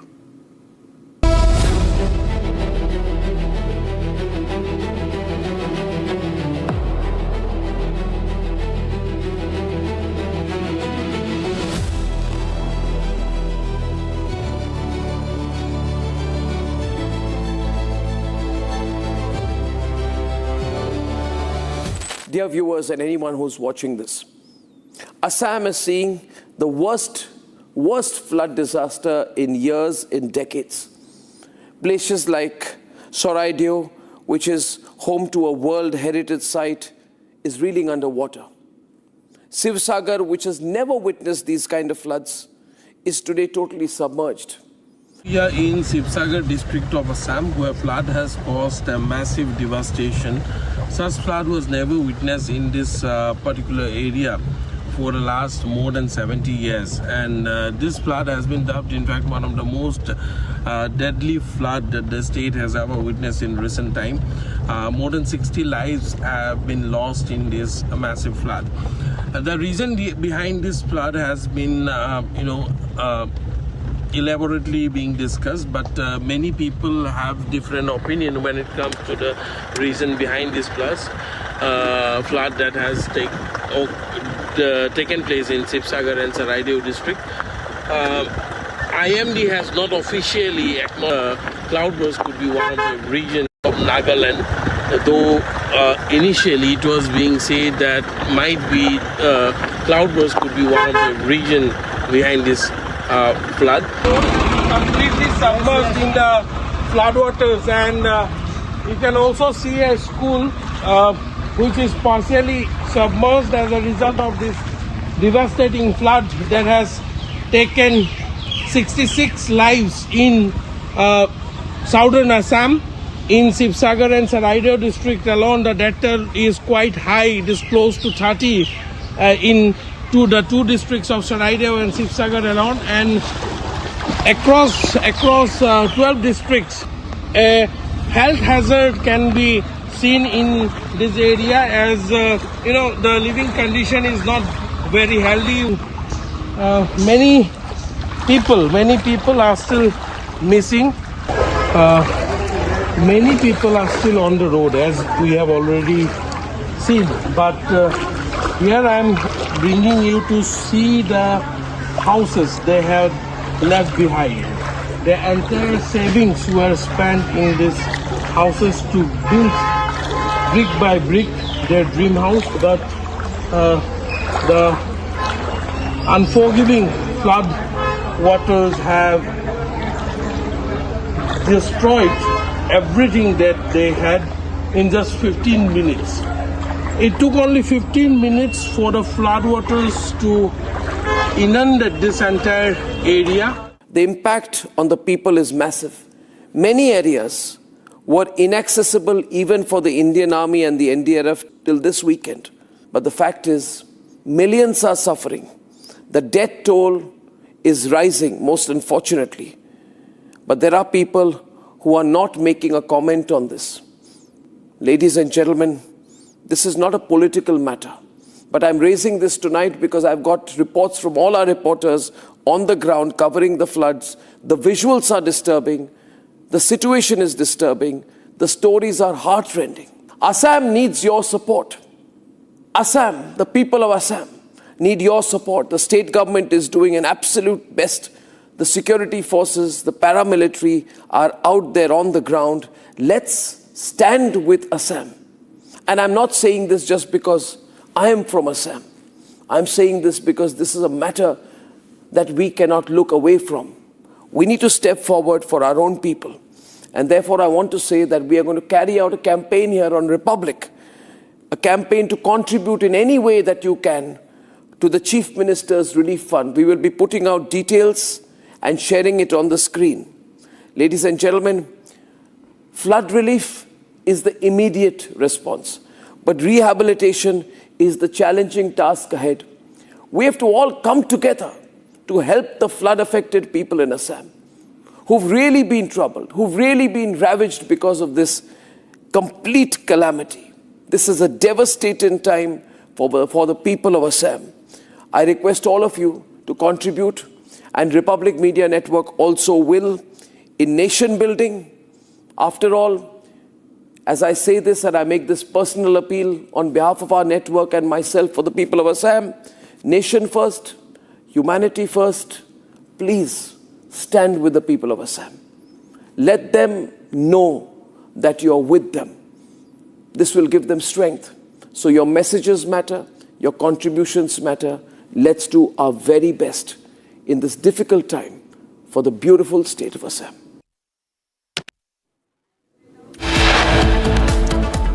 All right, it's time to slip into a short commercial break, but don't go anywhere. Coming up next, for the first time, the newly formed Nationalist Citizens Party of India takes part in the NDA's Mangal Melan meet.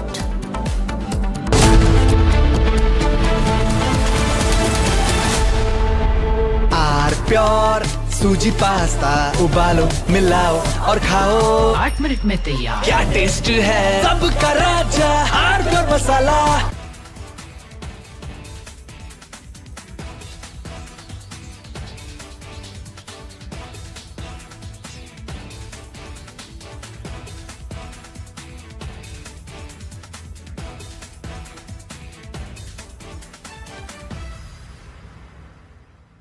चमकी चाट से क्या बना है? Sandwich लस्सी और छाछ हर घूंट में चमकी चाट ड्राई फ्रूट और दो ही बड़े, चंकी चाट से स्वाद बढ़े। असली स्वाद सिर्फ चंकी चाट।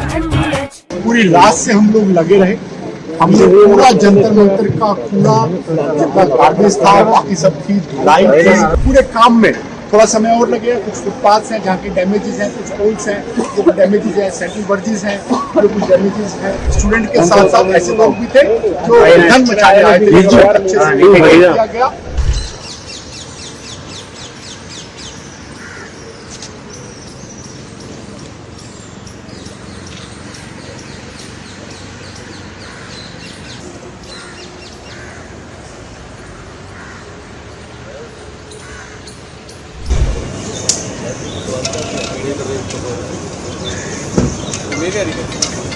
इसलिए वोट करना पड़ जाएगा आपको। इन भाई साहब ने चैनल नहीं है, चैनल नहीं है ना, एजेंसी है भाई साहब।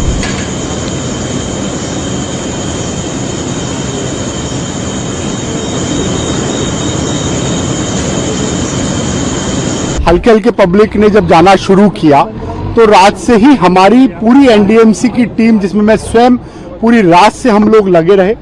हमने पूरा जंतर मंतर का कूड़ा जितना गार्बेज था बाकी सब थी, धुलाई थी, इसकी वॉल पेंटिंग थी, इसके कहीं पर ऐसे होर्डिंग्स और बैनर्स थे, उन सबको बड़े क्लीन से हमने साफ किया।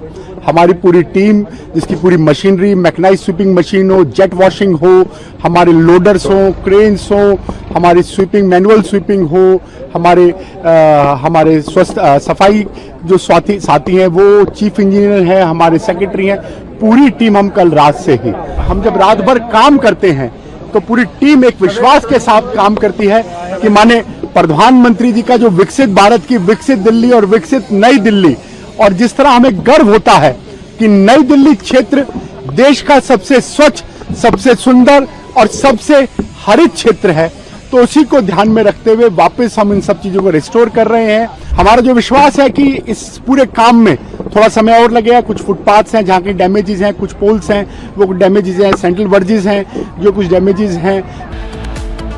Pakistani army opens fire on peaceful protesters in Rawalakot. 20 dead, 20 in critical condition in POK. Coming up next.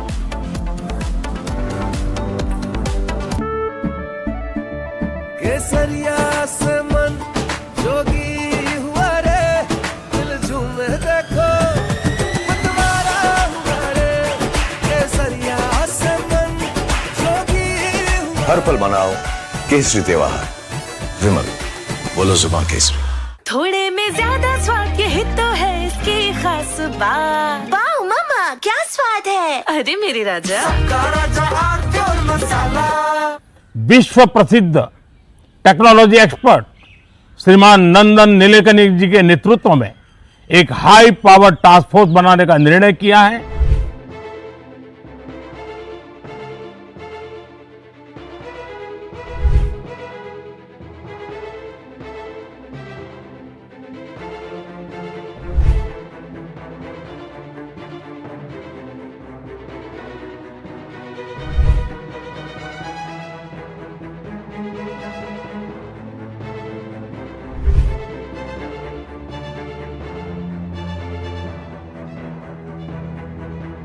Friends, विद्यार्थियों के भविष्य के लिए भारत सरकार लगातार अनेकविध कदम उठा रही है। जिन लोगों ने विद्यार्थियों के भविष्य के साथ खिलवाड़ किया वे जेलों में सड़ रहे हैं। हमने फास्ट ट्रैक कोर्ट बना चुके हैं।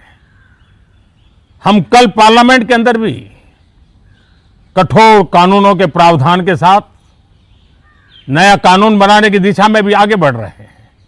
लेकिन हमें भविष्य के लिए सोचना है। हमारी परीक्षा पद्धति विश्वस्त हो, हमारी परीक्षा पद्धति ट्रांसपेरेंट हो, हमारी परीक्षा पद्धति में सबसे ज्यादा टेक्नोलॉजी का उपयोग हो। इन सारी From Asia's largest news headquarters, setting the agenda for Bharat.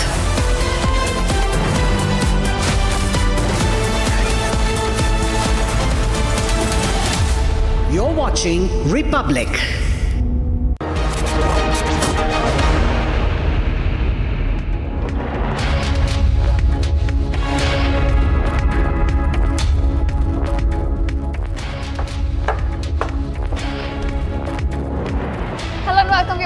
watching Live Report on Republic TV with me, Ishita Mitra, the agenda setting show. Now, in the next 30 minutes, we'll tell you what is now folding in Pakistan-occupied Kashmir, how Asim Muni's forces are using a brute force on unarmed civilians who continue to protest for their rights. We have about a dozen videos exposing the reality of the Pakistani forces. All that and more lined up ahead, but first up, a quick check at the top headlines. Headlines brought to you by Canara Bank. Together we can. Both houses of parliament adjourned for the 7th straight day as the opposition continues to rake demand for discussion on police brutality. For the first time, the newly formed Nationalist Citizen Party of India take part in the NDA Mangal Milan. Pakistani army opens fire on peaceful protesters in Rawalakot. 20 killed, 35 injured in POK. Iran war spills over to Caspian Sea. Iran claims Ukraine struck Iranian cargo vessel at the Caspian Sea. Meta releases a statement on blocking Prime Minister Modi's video on Facebook, saying the content was removed in error and has now been restored.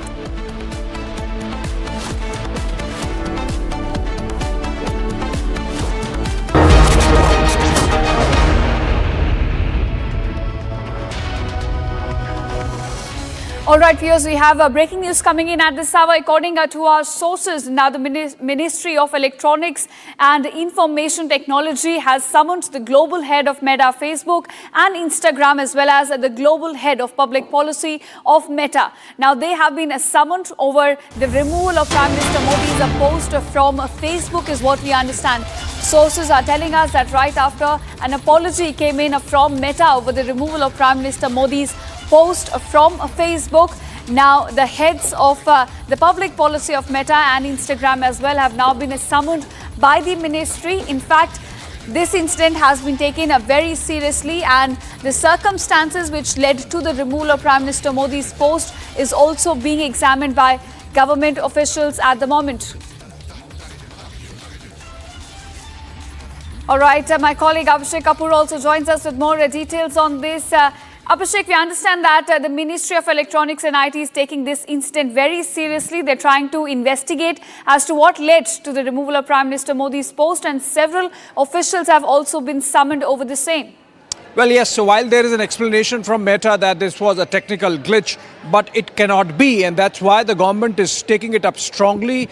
Meta has already been asked to give a detailed reply, and in fact, their top officials are going to be have been summoned, in fact, and they are going to be asked to be present in person for the explanation. Now, remember, this is clearly a case of algorithmic play.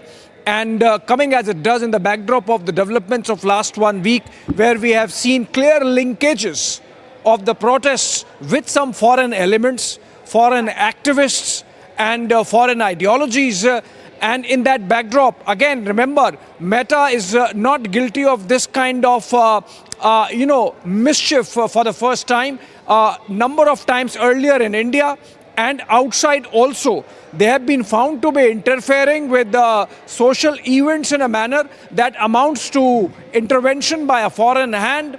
And so this cannot be taken lightly. And the fact that they could do this, they could let their algorithm play around with Prime Minister's post is clearly indicative of the fact that this is by design and not default, as Meta is trying to project. And that's why not only an explanation has been sought, despite the fact that they have done a corrective measure and the post was restored, they have been asked to be present in person and to explain how the algorithm played around with Prime Minister's post. Remember, as I was saying, Ishita, the fact that there have been foreigners present on the ground during the protests, we have seen the Greta Thunberg story panning out last evening, was a prime time debate. And the fact that the likes of Jeremy Corbyn, John Cusack jumped in, the fact that we have seen earlier linkages through the left liberal ecosystem with the Chinese embassy, and the fact that Americans were present at the protest site, and the fact that BitChat was used, which is again an American platform. So all those things really taken together indicate to an attempt to incite trouble in the country, irrespective of whether this was done jointly by these forces coming together or whether this was disjointed, and that independently of each other, these people were using this opportunity to to fish in troubled waters, as it is said. It needs to be looked into in detail. Remember, proceedings are going on in the topmost court of the country with both the sides arguing their case. There are petitions for and against the violence that took place. There is one set of petitions which is about the police violence on the protesters, and there is another batch of petitions which is about the manner in which anti-socials, anti-nationals infiltrated the protests, some of which perhaps were genuine, but then they took law in their hands and created a law and order situation on the ground, holding central Delhi to ransom at a crucial time when the parliament of the country is in session. So I think these things taken together makes one believe that there is more than meets the eye. The government also believes so, and that's why Meta officials have been summoned to be present in person and explain this algorithmic play which played around with Prime Minister Modi's post. Right. In fact, Abhishek, Republic also has been flagging this foreign toolkit which has been at the work since the protest began in India. And of course, this also adds to those concerns. Thanks so much for joining us. And now, viewers, let's shift our focus to what exactly is unfolding in Pakistan-occupied Kashmir. Now, in fresh wave of violence, several have been injured in fresh firing by the Pakistani forces in Rawalakot. We'll try to get you the visuals as well of how these Pakistani forces have been resorting to indiscriminate open firing on these unarmed civilian protesters, and the death toll in fact has now topped over 20 in Pakistan-occupied Kashmir as they continue their long march to ask for their rights. And we are now getting in fact fresh visuals from Rawalakot, where situation on the ground seems to be escalating, and fresh wave of attacks by Pakistani forces have now been reported across Pakistan-occupied Kashmir. Several in fact have been injured in this fresh wave of violence as well, is what we understand. So those are the visuals viewers we're getting right now from Rawalakot, exposing the reality of what is unfolding right now in Pakistan-occupied Kashmir. You can see several who have been injured in this firing have now been taken for medical treatment through ambulances. They're being in fact taken to hospital at the moment, as these visuals also show that Pakistani forces, Asim Munir's forces, continue to use brute force against these unarmed protesters, these civilians who are just protesting for their basic rights. And now this is how the situation, viewers, is escalating in Rawalakot, where several have now been injured in the latest firing. In fact, my colleague Gursimran, who's been very closely tracking all that's unfolding in Pakistan-occupied Kashmir, also joins me with more details. Gursimran, as this long march by these protesters continues, we're looking at an escalation now being witnessed. The death toll has now increased to over 20, and several have also been injured in this latest firing incident. Yes, if we speak of this recent incident that has been reported a couple of minutes ago, it was when the protesters were trying to head towards the D-Chowk. The Pakistani security forces opened fire at them, in which many of them have been injured. We are told that at least for now, none of them is severely injured or is critical, but there have been bullet injuries that many of them have received. So ambulances can be seen taking them to the nearby medical facility. Now coming to the state of affairs in Pakistan-occupied Jammu and Kashmir, 20 casualties, fatal casualties have been reported. Over 170 have been injured in the Pakistani firing that has taken place in last 15 hours, and the situation is heading towards more volatile, for the reason being that the protesters have now decided that they are going to go ahead with their Muzaffarabad long march. Today at 12:30 Indian Standard Time is the time when they have decided that they will be gathering at the D-Chowk, but prevailing to the situation, it might get delayed. And one more thing, that this time the long march is not going to be on the vehicles, because all their vehicles have been vandalized. or fired upon. So they have to march on the foot towards Muzaffarabad. That might take 4 to 5 days for them. But one thing is that is their decision that they will move forward. And also they have said that this government has to pay for the brutal killings that they have done. More than 53 people have lost their life in last 60 days of this ongoing agitation that is going on. And the people, they are now committed that they will get back their rights, the democratic rights as well as their basic human rights that they are demanding from the government, that they should be given the due respect when it comes to their lives. Right, in fact, Goswami, do continue to stay with me as we continue to expose and show our audience the truth of what is right now unfolding in Pakistan-occupied Kashmir. Now, viewers, about 20 people have been killed while 20 others are in critical condition. This comes in as Pak army opens fire on these peaceful, unarmed protesters in Rawalakot in Pakistan-occupied Kashmir. Meanwhile, over 70, we understand, have now been injured in total. And however, despite the oppressive tactics being deployed by Assamese army, the JAAC has announced that they will resume the long march today, in fact, and this comes in as more visuals are now coming in showing what is exactly unfolding on the ground. Let's take you one by one through the videos that we're getting, showing you the reality on the ground. Now, this is the first visual coming to light from Rawalakot, where you can see thick plumes of smoke rising from different angles, and this comes in as the protest continues in Pakistan-occupied Kashmir, and so does the shelling by Pak forces as well.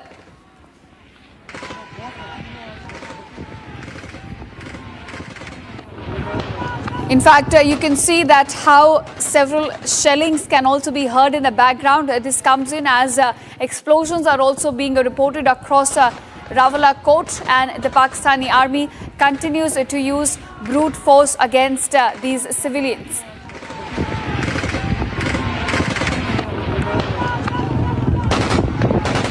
All right, viewers, now let's move on to other visuals as well, which continue to expose the reality of how Pakistani forces, they are positioned on a rooftop during the firing. They continue to open fire on these unarmed civilians. You can see in the visuals how they are open firing from terrace top and even pointed at those attempting to capture the crackdown. So you can see how they are stationed on several terraces, and they're trying to use this space, this advantage to fire on these unarmed civilians.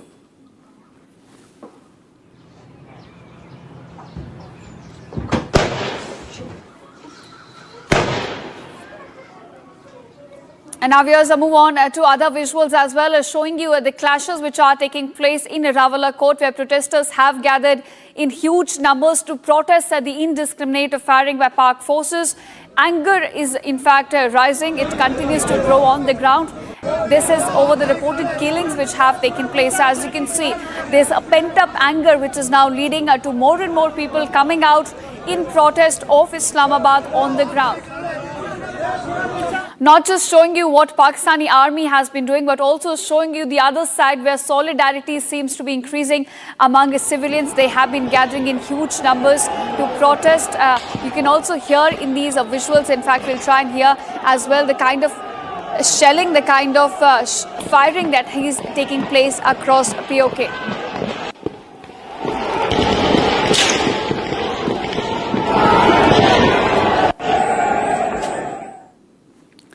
All right, this is another visual of viewers which has in fact come to light, showing you the smoke rising from different angles in Rawalakot, again hinting at the shelling which has been taking place. You can also see the shell which just fell on that civilian area. So there have been attacks taking place on civilian areas as well by Pakistani forces.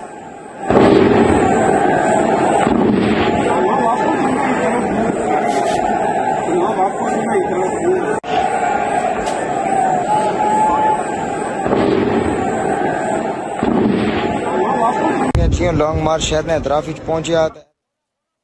now viewers, in this visual you can also see that how as soon as these protesters, they start their long march to Muzaffarabad, these Pak forces open fire, triggering a panic among citizens. And you can see the several areas that we have highlighted from where the smoke seems to be rising. These are the areas that have been targeted, the civilian areas targeted by Pakistani forces. Continuous shelling, continuous open firing being witnessed. अल्लाह पाक सारे कश्मीर की हिफाजत कर रहा है तो तुझसे नहीं दुआई नहीं सांस जरूरत थी अल्लाह पाक ने अच्छी लॉन्ग मार्च शहर ने अतराफ पहुंचा तो यह देखा शैलिंग द फायरिंग शुरू अल्लाह पाक सारे कश्मीर ने हिफाजत करा है तो दूसरे की दवाई नहीं जरूरत होती अल्लाह पाक ने अच्छी लॉन्ग मार्च शहर ने अतराफ पहुंचा तो यह देखा शैलिंग. All right, we are also taking you through other visuals, is showing you that how ambulances also continue to take the injured following the shelling by Pak forces. These protesters, in fact, claim that the shelling has killed around 20 people and many others have also been wounded, with some also saying that multiple victims suffered severe gunshot wounds as well. Now you can see in the videos the kind of condition, the kind of panic which has basically gripped this entire area as there has been continuous shelling by Pak forces. Several injured have also been taken to hospital, as you can see on your screen.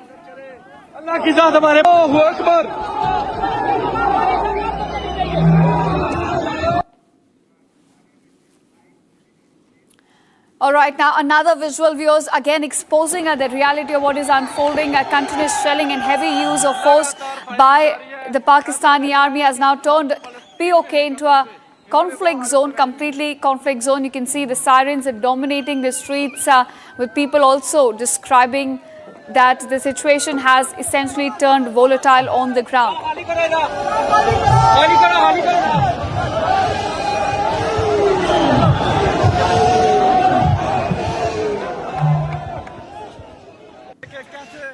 And now, viewers, in these visuals that we're flashing on your screen, you can also see tear gas shells being used against these unarmed protesters. Large crowds can be seen gathering. They're trying to move to safety, while ambulances are also struggling to make their way through.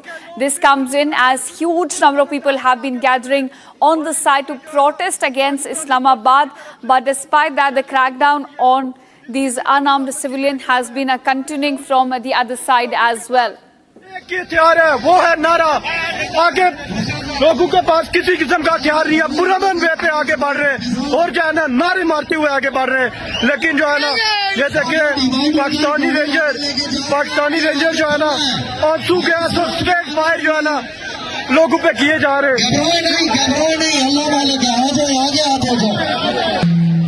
ये देखे And now, this is another visual which has come to light, showing you how, in fact, Rawalakot is now witnessing rows and rows of bodies are lined up, and this is the devastating scene which has come to light. These are the people who have lost their lives due to indiscriminate firing by Pakistani forces. You can see rows and rows of people who have been killed by the Pakistani army in POK lined up, and this clearly shows you the extent of what is unfolding right now in Pakistan occupied Kashmir.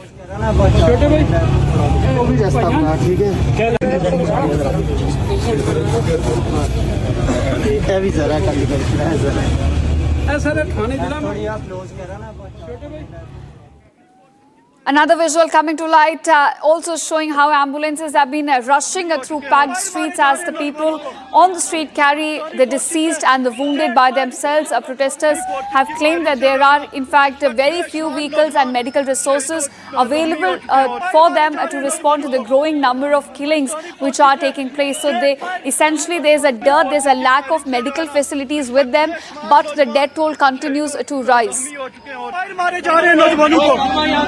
Pakistani forces ने state forces की firing से जो है ना इस वक्त बेशुमार नौजवान शहीद और जख्मी हो चुके हैं और फायर मारे जा रहे हैं नौजवानों को.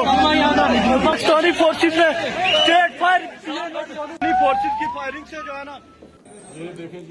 In fact, viewers, in this screen, you can see that there several have been injured, and these are critical wounds. Some have been hit on their head, while some others on their shoulders, on their hand, and these are shells being used, gunshot wounds, in fact, which are suffered by these civilian protesters in Pakistan-occupied Kashmir. Again, showing you the kind of treatment which is meted out to these protesters in Pakistan-occupied Kashmir by Pakistani army. हमारे जिनको गोली लगी है जख्मी है भाई. ये देखें जी हमारे बेशुमार भाई जख्मी हैं. ये भाई को गोली लगी है. And now, viewers, this is another visual showing you that how ambulances, there's a lack of medical facilities available with them, but still they continue to try and, take these injured people to medical centers which have been set up. These are makeshift medical centers which have also been set up to cater to those who have been injured in this indiscriminate firing by Pak forces.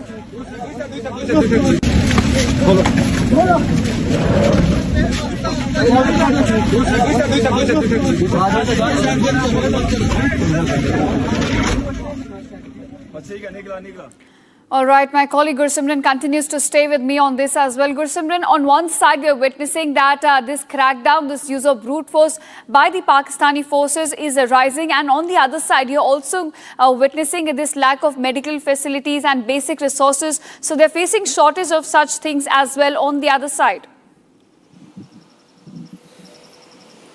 See, it is a pre-planned steps that are being taken by the Pakistani federal government and the POJK government. That is to deprive the injured from the medical facility. Yesterday, we have also seen that these people, they said that they were not given the medical facility. They were not given access to the hospitals. Hospitals have been occupied by the Rangers, and even if they dare to go there, they are being fired upon. In the last clashes that have taken place somewhere in the first and second week of July, there was an incident where the nurses of the hospital, they were also shot dead because they were actually helping these injured protesters during the treatment. So this is the fate of affair that is unfolding in Pakistan-occupied Jammu and Kashmir. But the resistance groups, they are now furthering towards the Rawalakot. They have said that at 12:30 Indian Standard Time, they will gather at D Chowk and then they will head further. All right, thanks Gursimran for joining us and getting us the latest of what is right now unfolding in Pakistan-occupied Kashmir. Thanks so much.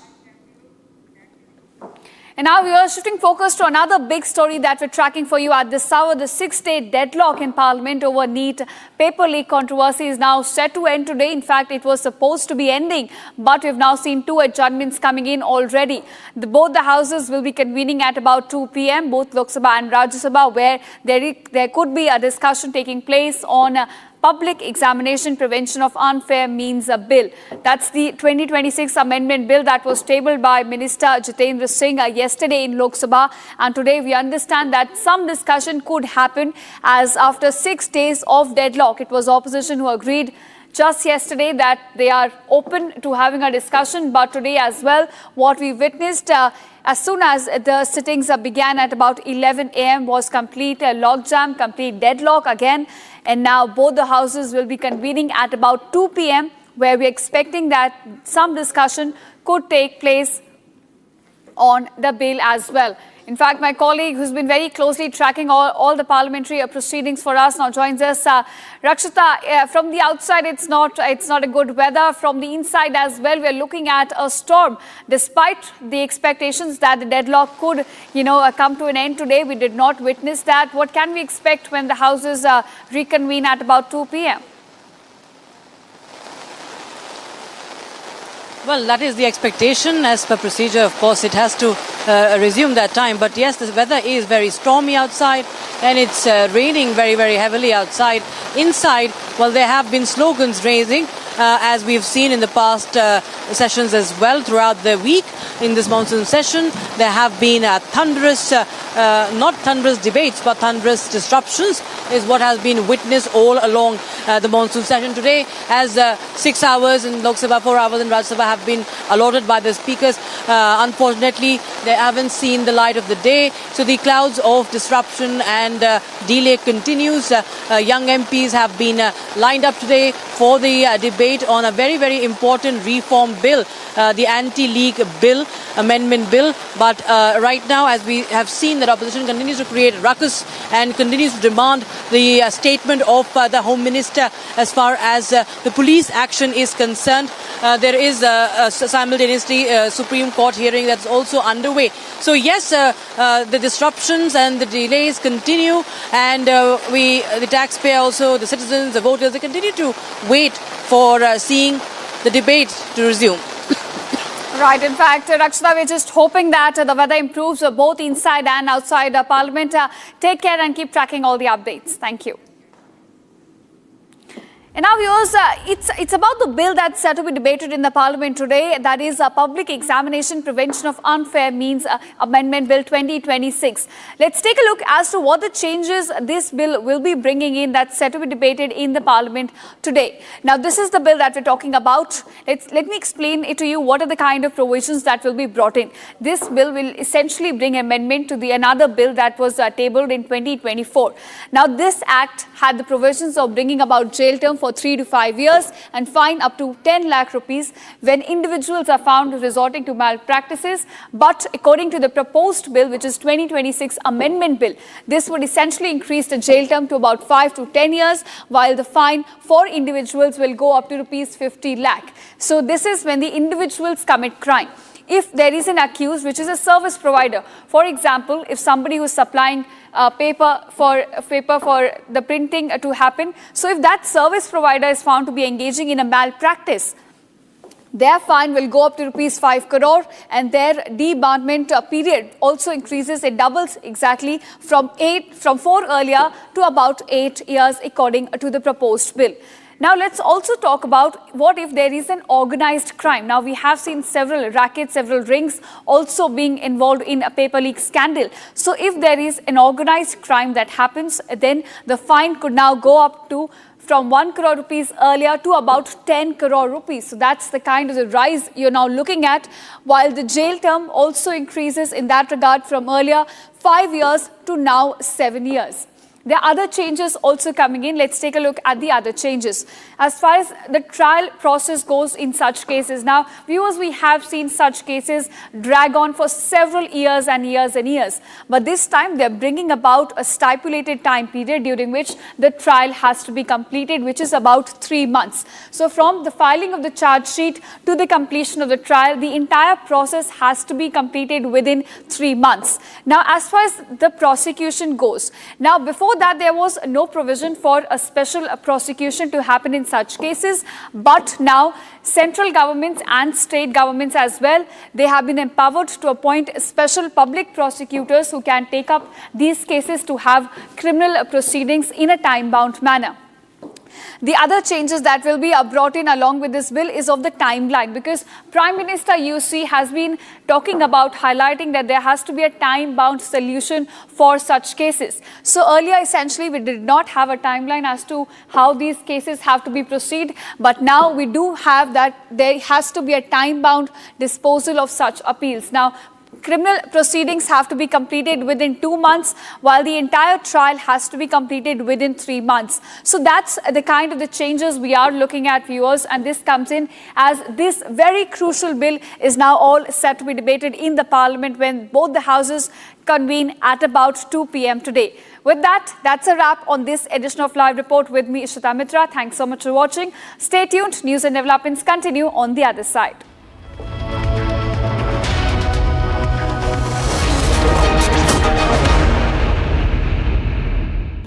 Amity has been ranked India's #1 not-for-profit private university for 11th year, with top 10 ranked institutions in management, engineering, biotech, law, masscom, telecom, hospitality, fashion and more. Yet another top ranking for Amity University. चमकी चाट से क्या बना है? Sandwich लस्सी और छाछ। हर घूंट में चमकी चाट। अब बताओ, स्वाद आया? असली स्वाद सिर्फ चंकी चाट। रानी, इस घर में कुछ है जो टूटता नहीं। ये पिलर कभी नहीं टूटेगा। रुंगटा स्टील TMT से बना। रुंगटा नहीं तो घर स्ट्रॉन्ग नहीं। रुंगटा स्टील TMT बार एकदम सॉलिड। थोड़े में ज्यादा स्वाद, यही तो है इसकी खास बात। वाओ मामा, क्या स्वाद है? अरे मेरे राजा, राजा और मसाला।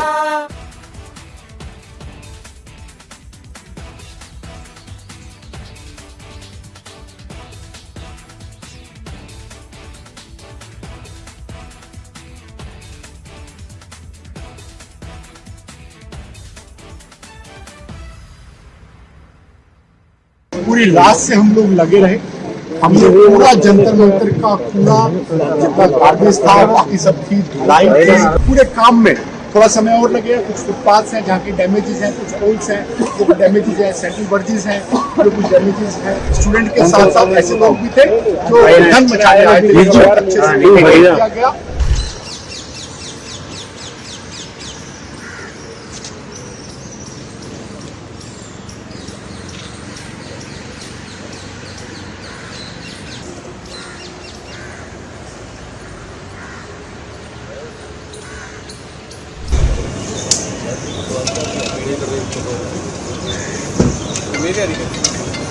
इसलिए वोट करना पड़ जाएगा भाई साहब ने चैनल नहीं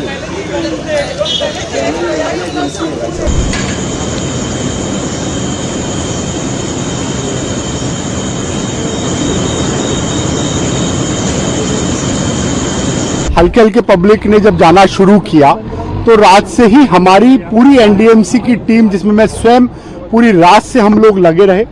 हमने पूरा जंतर मंतर का कूड़ा, जितना गार्बेज था, बाकी सब थी, धुलाई थी, इसकी वॉल पेंटिंग थी, इसके कहीं पर ऐसे होर्डिंग्स और बैनर्स थे, उन सबको बड़े क्लीन से हमने साफ किया।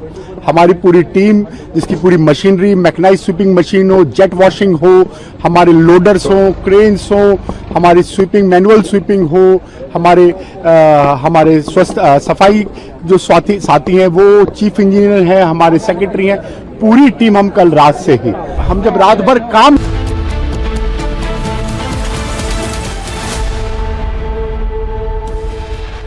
Headlines brought to you by Canara Bank. Together we can.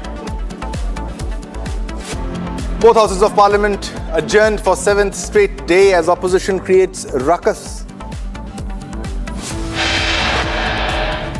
For the first time, the newly formed Nationalist Citizens Party of India takes part in the NDA Mangal Milan.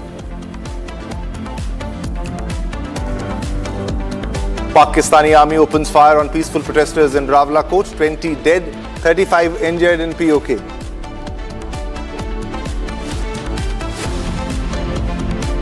Iran war spills over to Caspian Sea. Iran claims Ukraine struck Iranian cargo vessel at Caspian Sea. The global head of Meta and global head of public policy of Meta, summoned after PM Modi's video, gets removed from Facebook.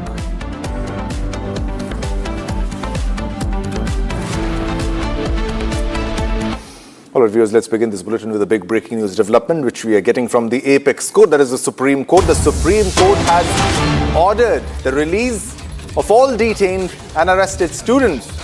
Now, the Supreme Court has directed the release of students who were arrested or detained during the student protests, who do not have any criminal antecedents or those who do not have a previous criminal record.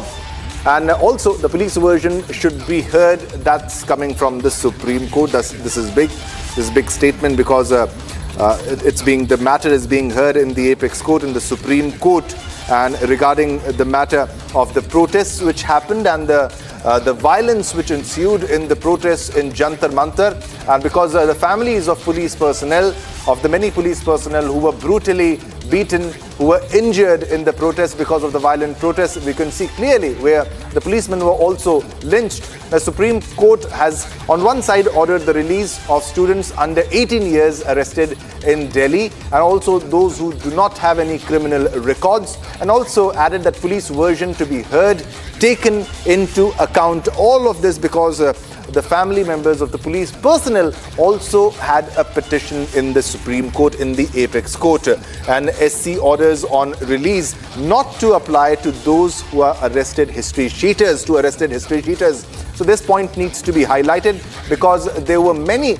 criminals also that were identified by the facial recognition system during the protests which were happening and the brutality which ensued because the attacks, as you can see clearly, this is visual evidence which cannot be denied by anyone, that police was brutally attacked, brutally beaten, kicked, punched, attacked with rods and wooden sticks, and even with the shields that are used to protect the policemen during the time of riots. So all of that was used. However, taking into account the protests and the students involved in these protests, the Supreme Court has ordered that the students under 18 years arrested in Delhi should be released. However, this does not apply to the history sheeters, and this will not be applying to those with the criminal records, and this applies to only those who do not have any criminal antecedents. This is huge, this is big. And this was coming in from the CJI, from the Supreme Court, which also takes into account that there were the petition also raised by the family members of the police personnel who were injured. Now, this is the statement by CJI Suryakant, who says that the allegations prima facie warrant consideration of a fair and independent probe, which must also address the concerns of families of over 200 injured police personnel. All right, viewers, let's move ahead to another big story that we are tracking, and this is also of Meta. And this is US state Tennessee, which has accused Meta of ignoring teen harm research. Now, Tennessee has accused Meta of ignoring its own research. Now, the allegations were made during a jury trial, and the state lawyers say that Meta knew that Instagram could harm teenagers. So this is very important, ladies and gentlemen.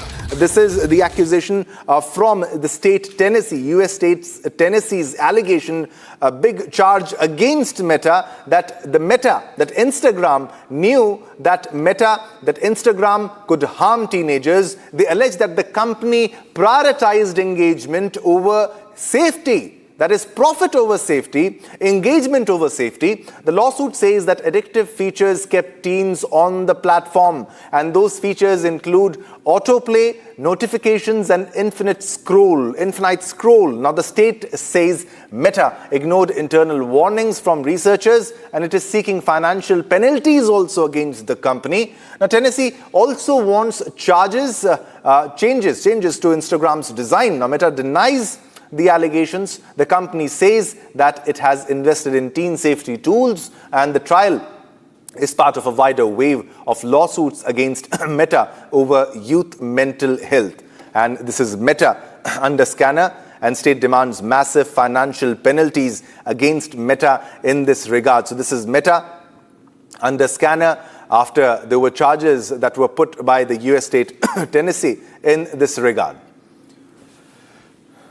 All right, Nitin Waghela is live with us with all the latest updates from the newsroom. Nitin, it needs to be highlighted that this is one among the many lawsuits against especially Meta, whether it be Facebook or Instagram. But particularly coming to this story, if you can highlight and put this into perspective, what actually were the charges against Instagram, and what exactly was it that Instagram was ignoring? It recognized it had the research, but it ignored because it prioritized something else, Nitin.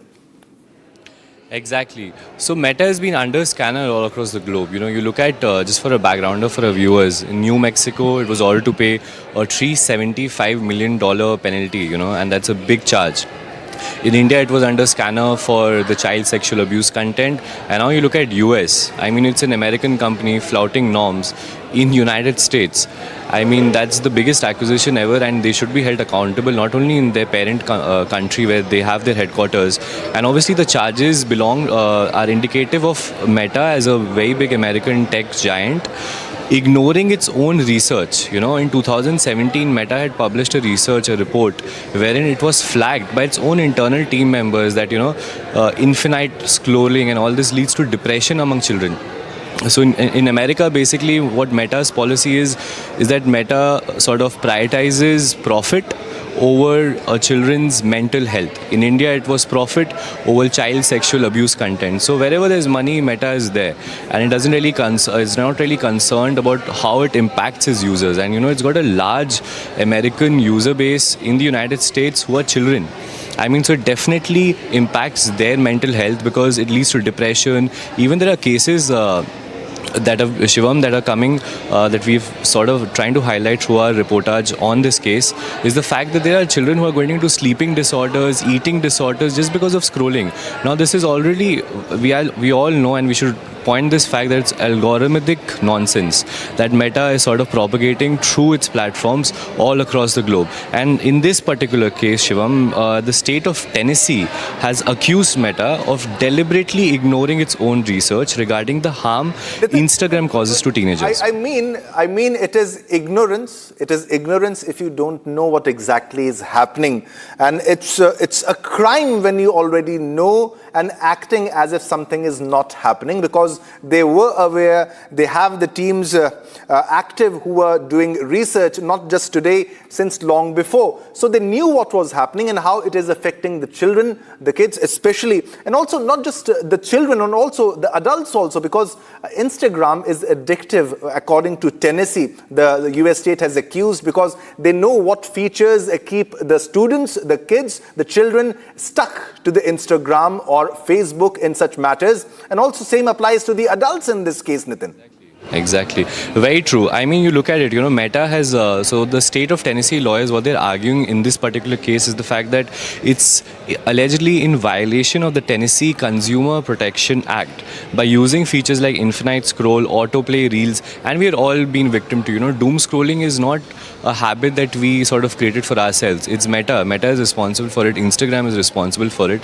And there should be definitely some legal action, some proper action, and hopefully the suit comes into fruition and Meta is held accountable. Shivam, back to you. Okay, Nitin, thanks a lot. Thanks a lot. Keep tracking all the developments. We'll come back to you as more details emerge. Now let's move on to another top story that we are tracking. And this is about the anti-paper leak bill. And approximately 12 MPs have been named to speak on behalf of the NDA regarding the bill concerning paper leak amendments in the Lok Sabha. And the names are as follows. The names of approximately 12 leaders from the NDA have been finalized for the discussion on the bill. Now from the BJP, we'll have Basuri Swaraj, we have Tejasvi Surya, we have Shashank Mani Tripathi and Anurag Thakur who are going to speak. Now from NDA constituent parties, Shrikant Shinde will be there, young leader, and Arun Bharti, Alok Suman, Anupriya Patel and Sayoni Ghosh, who will also be speaking. So the NCPI is also a part of the key speakers, as we are getting to know. And basically, NDA has fielded young speakers to speak, to take part in the debate. होने की बात सामने आ रही है. चर्चा अभी 2 बजे से होपफुली ऐसा हम उम्मीद करें, राम जी करें कि 2 बजे से चर्चा शुरू हो जाए. हालांकि विपक्ष को अभी भी प्रश्नकाल भी उन्होंने नहीं चलने दिया, तो बड़े दुर्भाग्यपूर्ण बात है. But let's hope for the positive कि चर्चा शुरू हो जाए और ये बिल विधेयक जो है वो लाया जाए. और उसके बाद 6 दिन हंगामे की भेंट चढ़ गया सर. 6 दिन हंगामे की भेंट चढ़, बहुत ज्यादा दुख होता है. बहुत दुर्भाग्यपूर्ण बात है. जिन छात्रों की बात को लेकर इतना बड़ा आंदोलन चल रहा है, उसको वो पूरा नहीं करना चाहते, उसका समाधान नहीं लाना चाहते, ये बड़े अफसोस की बात है. राम जी की आपने बात की, तो युवाओं को क्या संदेश देंगे? युवाओं के लिए इतना ही है कि राजनीतिक एजेंडे में न पड़े, राजनीतिक लोगों के बहकावे में न आए, वो अपने तक सीमित रहे. जो उनकी प्रॉब्लम्स है, वो जो अब विधेयक आ रहा है उससे उनकी सारी प्रॉब्लम्स सॉल्व हो जाएंगे. इसलिए वो अपनी ध्यान रखें. क्योंकि जिस तरह का बिहेवियर हमने देखा, जो अभी ये हुआ था, एजिटेशन जो हुआ था, उसमें जिस तरह का बिहेव कर रहे थे, मुझे नहीं लगता कि वो छात्र थे. तो बाहर के लोग बहुत घुस गए, बहुत से पॉलिटिकल लोग भी होंगे और भी दूसरे नेगेटिव एलिमेंट्स होंगे. तो छात्रों को चाहिए कि वो अपनी समस्याओं तक ही रहें. मंगल मिलने में तो हमेशा मंगल ही मंगल रहता है. मंगल की बात होती है, विकास की बात होती है, देश की उन्नति की बात होती है, देश को 2047 तक कैसे विकसित बनाए, इस पर चर्चाएं होती है. और आज विशेष करके 2 विभागों की विशेष चर्चाएं, उनका प्रेजेंटेशन हुआ. आदरणीय पीयूष गोयल साहब अपने विभाग का प्रेजेंटेशन दिए, देश और दुनिया में क्या हो रहा है उसकी जानकारी उन्होंने दिया. और आदरणीय ललन सिंह जी ने अपने विभाग की चर्चा की. और हम लोगों को जानकारी प्राप्त करने के बाद काफी प्रसन्नता हुई. 2014 के पहले हम सिर्फ मत्स्य पालन में आयातक थे, हम मंगाने का काम करते थे, और आज हम निर्यातक बन गए. आज हम दुनिया के बाजारों में आज हमारे यहाँ का मछली जा रहा, तो हमारे लिए काफी प्रसन्नता के विषय है. और हम यह देश मजबूत हो, उसमें मत्स्य पालन भी एक मजबूत हस्तक्षेप करने का, मजबूत एक पहल करने का काम कर रही है. यह बहुत प्रसन्नता है. All right, Chandrakala joins us live with all the latest updates. And Chandrakala, the NDA has fielded the young speakers, the key NDA speakers who will be taking part in the debate, because the matter concerns the youth and it is of utmost importance. But it needs to be highlighted the behavior of the opposition, which continued to disrupt the parliament. And now this will be a challenge, because everybody thought that when the session began, the monsoon session and this session, especially for today in the Lok Sabha, the opposition followed the same protocol as usual, that is to disrupt the parliament. But at 2, we are expecting that there might be a healthy debate, Chandrakala. Yes, absolutely. As rightly pointed out, I think the opposition still continues to create ruckus after what has happened. This is the 6th day of the monsoon parliament, yet the monsoon session of parliament here in New Delhi are not able to function. This is putting out a very, very wrong message. In fact, what we're expecting that there would be some kind of positive discussion as far as the anti-paper leak bill is concerned. But yes, the ruckus continues. Both the houses has been adjourned till 2 p.m. But yes, after 2 p.m. we're expecting that the bill would be discussed and debated. In fact, what we are also learning is that this particular debate would be led by few young MPs, NDA MPs, 12 MPs named to speak on behalf of the anti-paper leak bill, because it's a matter of students, it's a matter of concern which is for the students, of course, the NEET paper leak issue. And now the 12 MPs would be speaking on this bill concerning paper leak amendments in the Lok Sabha. Of course, the names of approximately 12 leaders from the NDA have been finalized for the discussion on the bill. There was a meeting, NDA parliamentary meeting, Mangal Milan, that has taken place just a while back before the parliament session started. And what we are learning is that from the BJP, Basuri Swaraj and of course Tejasvi Surya, Sashank Mani Tripathi and Anurag Thakur will be speaking. Apart from that, NDA constituent parties, Shrikant Shinde and Arun Bharti, Alok Suman are some of the leaders who would be speaking on this particular bill. And in fact, this legislation is very important given the ruckus that has been, in the parliament, that has been continuing in the parliament also after what has happened, the largest ever protest being held in the national capital. What has happened in that over the week is very concerning. And this bill, we are hoping that this bill will be passed today. We are expecting as far as the passing of this bill is concerned, because the Speaker Om Birla has also spoken to the leaders of both the opposition as well as the ruling party as far as seeking consensus on this bill is concerned and for the smooth functioning of the parliament. So we are hoping that the bill will be discussed after 2 p.m. Over to you. All right, thanks a lot, Chandrakala. Keep tracking all the developments. We'll come back to you as more details emerge.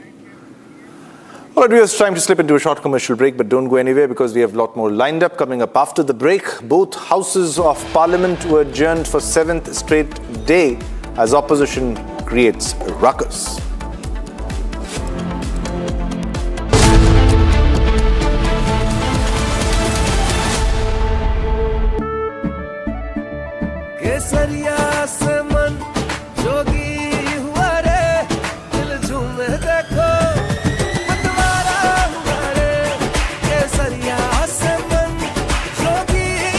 हर पल मनाओ केसरी त्योहार। विमल, बोलो जुबान केसरी। प्यास बुझाए, ठंडक लाए, सबको भाए जीरा से। MDH का जलजीरा जीरा से। जीरा से असली रिफ्रेशिंग, असली स्वाद, असली मजा। MDH. I wake up wearing someone else again. Skin tight like porcelain. I don't recognize these eyes. Something scratching from inside. Don't let it slip. I'm losing control. I don't wanna be safe anymore. Underneath there's a fire they can't keep. No more faces. Finding myself. That's my moment of Sarah.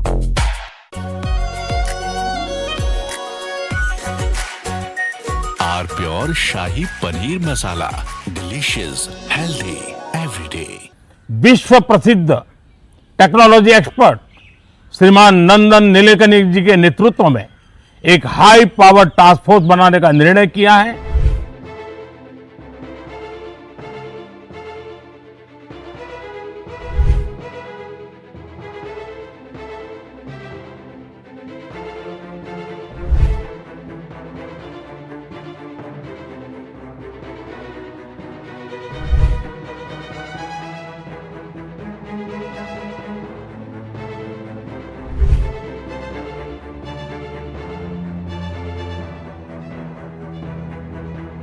Friends, विद्यार्थियों के भविष्य के लिए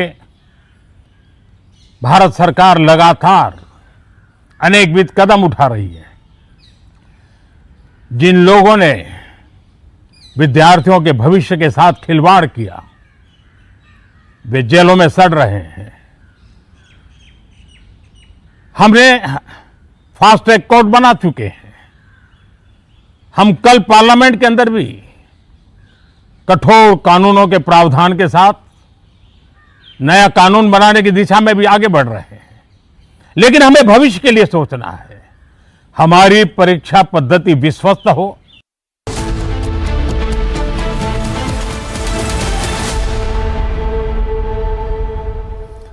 A very warm welcome, viewers. You're watching Republic TV. This is Shivam Dutt Mehta. Now let's head to a story that we are tracking. At least 30 Amarnath pilgrims were injured after a bus skidded off the road, overturned and plunged into a deep roadside gorge near the S-mode stretch at Hariganiwam in the Gund area of J&K Ganderbal district on Tuesday. Officials say the bus went off the road while negotiating the erratic sharp curve. The vehicle came to rest down the roadside embankment. Meanwhile, the exact cause of the accident is yet to be ascertained. Watch this report.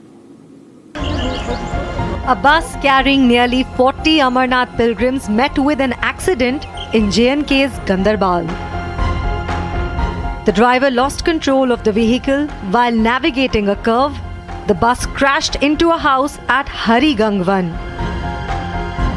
The speeding bus skidded off the road as several Amarnath Yatra pilgrims were injured.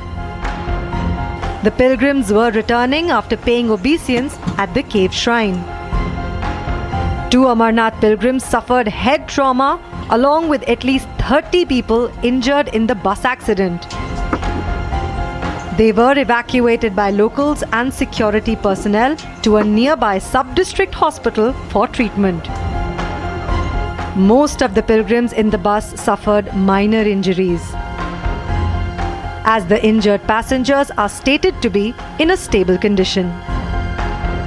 The bus fell on the house next to the road, which was reported as badly damaged. The house prevented the bus from rolling into the nearby Sindh River. As per officials, no one was in the house at the time of the accident. The Himalayan region has witnessed severe weather conditions over the past week. But despite the adverse weather conditions and periodic disruptions, the annual pilgrimage has witnessed an overwhelming response. All right, viewers, it's time to slip into a short commercial break, but don't go anywhere because we have a lot more lined up for you coming up after the break. Pakistani army opens fire on peaceful protesters in Rawalakot, 20 dead, 35 injured in POK.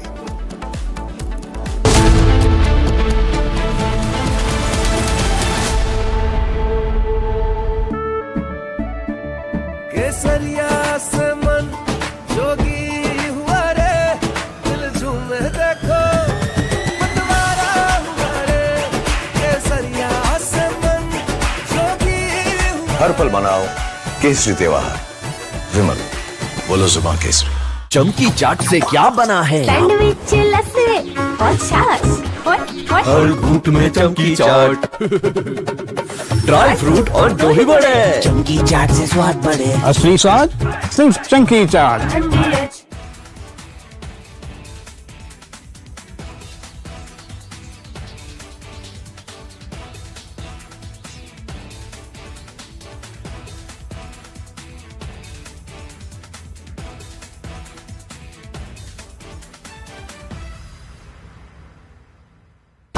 Pure सूजी pasta उबालो, मिलाओ और खाओ। 8 minute में तैयार। क्या taste है सबका राजा हार्डकोर मसाला।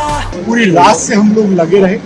हमने पूरा जंतर मंतर का कूड़ा जितना गार्बेज था बाकी सब चीज लाइन थी। पूरे काम में थोड़ा समय और लगेगा। कुछ फुटपाथ हैं जहाँ की डैमेजेस हैं, कुछ पोल्स हैं जो डैमेजेस हैं, सेंट्रल बर्जेस हैं जो कुछ डैमेजेस हैं। स्टूडेंट के साथ साथ ऐसे लोग भी थे जो धन मचाने आए थे। अच्छे से किया गया।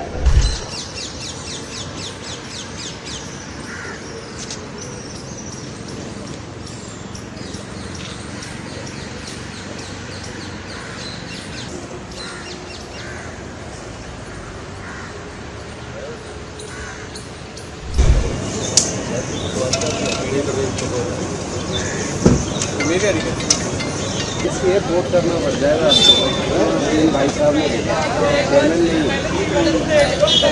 नहीं है, एजेंसी है भाई साहब।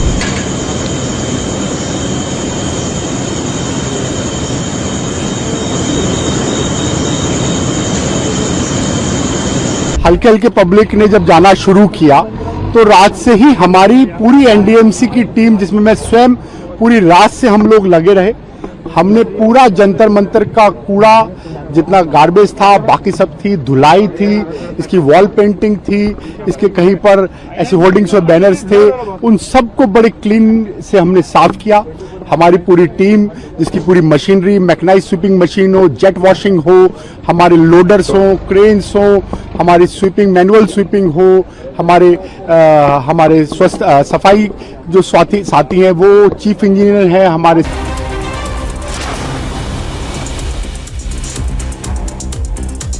A massive fire engulfed the second and third floors of the Paras Tent House and Suppliers on Ukhri Road. 5 to 6 fire tenders were present at the scene. Indian Army distributes freshly prepared meals to stranded truck drivers and others affected travellers during its night domination operations along the Jammu-Srinagar National Highway NH44. The traffic disruption was caused by a massive landslide that struck yesterday morning at Dewal area of Udhampur district. The Special Operations Group of Jammu and Kashmir Police, in coordination with multiple security agencies, conducted a joint mock exercise near a designated pilgrimage shelter, Langar, along National Highway 44 in Jakhani, Udhampur. The tactical exercise brought together teams from the Indian Army, Indo-Tibetan Border Police, Central Industrial Security Force, State Disaster Response Force and Bomb Disposal Squads and other agencies to evaluate emergency response protocols. The exercise was conducted under the supervision of Deputy SP Berlin Corps SOG Udhampur.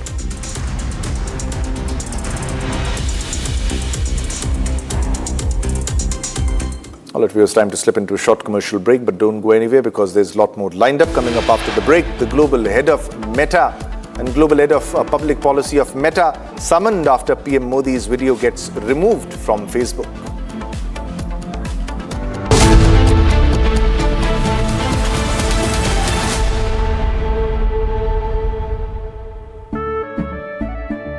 केसरिया से मन जोगी हुआ रे, दिल झूमे देखो मतवारा हुआ रे। केसरिया से मन जोगी हुआ। हर पल मनाओ केसरी त्योहार। विमल, बोलो जुबान केसरी।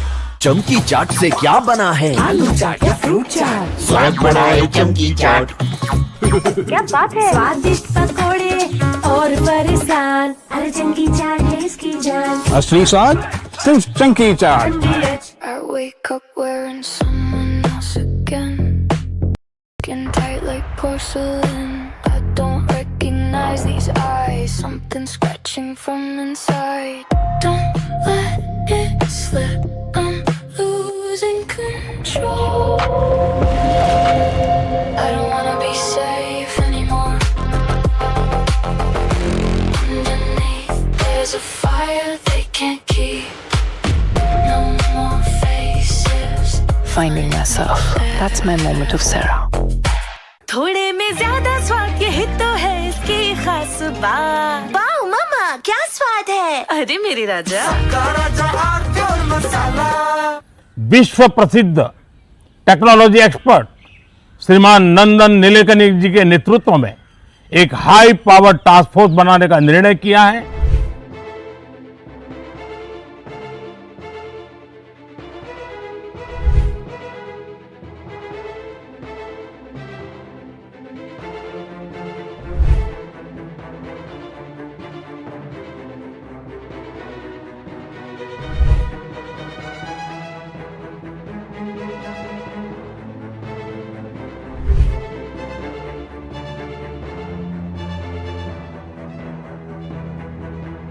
फ्रेंड्स, विद्यार्थियों के भविष्य के लिए भारत सरकार लगातार अनेकविध कदम उठा रही है। जिन लोगों ने विद्यार्थियों के भविष्य के साथ खिलवाड़ किया, वे जेलों में सड़ रहे हैं। हमने फास्ट ट्रैक कोर्ट बना चुके हैं। From Asia's largest news headquarters, setting the agenda for Bharat.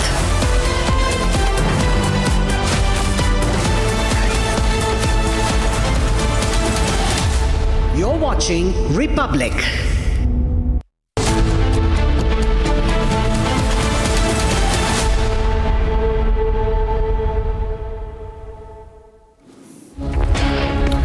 A very warm welcome, viewers. You're watching Republic TV. This is Shivam Dutt Mehta, and the top focus story that we are tracking today is the disastrous flood which is happening in Assam. We are tracking all the developments because the number of dead has risen to 68, and lakhs of people are affected, are impacted, and many have been displaced. We'll get you all the latest updates on that and a lot more. But first up, let's have a look at the top headlines.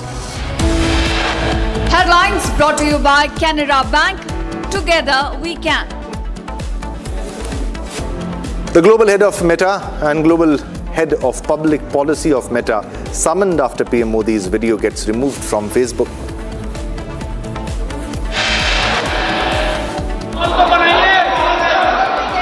चलिए, सदन की कार्रवाई आज 2 बजे तक के लिए स्थगित की जाती है।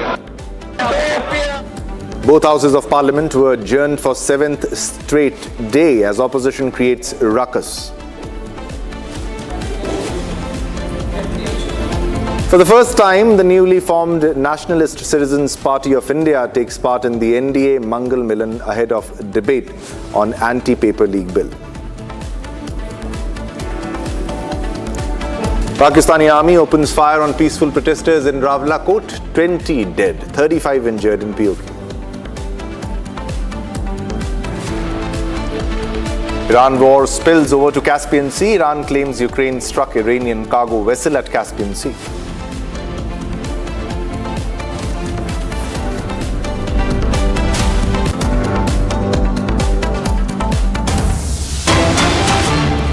All right, viewers, we're getting a big breaking news development on the story that we are tracking, and this is from Prime Minister Narendra Modi. Prime Minister Narendra Modi has reviewed the flood situation in Assam, because Assam is suffering from a serious surge of intense flooding. Now, Prime Minister Narendra Modi met with MPs from Assam and received the information. The meeting discussed the flood situation in various parts of the state in detail. The Prime Minister stated that the central government is continuously cooperating with the Assam government in the relief and rescue operations, and coordination between the central government and the state is ongoing to provide all possible assistance to the affected people. This is first on Republic, and Prime Minister's office is keeping a track on all the developments because Assam is suffering from a disastrous surge of intense flooding, and this has led to unparalleled path of destruction throughout the state, and numerous districts face intense, significant flooding.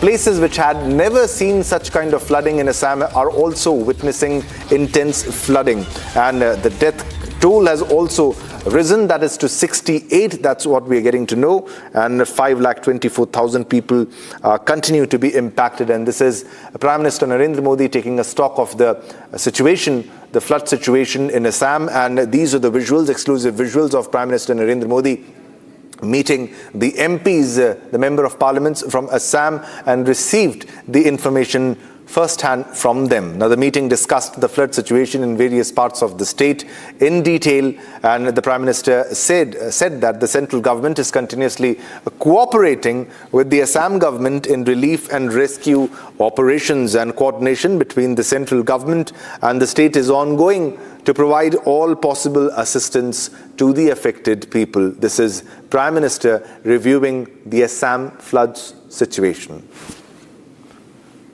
All right, let's go across to our colleague Aniruddha, who is joining us from Assam. Aniruddha, if you can put this into perspective, because the situation is something of a sort which was never seen before, and especially when it comes to various parts of Assam, certain places which were affected are those places which were never impacted by floods earlier, and now PM is reviewing the Assam flood situation.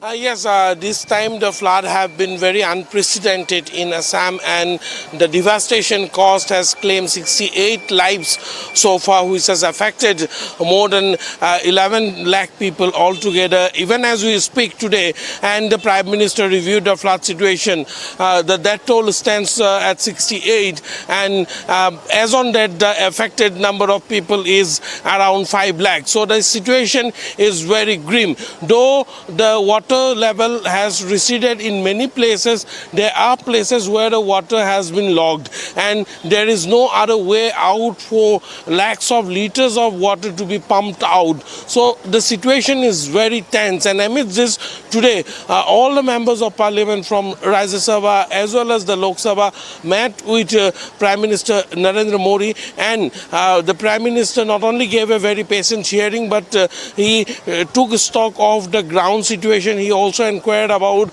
how the relief and rehabilitation measures are being taken, and how the state government has been sending assistance for the flood affected people. He reviewed in detail. He reviewed about the interior areas. He inquired about the interior areas where the flood has caused massive devastation, and has assured that the centre is with the government of Assam.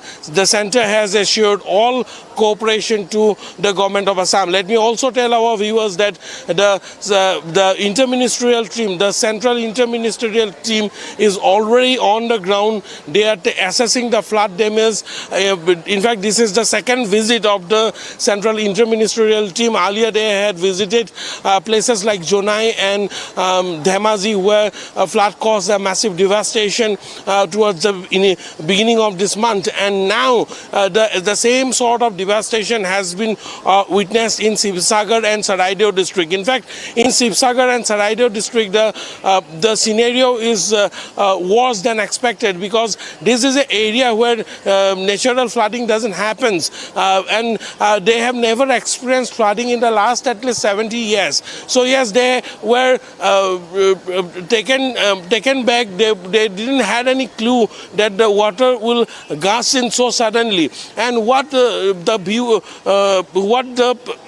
people living in the ground told us when while doing the ground reports from the flood affected area. At that point in time also, the people told us that within 15 minutes the water level rose to around 15 to 20 feet in high. So it was a uncaught disaster, and the people were all taken by surprise when this flood waters flooded all the area. The exact number of livestock damage and the casualty caused is yet to be ascertained. There are also reports that many people are missing. There are reports that in some cases, particularly, all the family members have been washed away. So yes, only after the ground is done properly, only after a thorough study, thorough scanning of that area is done, then only the number of casualty will come out, and the state government and particularly the officials at the Assam State. And all of this because of the excessive rainfall. We have the visuals of the massive flood which has hit Assam, Aniruddha, and the PM taking stock of the situation, the flood situation. But thanks a lot, Aniruddha, for all the latest updates. We'll keep tracking all the developments. We'll come back to you as more details emerge. So these are massive floods which have hit Assam. Now, Assam, ladies and gentlemen, is now suffering from a disastrous surge of intense flooding, resulting in an unparalleled path of destruction throughout the state. As numerous districts face significant flooding, the death count has sadly risen to 68, and more than 524,000 individuals continue to be impacted. That's the severity of the floods. Now, the abrupt, frightening increase was caused by extraordinarily intense rainfall in the nearby hill state of Nagaland. Now, the heavy rainfall led to large tributaries of the Brahmaputra river quickly surpassing their danger levels before time and entirely inundating numerous villages within just a few hours. Watch this report.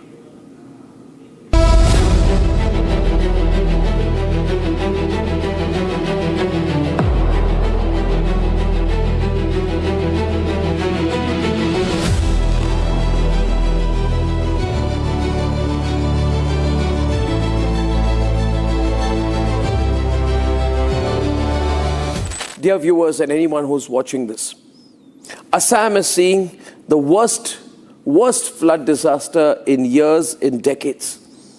Places like Saraideo, which is home to a World Heritage Site, is reeling underwater. Sivsagar, which has never witnessed these kind of floods, is today totally submerged. We are in Sivsagar district of Assam, where flood has caused a massive devastation. Such flood was never witnessed in this particular area for the last more than 70 years. And this flood has been dubbed, in fact, one of the most deadly flood that the state has ever witnessed in recent time. More than 60 lives have been lost in this massive flood. The reason behind this flood has been, elaborately being discussed, but many people have different opinion when it comes to the reason behind this flood that has taken place in Sivsagar and Saraideo district. IMD has not officially acknowledged any cloud burst in the foothills of Nagaland, though initially it was being said that might be cloudburst could be one of the reason behind this flood. Completely submerged in the floodwaters, and you can also see a school which is partially submerged as a result of this devastating flood that has taken 66 lives in southern Assam. In Sivsagar and Saraideo district alone, the death toll is quite high. It is close to 30 to the two districts of Saraideo and Sivsagar alone, and across 12 districts, a health hazard can be seen in this area, as the living condition is not very healthy. Many people are still missing. Many people are still on the road, as we have already seen, but here I am bringing you to see the houses they have left behind. Their entire savings were spent in these houses to build brick by brick their dream house, but the unforgiving flood waters have destroyed everything that they had in just 15 minutes. It took only 15 minutes for the floodwaters to inundate this entire area. The impact on the people is massive. Many areas were inaccessible even for the Indian Army and the NDRF till this weekend. But the fact is, millions are suffering. The death toll is rising, most unfortunately. But there are people who are not making a comment on this. Ladies and gentlemen, this is not a political matter, but I'm raising this tonight because I've got reports from all our reporters on the ground covering the floods. The visuals are disturbing. The situation is disturbing. The stories are heartrending. Assam needs your support. Assam, the people of Assam, need your support. The state government is doing an absolute best. The security forces, the paramilitary are out there on the ground. Let's stand with Assam. And I'm not saying this just because I am from Assam. I'm saying this because this is a matter that we cannot look away from. We need to step forward for our own people. And therefore, I want to say that we are going to carry out a campaign here on Republic, a campaign to contribute in any way that you can to the Chief Minister's Relief Fund. We will be putting out details and sharing it on the screen. Ladies and gentlemen, flood relief is the immediate response, but rehabilitation is the challenging task ahead. We have to all come together to help the flood-affected people in Assam, who've really been troubled, who've really been ravaged because of this complete calamity. This is a devastating time for the people of Assam. I request all of you to contribute, and Republic Media Network also will, in nation building. After all, as I say this and I make this personal appeal on behalf of our network and myself for the people of Assam, nation first, humanity first, please stand with the people of Assam. Let them know that you are with them. This will give them strength. So your messages matter, your contributions matter. Let's do our very best in this difficult time for the beautiful state of Assam. All right, viewers, we're getting a big breaking news development. Let's go across to that breaking news. And this is Sharmila Dhankar, who has won India's first Commonwealth Games para-athletics gold. This is huge, ladies and gentlemen. In the Commonwealth Games, India's para shot putter Sharmila Dhankar won the gold medal. It's a moment of proud for the entire nation in the women's shot put F57 event with a season best effort of 9.81 meters in Glasgow. Now, Sharmila also became India's first ever Commonwealth Games para-athletics gold medalist. So that's a big achievement and we are proud of her. And her triumph ended India's 20-year wait for a para-athletics medal at the Games. And Prime Minister Narendra Modi also took to social media to laud India's historic achievement. That is exactly the moment she won the medal, and congratulations to her. And this is a historic gold medal for India in Commonwealth Games, and this is in the para-athletics category, and her triumph has ended India's 20 years wait for a para-athletics medal at the Games. And PM Modi also took to social media to congratulate her, to laud India's historic achievement in the Games. This is huge, ladies and gentlemen. This is Sharmila Dhankar, who has made us all proud, who has made the nation proud, who has made India proud. Sharmila Dhankar has won India's first Commonwealth Games para-athletics gold medal. In the Commonwealth Games, a gold medal, ladies and gentlemen, and India's para shot putter Sharmila Dhankar has made us all proud by winning the gold medal in the women's shot put F57 event with a season best effort of 9.81 meters in Glasgow. I have Ishita live from the newsroom with all the latest updates. Let's go across to Ishita, who is joining us from the newsroom, because this is historic and it's a moment of pride, a moment of pride for all the citizens of the country. Ishita, this is historic. Sharmila Dhankar has won the gold medal. All right, so we lost the connection with Ishita, but this is huge, and this is Sharmila who has won, Sharmila Dhankar, who has made us all proud by winning a gold medal for the country. All right, viewers, we have another big breaking news development which we are tracking. Let's go across to that, and this is for Meta. This is about Meta, and we have fresh news coming in. And according to sources, the global head of Meta, Facebook and Instagram, and the global head of public policy of Meta have been summoned by the Ministry of Electronics and Information Technology, that is MeitY. And this is the summon by the Ministry of Electronics and Information Technology regarding the matter where a post of Prime Minister Narendra Modi was removed. Now,